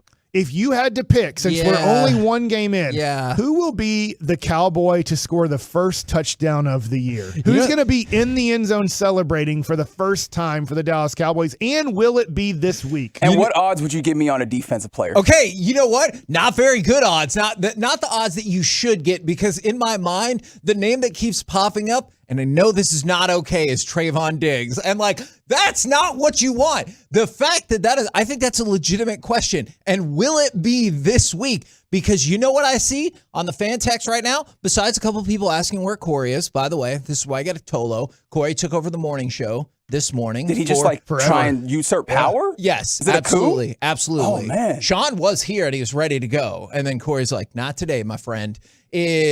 Or Sean is sick. I'll let you decide which one of those options is actually viable. But there are multiple people saying who scores the first touchdown, special teams, defense, or offense, which makes me sad. I will say Amari Cooper. I mean, that's amazing. No. We're trading back for Amari Cooper. Sorry, CeeDee Lamb. They made a mistake. We're giving it. That would be amazing if we gave him a second-round pick. Like we traded our fifth. We got a fifth-round pick back from Cleveland. Cleveland after week 1 goes, you guys need Amari Cooper back? Give us your second. We're like, done. I will say CeeDee Lamb. That Amari Cooper feels very unlikely, and if that's the case, we've gone way too long without. You know what? If we get to the point where Amari Cooper is available for trade again, we probably should trade for him if we haven't scored a touchdown. Cowboys are 2-6, and they pull off the 2018 trade again to turn the season around. I'm going to go with CeeDee Lamb, followed by Dalton Schultz, followed by Trayvon Diggs. That is my order,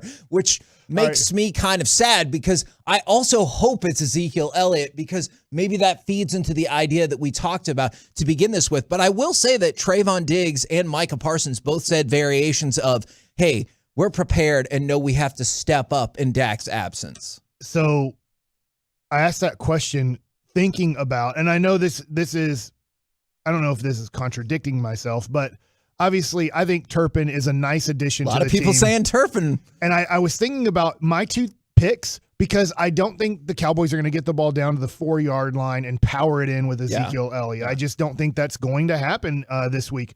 But I could see this, and this is, I think, a hope for a Dallas Cowboy fan.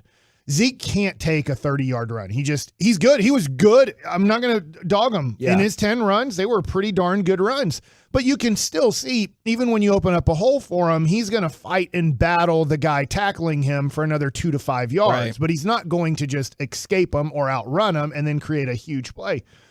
My pick is Tony Pollard, is that I'll be optimistic enough not to think the Cowboys are going to win on Sunday, but optimistic enough that somewhere at around midfield, they hand the ball off to Tony Pollard, and Tony Pollard gets a hole, hits the hole, makes somebody miss, and then outruns everybody to the end zone for a touchdown. Okay, and it feels like, I know you said I'm more optimistic, and that is probably true, but it feels like this is a game where you have to score a non-offensive touchdown, or you have to have an explosive play touchdown, or else I almost know how it's going to work out in our favor. I know that I always say you should defer, and it worked out great for Tampa Bay, but when you're playing such a crappy offense, I feel like if you're Cincinnati, and maybe this is wrong thinking, and you win the toss and you say, yeah, we want the ball, and we're going to go down and score, and then we're going to put Cooper Rush and that offense in. You guys are down, and you guys are going to have to try to push the ball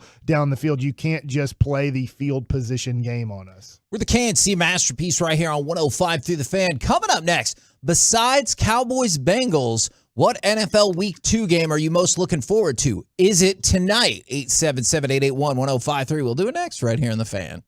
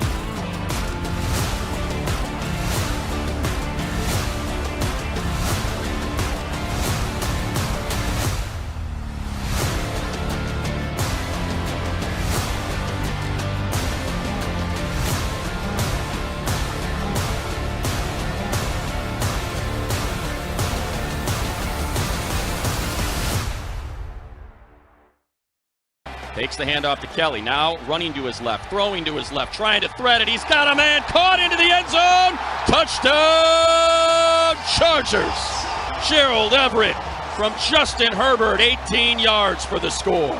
KNC Masterpiece back here on 105.3 The Fan, where at some point today we will have to talk about the sad, sad news of Roger Federer retiring. But also, we're probably going to hear from Mike McCarthy at 10:30. But my question before any of that, besides Cowboys-Bengals, what NFL Week 2 game are you most looking forward to, and is it tonight? And to go along with that, do you feel like all eyes of every section of the NFL is on this game tonight? Not only because of the game itself, but because this is the maiden Amazon exclusive voyage on Thursday Night Football. And from a technological standpoint, I feel like a lot of folks are probably watching this too. This is by far the best game. There's not even a game on the schedule that gets close to the greatness of this game. I do wish this, I'm happy it's on Thursday. It gives Thursday night right now. I mean, you have something great to watch. Yeah. But maybe because it's so early in the year, we won't get as sloppy a play. Thursday night football is the worst football in the NFL. Teams just aren't really ready to play. It's tough, especially as the season progresses and you have injuries. And literally by week 4, it feels like if you have a Thursday game, you have one walkthrough practice to get ready for this game. And I think you see how valuable practice is getting ready for a game when you watch Thursday night football, because teams are just like, look, our safety had to sit out. 2 of our linebackers couldn't go through any type of practice. We only had 2 practices for the most part, and the one that they could kind of be in is walkthrough because they're just physically beat up from the first 3-4 games of the season. That being said, we know Keenan Allen is out. I wish he was in. I'm rooting for the Chiefs. I love Patrick Mahomes. He's Harrison my quarterback. Butker's out too, if you care. Oh, really? Justin Reed time, baby. So I'm looking forward to this. What a great game. Chiefs are favored by 4. Now it's in Kansas City. But man, to watch Justin Herbert, who does have a lot of hype on him, I'm with you in this case, is the numbers are there. The wins aren't there for him yet. Now, obviously he wins the first game of the year this year, but this is a big part of Herbert's career. Is last year Burrow made it to the Super Bowl. Herbert has to make it to the playoffs this year, because if they go 9-8 and miss the playoffs, then you start looking at Herbert going, well, how good is he? He seems great in the touchdown category and the yards category, but why aren't they winning more? And I know it shouldn't be all put on the quarterback, but too bad. Life's unfair. Yeah. If you haven't figured that out yet in your life or in life in general, life's unfair. Life's unfair to me at times. Life's unfair to Kevin at times. Right. And then sometimes you get breaks that you probably don't deserve at times. And then that makes it what? Unfair for somebody else. Life's unfair. But guess what? A quarterback's whole career is based off of winning regular season games and then most importantly, winning playoff games. And to go along with all of that, somebody said this, and this is the part that intrigues me because I'm really curious what the number comes in at for this and how quickly Amazon will be inclined to release the number of how many people watch tonight from the 214 game I'm most excited about tonight, but I don't know how to watch it. All right. I found out. You did. I walked it through yesterday. And I'm pretty sure. You mean mock gamed it? What's that? He did a mock game. Yeah. I went to my Amazon app going, where's the button? His walkthrough, yes. Where's the button to buy this game or something or whatever? And it's just right in your face and it just says hit play right here. And it gives me a countdown clock. I'm pretty sure they do free trials for Amazon Prime if you don't have it. So they're gonna. I have no doubt that if you've never done Amazon Prime before, you can get a free trial, especially right now, because they're gonna get people to sign up and stay and be like, sign up for the football, stay for the free shipping, or whatever the case might be. But if you have Amazon Prime, you just go to Amazon and it's there. I would like for fan texters to text in. As most of you I like, some of you I don't. You can text in even if you don't like me. If you're a human being who shops online, have you not gone to Amazon yet? Like if you're buying stuff from Dick's Sporting Goods or Nike.com, or you have to be. I just don't know of anybody who isn't on Amazon. But they might not have. But they might not have Prime. That is the difference. Which is what, $10 a month?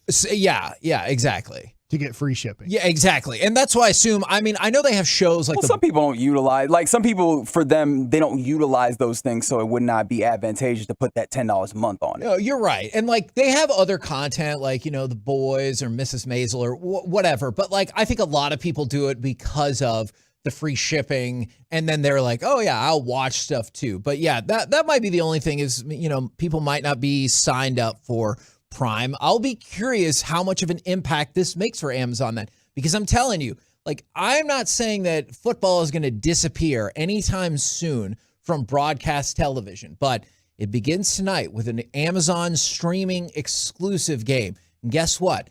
Sunday Ticket is probably about to move to a streamer, maybe Apple, so that's going to move. You're going to see, based on the success of this, other streamers looking to get exclusive NFL spots, and you're going to start seeing more and more games moving to streamers. I very firmly believe that. Do you believe the Chargers will win this game? I don't think so, because you and I were talking about this after the show yesterday. I know we joked about Pro Football Focus and everything. It's like, oh, Patrick Mahomes was the 9th best quarterback, but he looked awesome. And he is awesome. He never stopped being awesome. Like, I know he didn't necessarily win the Super Bowl, but he didn't stop being awesome just because Tyreek Hill left. And I think what happened last week should be scary if you're in direct competition with the Chiefs. Yeah, I think some of the PFF grading, as they've, said with their methodology, is like, difficulty of these passes. And I think that actually is a attribute, and it should be given as kudos to the Chiefs because they make it easier for him as well, which when it comes to determining who's going to win and lose a game is probably scary for the Chargers. Yeah, that might be the more terrifying part is Patrick Mahomes was 9th because he threw for 360 yards and 5 touchdowns, but a lot of them were too easy. If I'm an opposing defense, I'm like, well, crap. That's not what you want to hear. Is his 5 touchdown game was too easy. So I'm with you about how interesting this game is, because if the Chargers go on the road and win against the Chiefs, I know it's only the second game, but that feels like a big ass announcement game, especially without their arguably best receiver. I know Mike Adams and Keenan Allen kind of share that role. Mike Williams. Mike Adams. Oh yeah, the relief pitcher. Yes, yeah, he's not our in this buddy. Game. But, now you asked the question. Because I've got a couple others. So, look, personally, in a weird way, I don't know why I'm doing this. Because Colts and Jaguars intrigue me. It should intrigue nobody else. No. But it does intrigue me because I am a T-Law. Yes, I'm aware. But this does look like a pretty crappy week for the most part, because I get to the next game that intrigues me the most is Monday Night Football, Vikings at Eagles, because if the Eagles win that game after what the Vikings did to Green Bay, and I get what Green Bay did last year kind of gives them a pass, and like, hey, look what Green Bay did last year. Then they went 13-2 the rest of the way and got the 1 seed is. But if the Eagles win that game after seeing what the Vikings did, then I go, oh crap, like the Eagles really are way better than us. I think Vikings, Eagles, and Cowboys. My AFC counterpart to that is Dolphins and Ravens. Yeah, I was going to bring that one up. Okay, so both of those, and by the way, it feels like people are on that from the 6-8-2 Raiders versus Cardinals, and I look at both of those games as similar on either side of the conferences. We preface all of this with it's just game 2, but both of those games feel like you could get a big win and push yourself further into contender status. Like if you tell me that the Ravens end up being a contender, I would believe it. But I would also believe if you said they just ended up being an also-ran. Same for the Dolphins, same for the Vikings, same for the Eagles. So whoever wins those 2 games feels like they take a step forward from maybe the rest of the mediocre pack. As we look forward to betting with Bassick tomorrow, Ravens are favored by 3.5. They are the home team against the Dolphins. If you look at the Cardinals at Raiders, Raiders are favored by 5.5, and the Vikings at Eagles on Monday Night Football, Eagles are favored by 2. Cardinals and Raiders is interesting because neither team has good defense? Well, also because that feels like the exact opposite of this. It feels like, will one of these teams get left behind for the season? Like I'm totally serious in a non-Kirk Cameron way. Is will one of these teams lose, fall to 0-2 in competitive divisions, and just start to see that ground get too far away from them? And Reggie, the complete and total lack of respect that they are giving the Geno Smith year of comeback. The year he puts it all together? Yeah, the year he puts it all together. The 49ers, who only scored 10 points in week 1, are favored by 8.5 against the Seahawks. So Vegas does not believe the Seahawks are as good as maybe that opening night win. You might be shocked to know this. I think that spread has dropped a point since yesterday. It was 9.5. I swear it was hovering around 9.5 yesterday. This is another one. I put this as like a fringy game because another one. Look, if Geno Smith and the Seahawks win again, well, it's going to be tough for me to argue against some of your early points. But maybe more importantly, if Trey Lance has another clunky game and they lose to another one of the teams that, like, the Seahawks and Bears were both in my group of the teams that I think will be the 4 worst teams this year. And if the 49ers lose to both of them back-to-back to start the season and Trey Lance doesn't look good in either one of them, It's funny you mentioned that because I really am starting to feel like this year in the NFL, there's just 2 tiers. Actual contenders and then everybody else. Because when we talked about those teams at the bottom, how many of them put up a pretty good performance in week 1? Yes. I mean, the Falcons were in a game. The Texans ended up tying. The Seahawks showed up. The Lions they were competing. So it feels like it's just the contenders, the ones that we actually anticipate playing in the playoffs and, being that level. Because none of those are even, none of them are even separated from the rest of the pack. And then it's just everybody else. We didn't mention this one, Buccaneers at Saints. The Saints just have Tom Brady's number. They do. And so Tampa Bay's favored on the road by 2.5. And I'll just give you a little bit of a preview. That just seems like a game I need to bet on. I need to bet Saints. They're 4-0. They destroy Tom Brady. It's honestly not even competitive games in the regular season. That being said, Tom Brady was able to beat the Saints in the playoffs, but he did throw 3 interceptions in that game. It's one of these things. I don't know exactly what the Saints do, how they do it, but they make Tom Brady's life in Tampa miserable.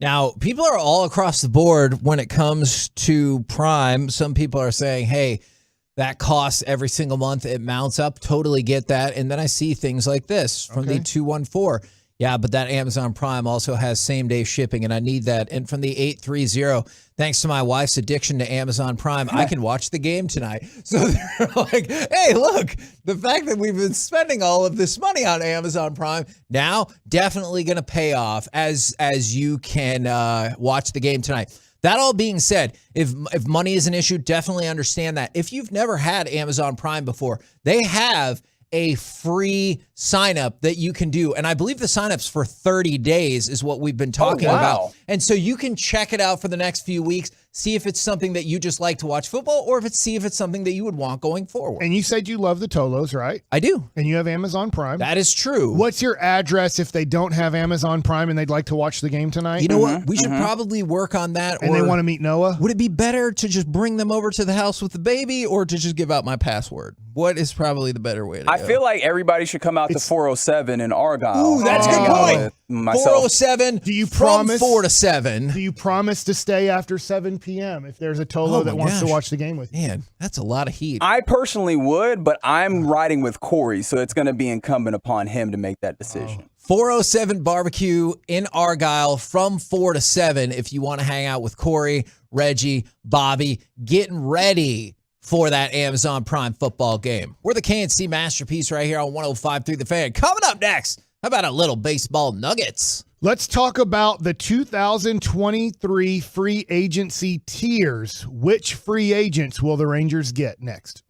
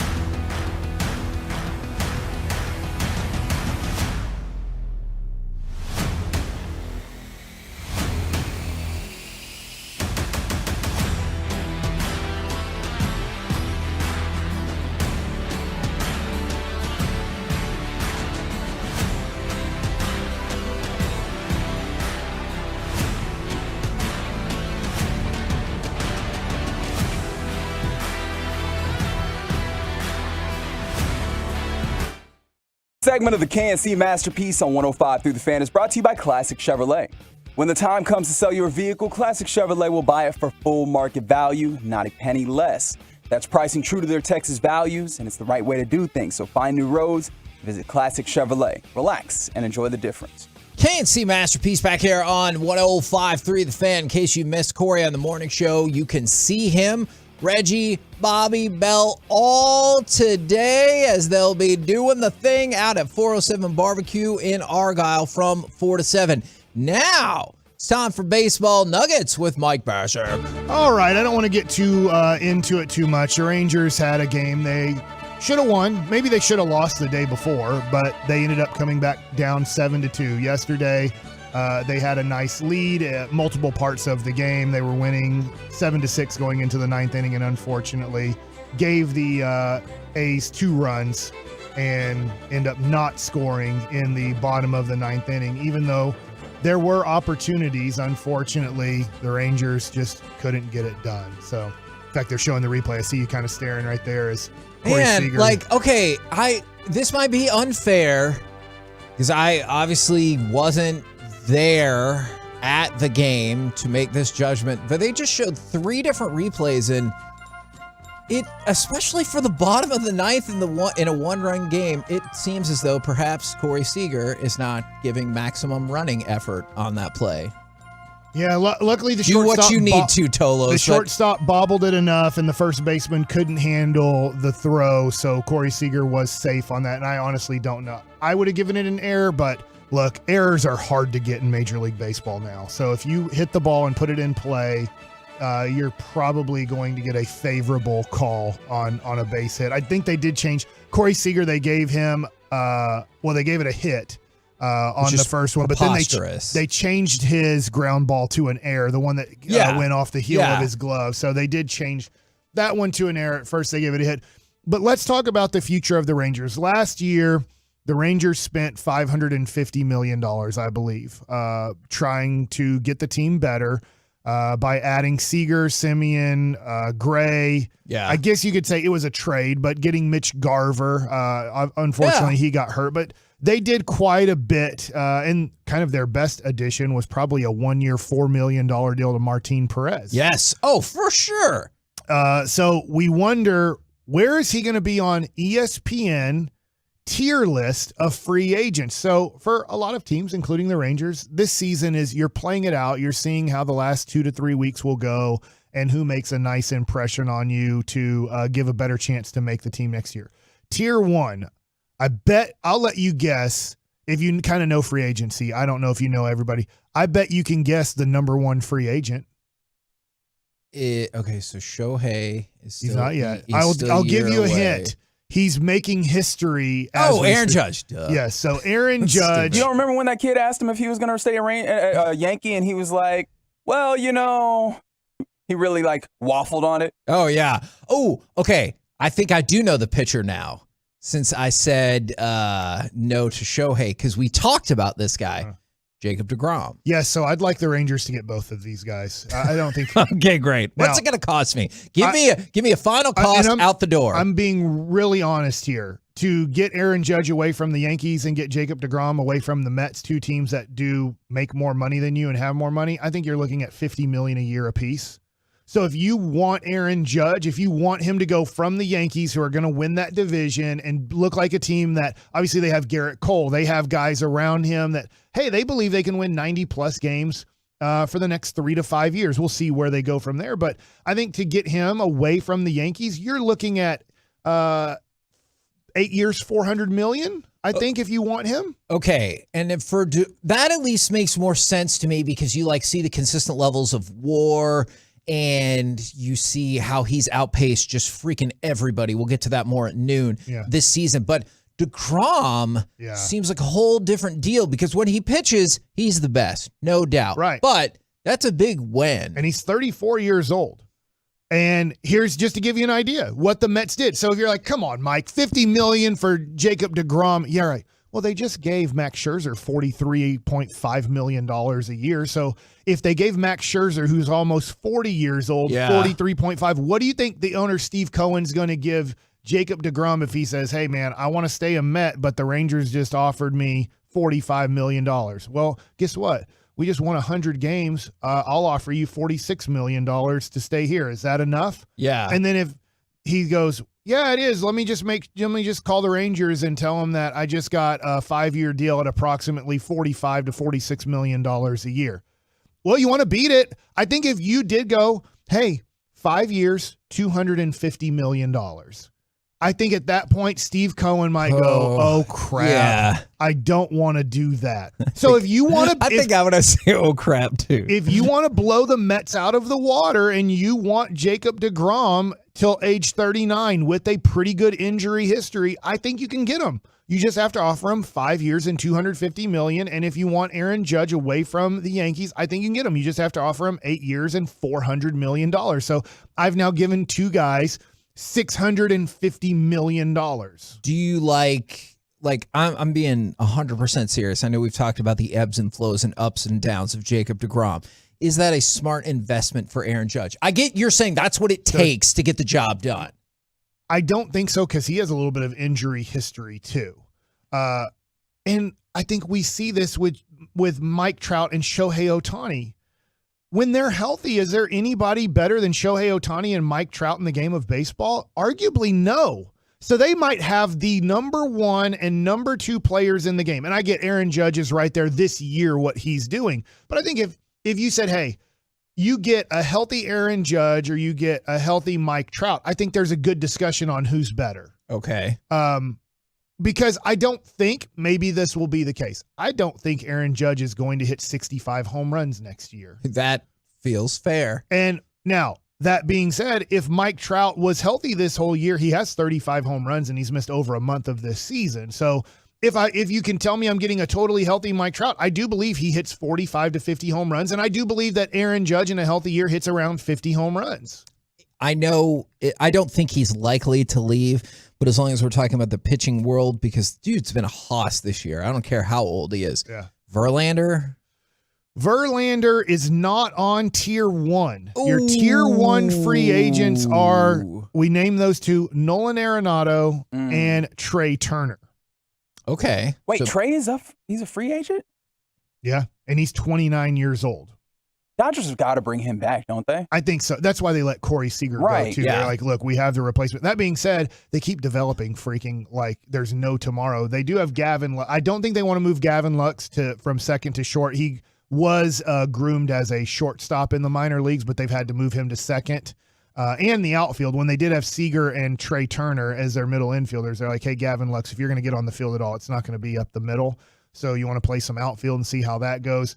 They do have Gavin Lux, who could move back to shortstop if they needed to, but I do believe that they're going to work very hard to keep Trey Turner. Tier 2, Carlos Correa. They're saying, look, he's probably going to opt back in. But and that doesn't make sense. By the way, these are options. Yeah. It's they can be free agents. By the way, Nolan Arenado, he can opt back into his contract, but if he wanted to opt out, he can. So I want to make that clear, is there are free agents on this that can just opt into multi-year left in their contract. And Carlos Correa, I don't think had a year where he would want to opt out of his contract. Justin Verlander is on tier 2. He does have good enough. Tier 2. He does have a $25 million player option, which they're pretty sure he will opt out of. He's about to win the Cy Young. Right. He should definitely opt out. He has a 1.84 ERA, and good? He's coming off of Tommy John. And I'm watching MLB Network this morning, and Christian Javier started, I believe, last night for Houston, and Mark DeRosa is on the show, and they're like, what are they going to do with him? And they're like, well, they're putting him in the bullpen because they have 6 quality starters. There's nothing. In fact, they're going to have to put another guy in the bullpen for the playoffs too. Let's be honest here, those would be the Rangers' number 2 starting pitcher behind Martin Perez. Now, Verlander would be our 1. Framber Valdez would be our 1. They have 2 guys that are better than Martin Perez.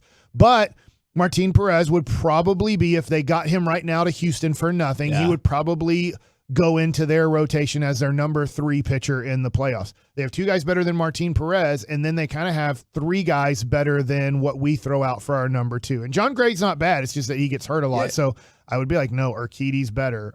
Javier's better. And I'm sorry, I'm drawing a blank on their other Lance McCullers is better. And then they have another Latin guy, and I'm sorry, I'm drawing a blank. Houston Astro fans be like, how can you forget his name? I'm sorry, I'm forgetting his name. That's probably better than John Gray. So they have 6 quality starting pitchers when healthy. And yes, Reggie, that's good. Xander Bogaerts, shortstop. Dansby Swanson, shortstop. This will be interesting. I don't know how much the Rangers are willing to pay, because I don't think they're getting Jacob deGrom, and I don't think they're getting Justin Verlander. This is the first name that comes up that maybe the Rangers are going to bid heavily on, and that's Carlos Rondon. Oh. So he can opt out of his $22.5 million player option.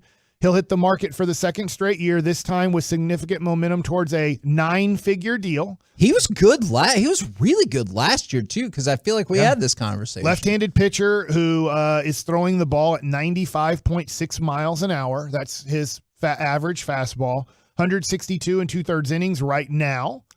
He's 30 years old. And look, I was about to ask. Okay. I would love for starting pitchers to be 26 when they hit free agency. Unfortunately, just think of Jack Leiter. Jack Leiter, if he makes the major leagues next year at some point, he'll be, I believe, 23 or 24 years old. And that won't be a full year. Yeah. So then he has to get 6 full years after that. His first full season won't be till 2024, which means then you get him for 6 years, which means when Jack Leiter hits free agency, he's going to be 30, 31 years old. That's just free agency for pitchers is usually at best 28 years old. Yeah. More than likely you hit free agency more around 30, 31 years old. So if you're looking for a 25 or 26-year-old really good starting pitcher in free agency, it doesn't happen. Edwin Diaz, if the Rangers let's say won 84 games this year and didn't make the playoffs, then I think a closer would be more important than right now. Unfortunately, the Rangers look like they're going to lose 92-ish games. Hold on. How much of that do you want for Edwin Diaz, the player, and how much do you just want to be there to see when he comes out? 100% want to be there when he comes out. Okay. And by the way, we got to work on Jose Leclerc's closing music if he's going to be our future closer. Okay. I feel like I want to do that as a segment when Corey's back on the show, maybe Tuesday or Wednesday. Okay. Pick your closing song that would get, not just for you, but for the fans. Get everybody fired There up. has to be, you have to think of not just you when you're the closer. You have to think of the fans. Chris Bassett, that's not a bad option. He used to pitch for the Oakland Athletics, if you remember that. He's 34 years old. I'm out of time. By the way, they didn't put Martin Perez in Tier 2 or Tier 3. That they put is him shocking to me. in Tier 4. And also, real quick, Kyle Gibson's also a free agent. If you liked what he did before you traded him to Philly, you could bring him back. He is an older guy, though. We're the KNC Masterpiece right here on 105 through the Fan. Coming up next, we will talk with our Dallas Cowboys insider, Mickey Spagnola, right here in your home of the Cowboys and the Rangers, 105 through the Fan. All right.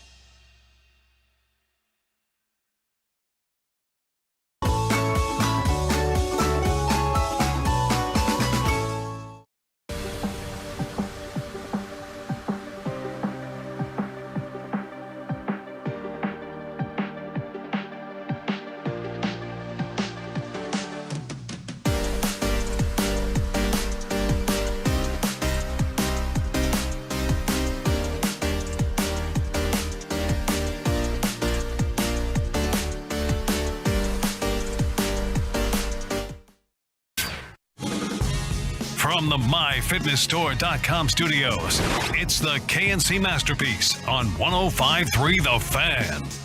KNC Masterpiece right back here on 105.3 The Fan, where Mike, I know yesterday was a sad basketball day for you with Slovenia losing via upset in the tournament that has dropped all kinds of folks with the upset in the quarterfinals. Yeah, I mean, I was really hoping for Luka versus Jokic, Luka versus the Greek Freak, and that wasn't going to happen. And since that wasn't going to happen, Luka said, I might as well lose too. Is that... Hold on. Was that your takeaway from that? Yeah. Okay. I will say this too. No, I get it because it's his country and it's such a small country. He did seem kind of more disappointed he lost that game than losing to the Golden State Warriors. What are you doing right now, Mike? Don't tell me that.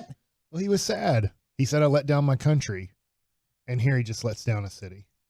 Oh, okay. Well, no, that he was really sad. If you saw the press conference, he was just like, he just feels like the weight of the country is on his shoulders to really pump up Slovenia.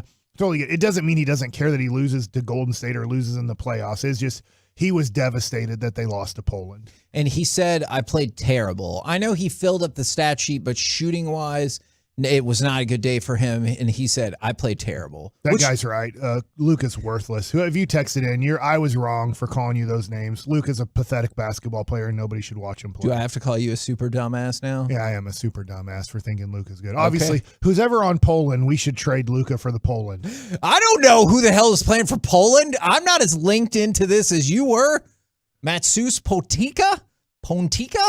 Sign him. And AJ Slaughter. I should have just gone to AJ Slaughter. Sergeant Slaughter. Instead of the other one. All right. Now, in other sports news, so that is what you're sad about. You're sad about the basketball thing. Yeah, and I got my new Lucas too, the black Oreos. Those do look really nice. I like those shoes quite a bit.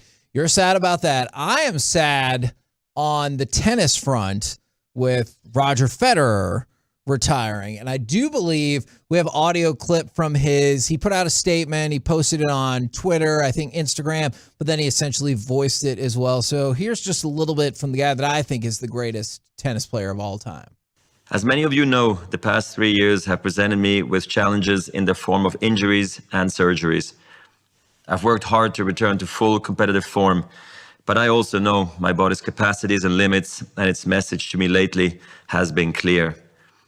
I am 41 years old. I've played more than 1,500 matches over 24 years. Tennis has treated me more generously than I ever would have dreamt, and now I must recognize when it is time to end my competitive career.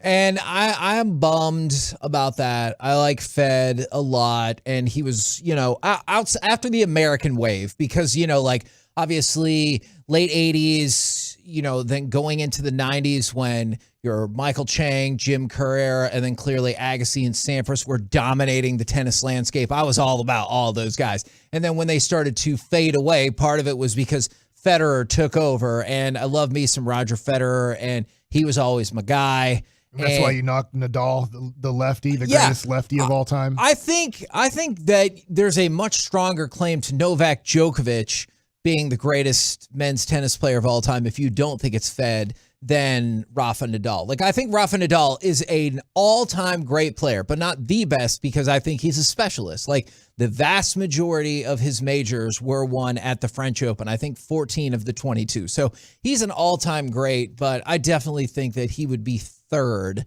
in the pantheon behind the other two. Man, tennis has taken a pretty big hit. Now, that being said, we knew that he's not the best anymore. And Serena's not the best anymore, but it just stinks when the two arguably greatest of definitely their era. Did you see what Serena said yesterday?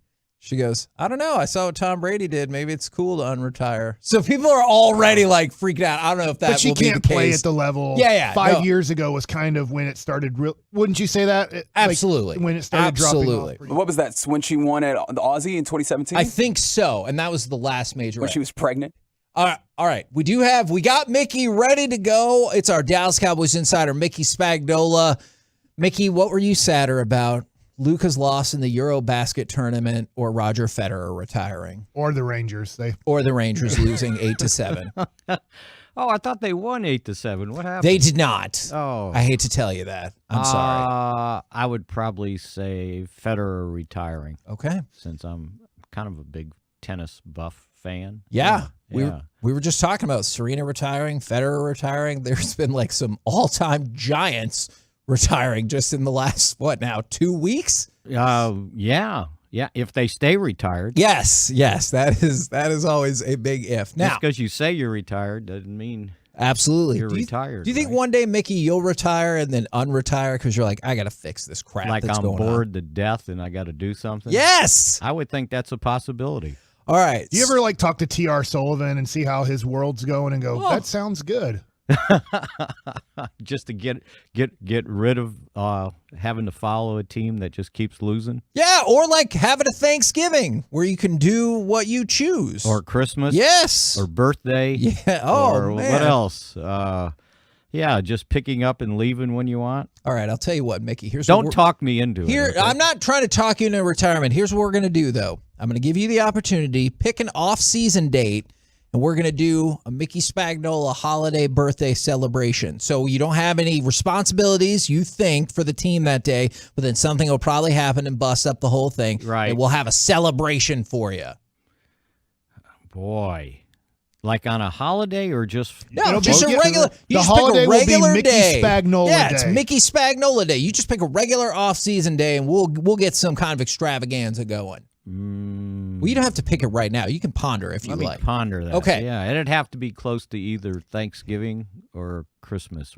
I think you should pick an off-season time, Mickey. An off-season time. Oh, Just- that's what you meant. Yeah. Okay, I'm following you. All right. Man, All right, sometime in April. How's Okay. that? All right. We're going to get this figured out. Now, Ezekiel. You got that options route stuff down? Yeah, absolutely. Okay. We can just figure wanted to this make out. sure. Now, Ezekiel Elliott, he said, personally, I know Cooper Rush knows his S, which is exactly what I want to hear.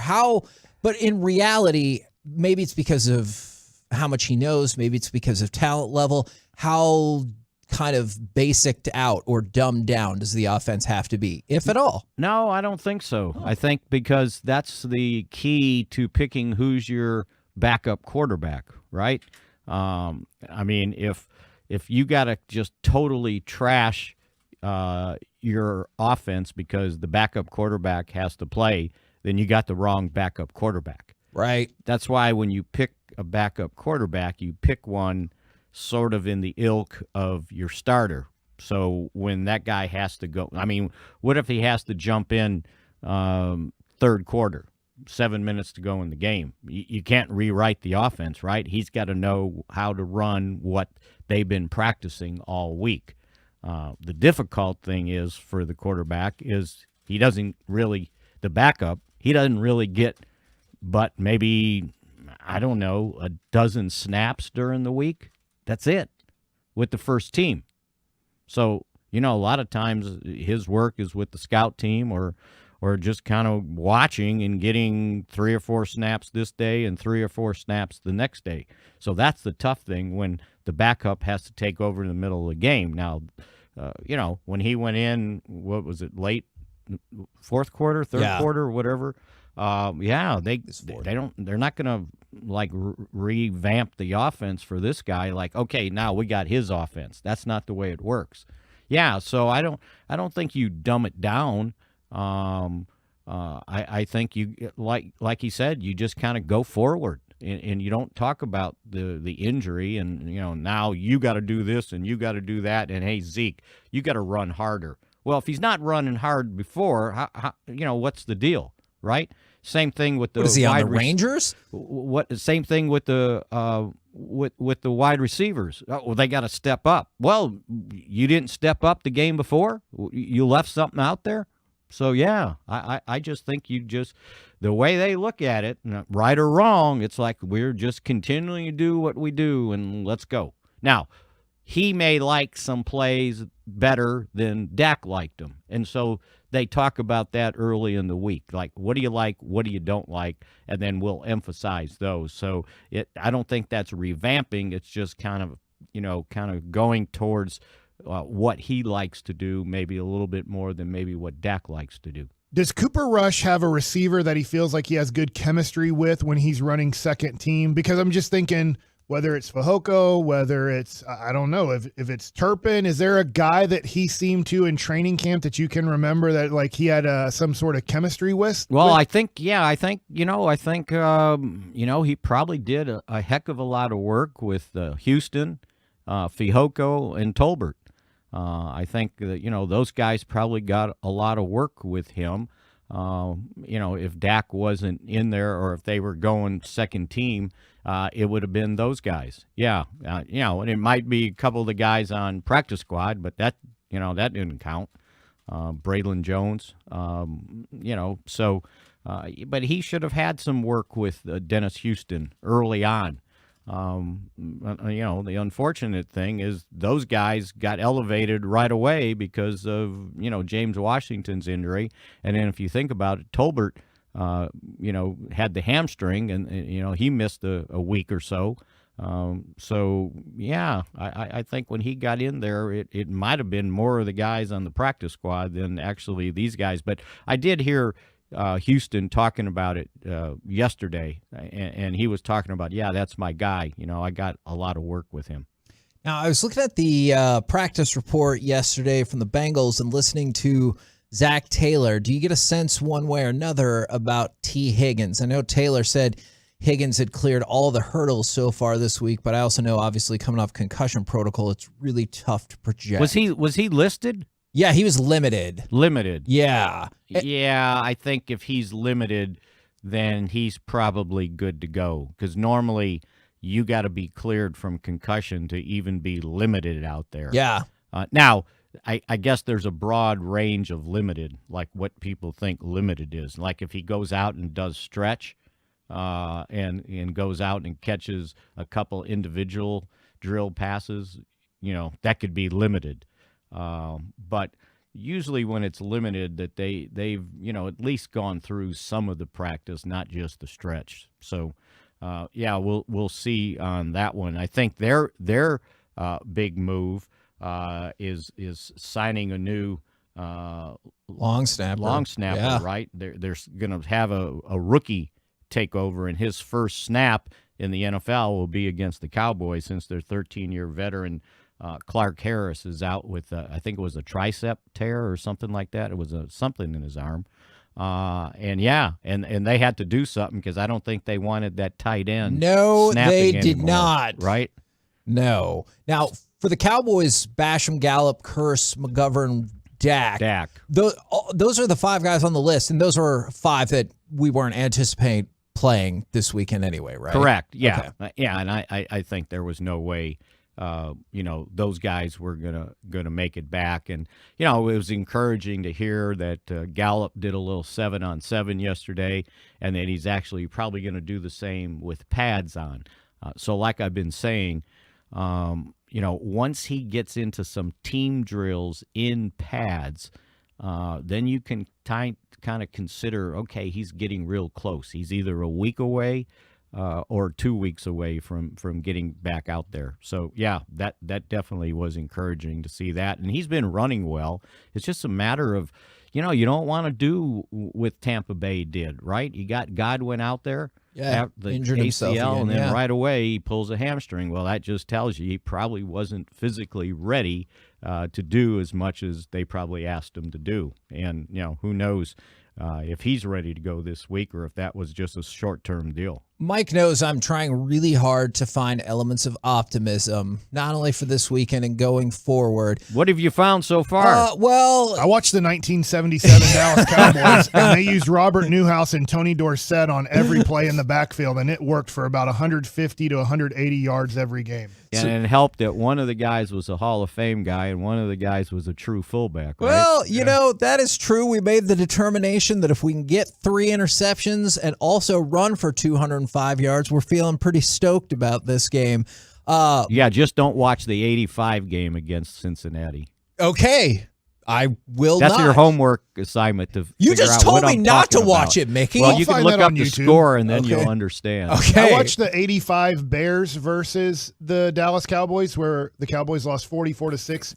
I didn't even, well, no, it was 86. We had some dude that I was like, who the hell is this guy quarterbacking? And he went 4 for 9 with 2 picks and a interception. Then we put in Steve Pallure, and it didn't get better. No, I think it was 85 when they didn't they shut out the Cowboys in 85, or it was something closer to you, 44-6. Okay, yeah. I don't remember the 6. Danny White started that game. The 86 God. game. I guess maybe Jim McMahon was hurt too because Doug Flutie was starting that game. Okay, that wasn't the preseason game now, was it? No, we got. Thanks a lot, Mickey. I did look up that stupid Cincinnati Bengals game where we lost 50-24. I was there. And at one point it was 50-10. And some guy named Killebrew ran all over the Cowboys. Harmon. Yeah, I don't think that's it a was little too Harmon much baseball there, Mike. We'll see what we can find about that, but I do not believe it was Larry Kennebrew is what I'm showing right there. All right. Kennebrew. Thank you very much, Mickey. I need you to try to figure out something positive for tomorrow. I don't know what that is, but find me something positive and we'll talk about it tomorrow. Okay. Remember Reggie Collier? I do. He started the game in December 21st, 1986. He went 4-9 with 2 interceptions and a fumble. Then we brought in Steve Pallure. Was that the last game of the season? Second to last, maybe? Yes, December 21st. We lost that game 24-10. And you know what happened to Reggie Collier after that game? He got taken out. It was the end of his NFL career. Oh, it should have been. He wasn't. God. How about this? You're probably third string, right? And they said, okay, we got to find out what we got here, right? Yeah. And they found out, and he wasn't prepared to play, and they had to take him out of the game. He was so unprepared. Not knowing the plays, and guys were having to help him in the huddle. Not what you want from a young quarterback. All right, so positive tomorrow. I feel like we didn't do very well at that today, but I get why. All right, thank you very much, good sir. All righty, see you guys. There you go, Mickey Spagnola right here on 105.3 The Fan. Coming up next, let's talk with our BetQL insider, Quentin Mayo. Plus, might do a little My Buddy's an Idiot. Looking at you, NBA. We'll do it all next right here on The Fan.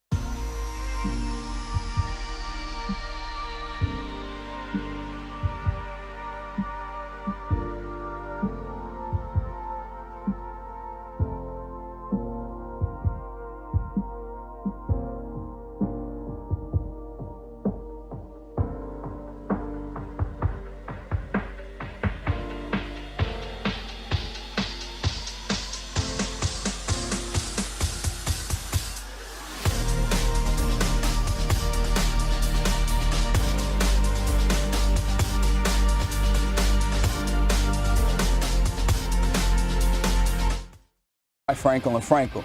Think there'll be fewer big company trucks on the road this summer because of gas prices? Think again, and those big trucks have insurance companies to protect them. So get the representation that won't settle for less, Frankel and Frankel. Visit truckwreck.com. That's truckwreck.com.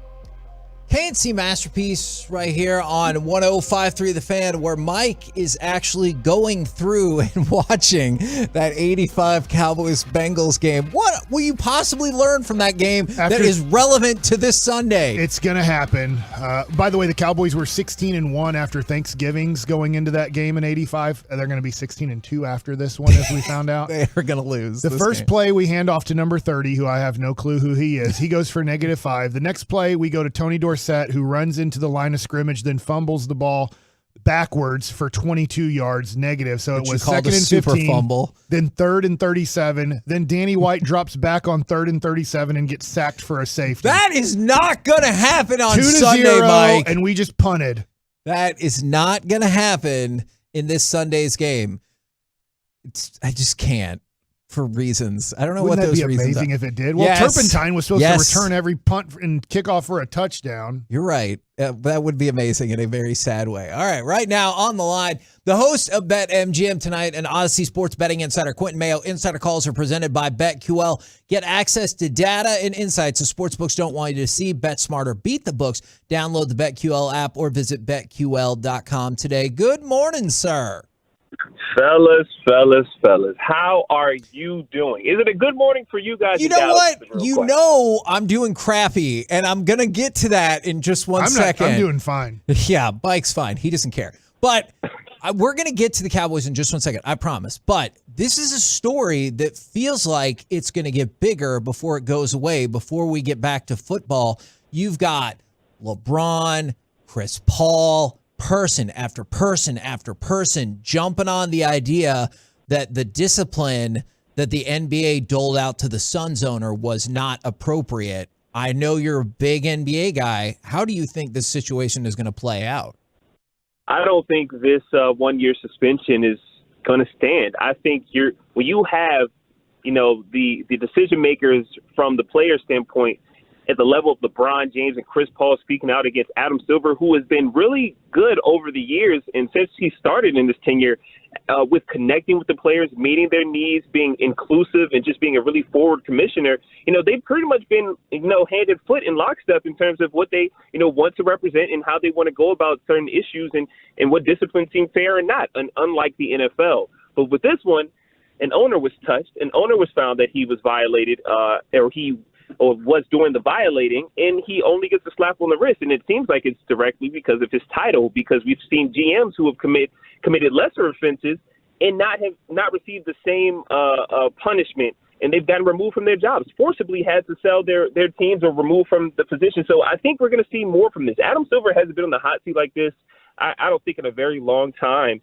And rightfully so, somebody should stand up and say something. I'm glad Chris Paul said something, especially, as well as seeing as though that Sarver is representing that organization. It has to be addressed, and I don't think that punishment is enough. I think it's frankly a slap in the face, and also the comment from Adam Silver saying that he has information that's proprietary to their decision that that obviously we don't have as the general public. I don't think you want to go down that road in this type of situation, seeing as though these allegations and these findings, actually official findings, are really massive. So I think Adam Silver should rethink his decision thus far. Quentin Mayo joining us right now, BetQL. I love tonight's game. Super excited about it. Do you have a bet on this game? This game tonight is so hard because I think what we all expected it to be a slugfest from two elite offenses, and I at least hope that happens.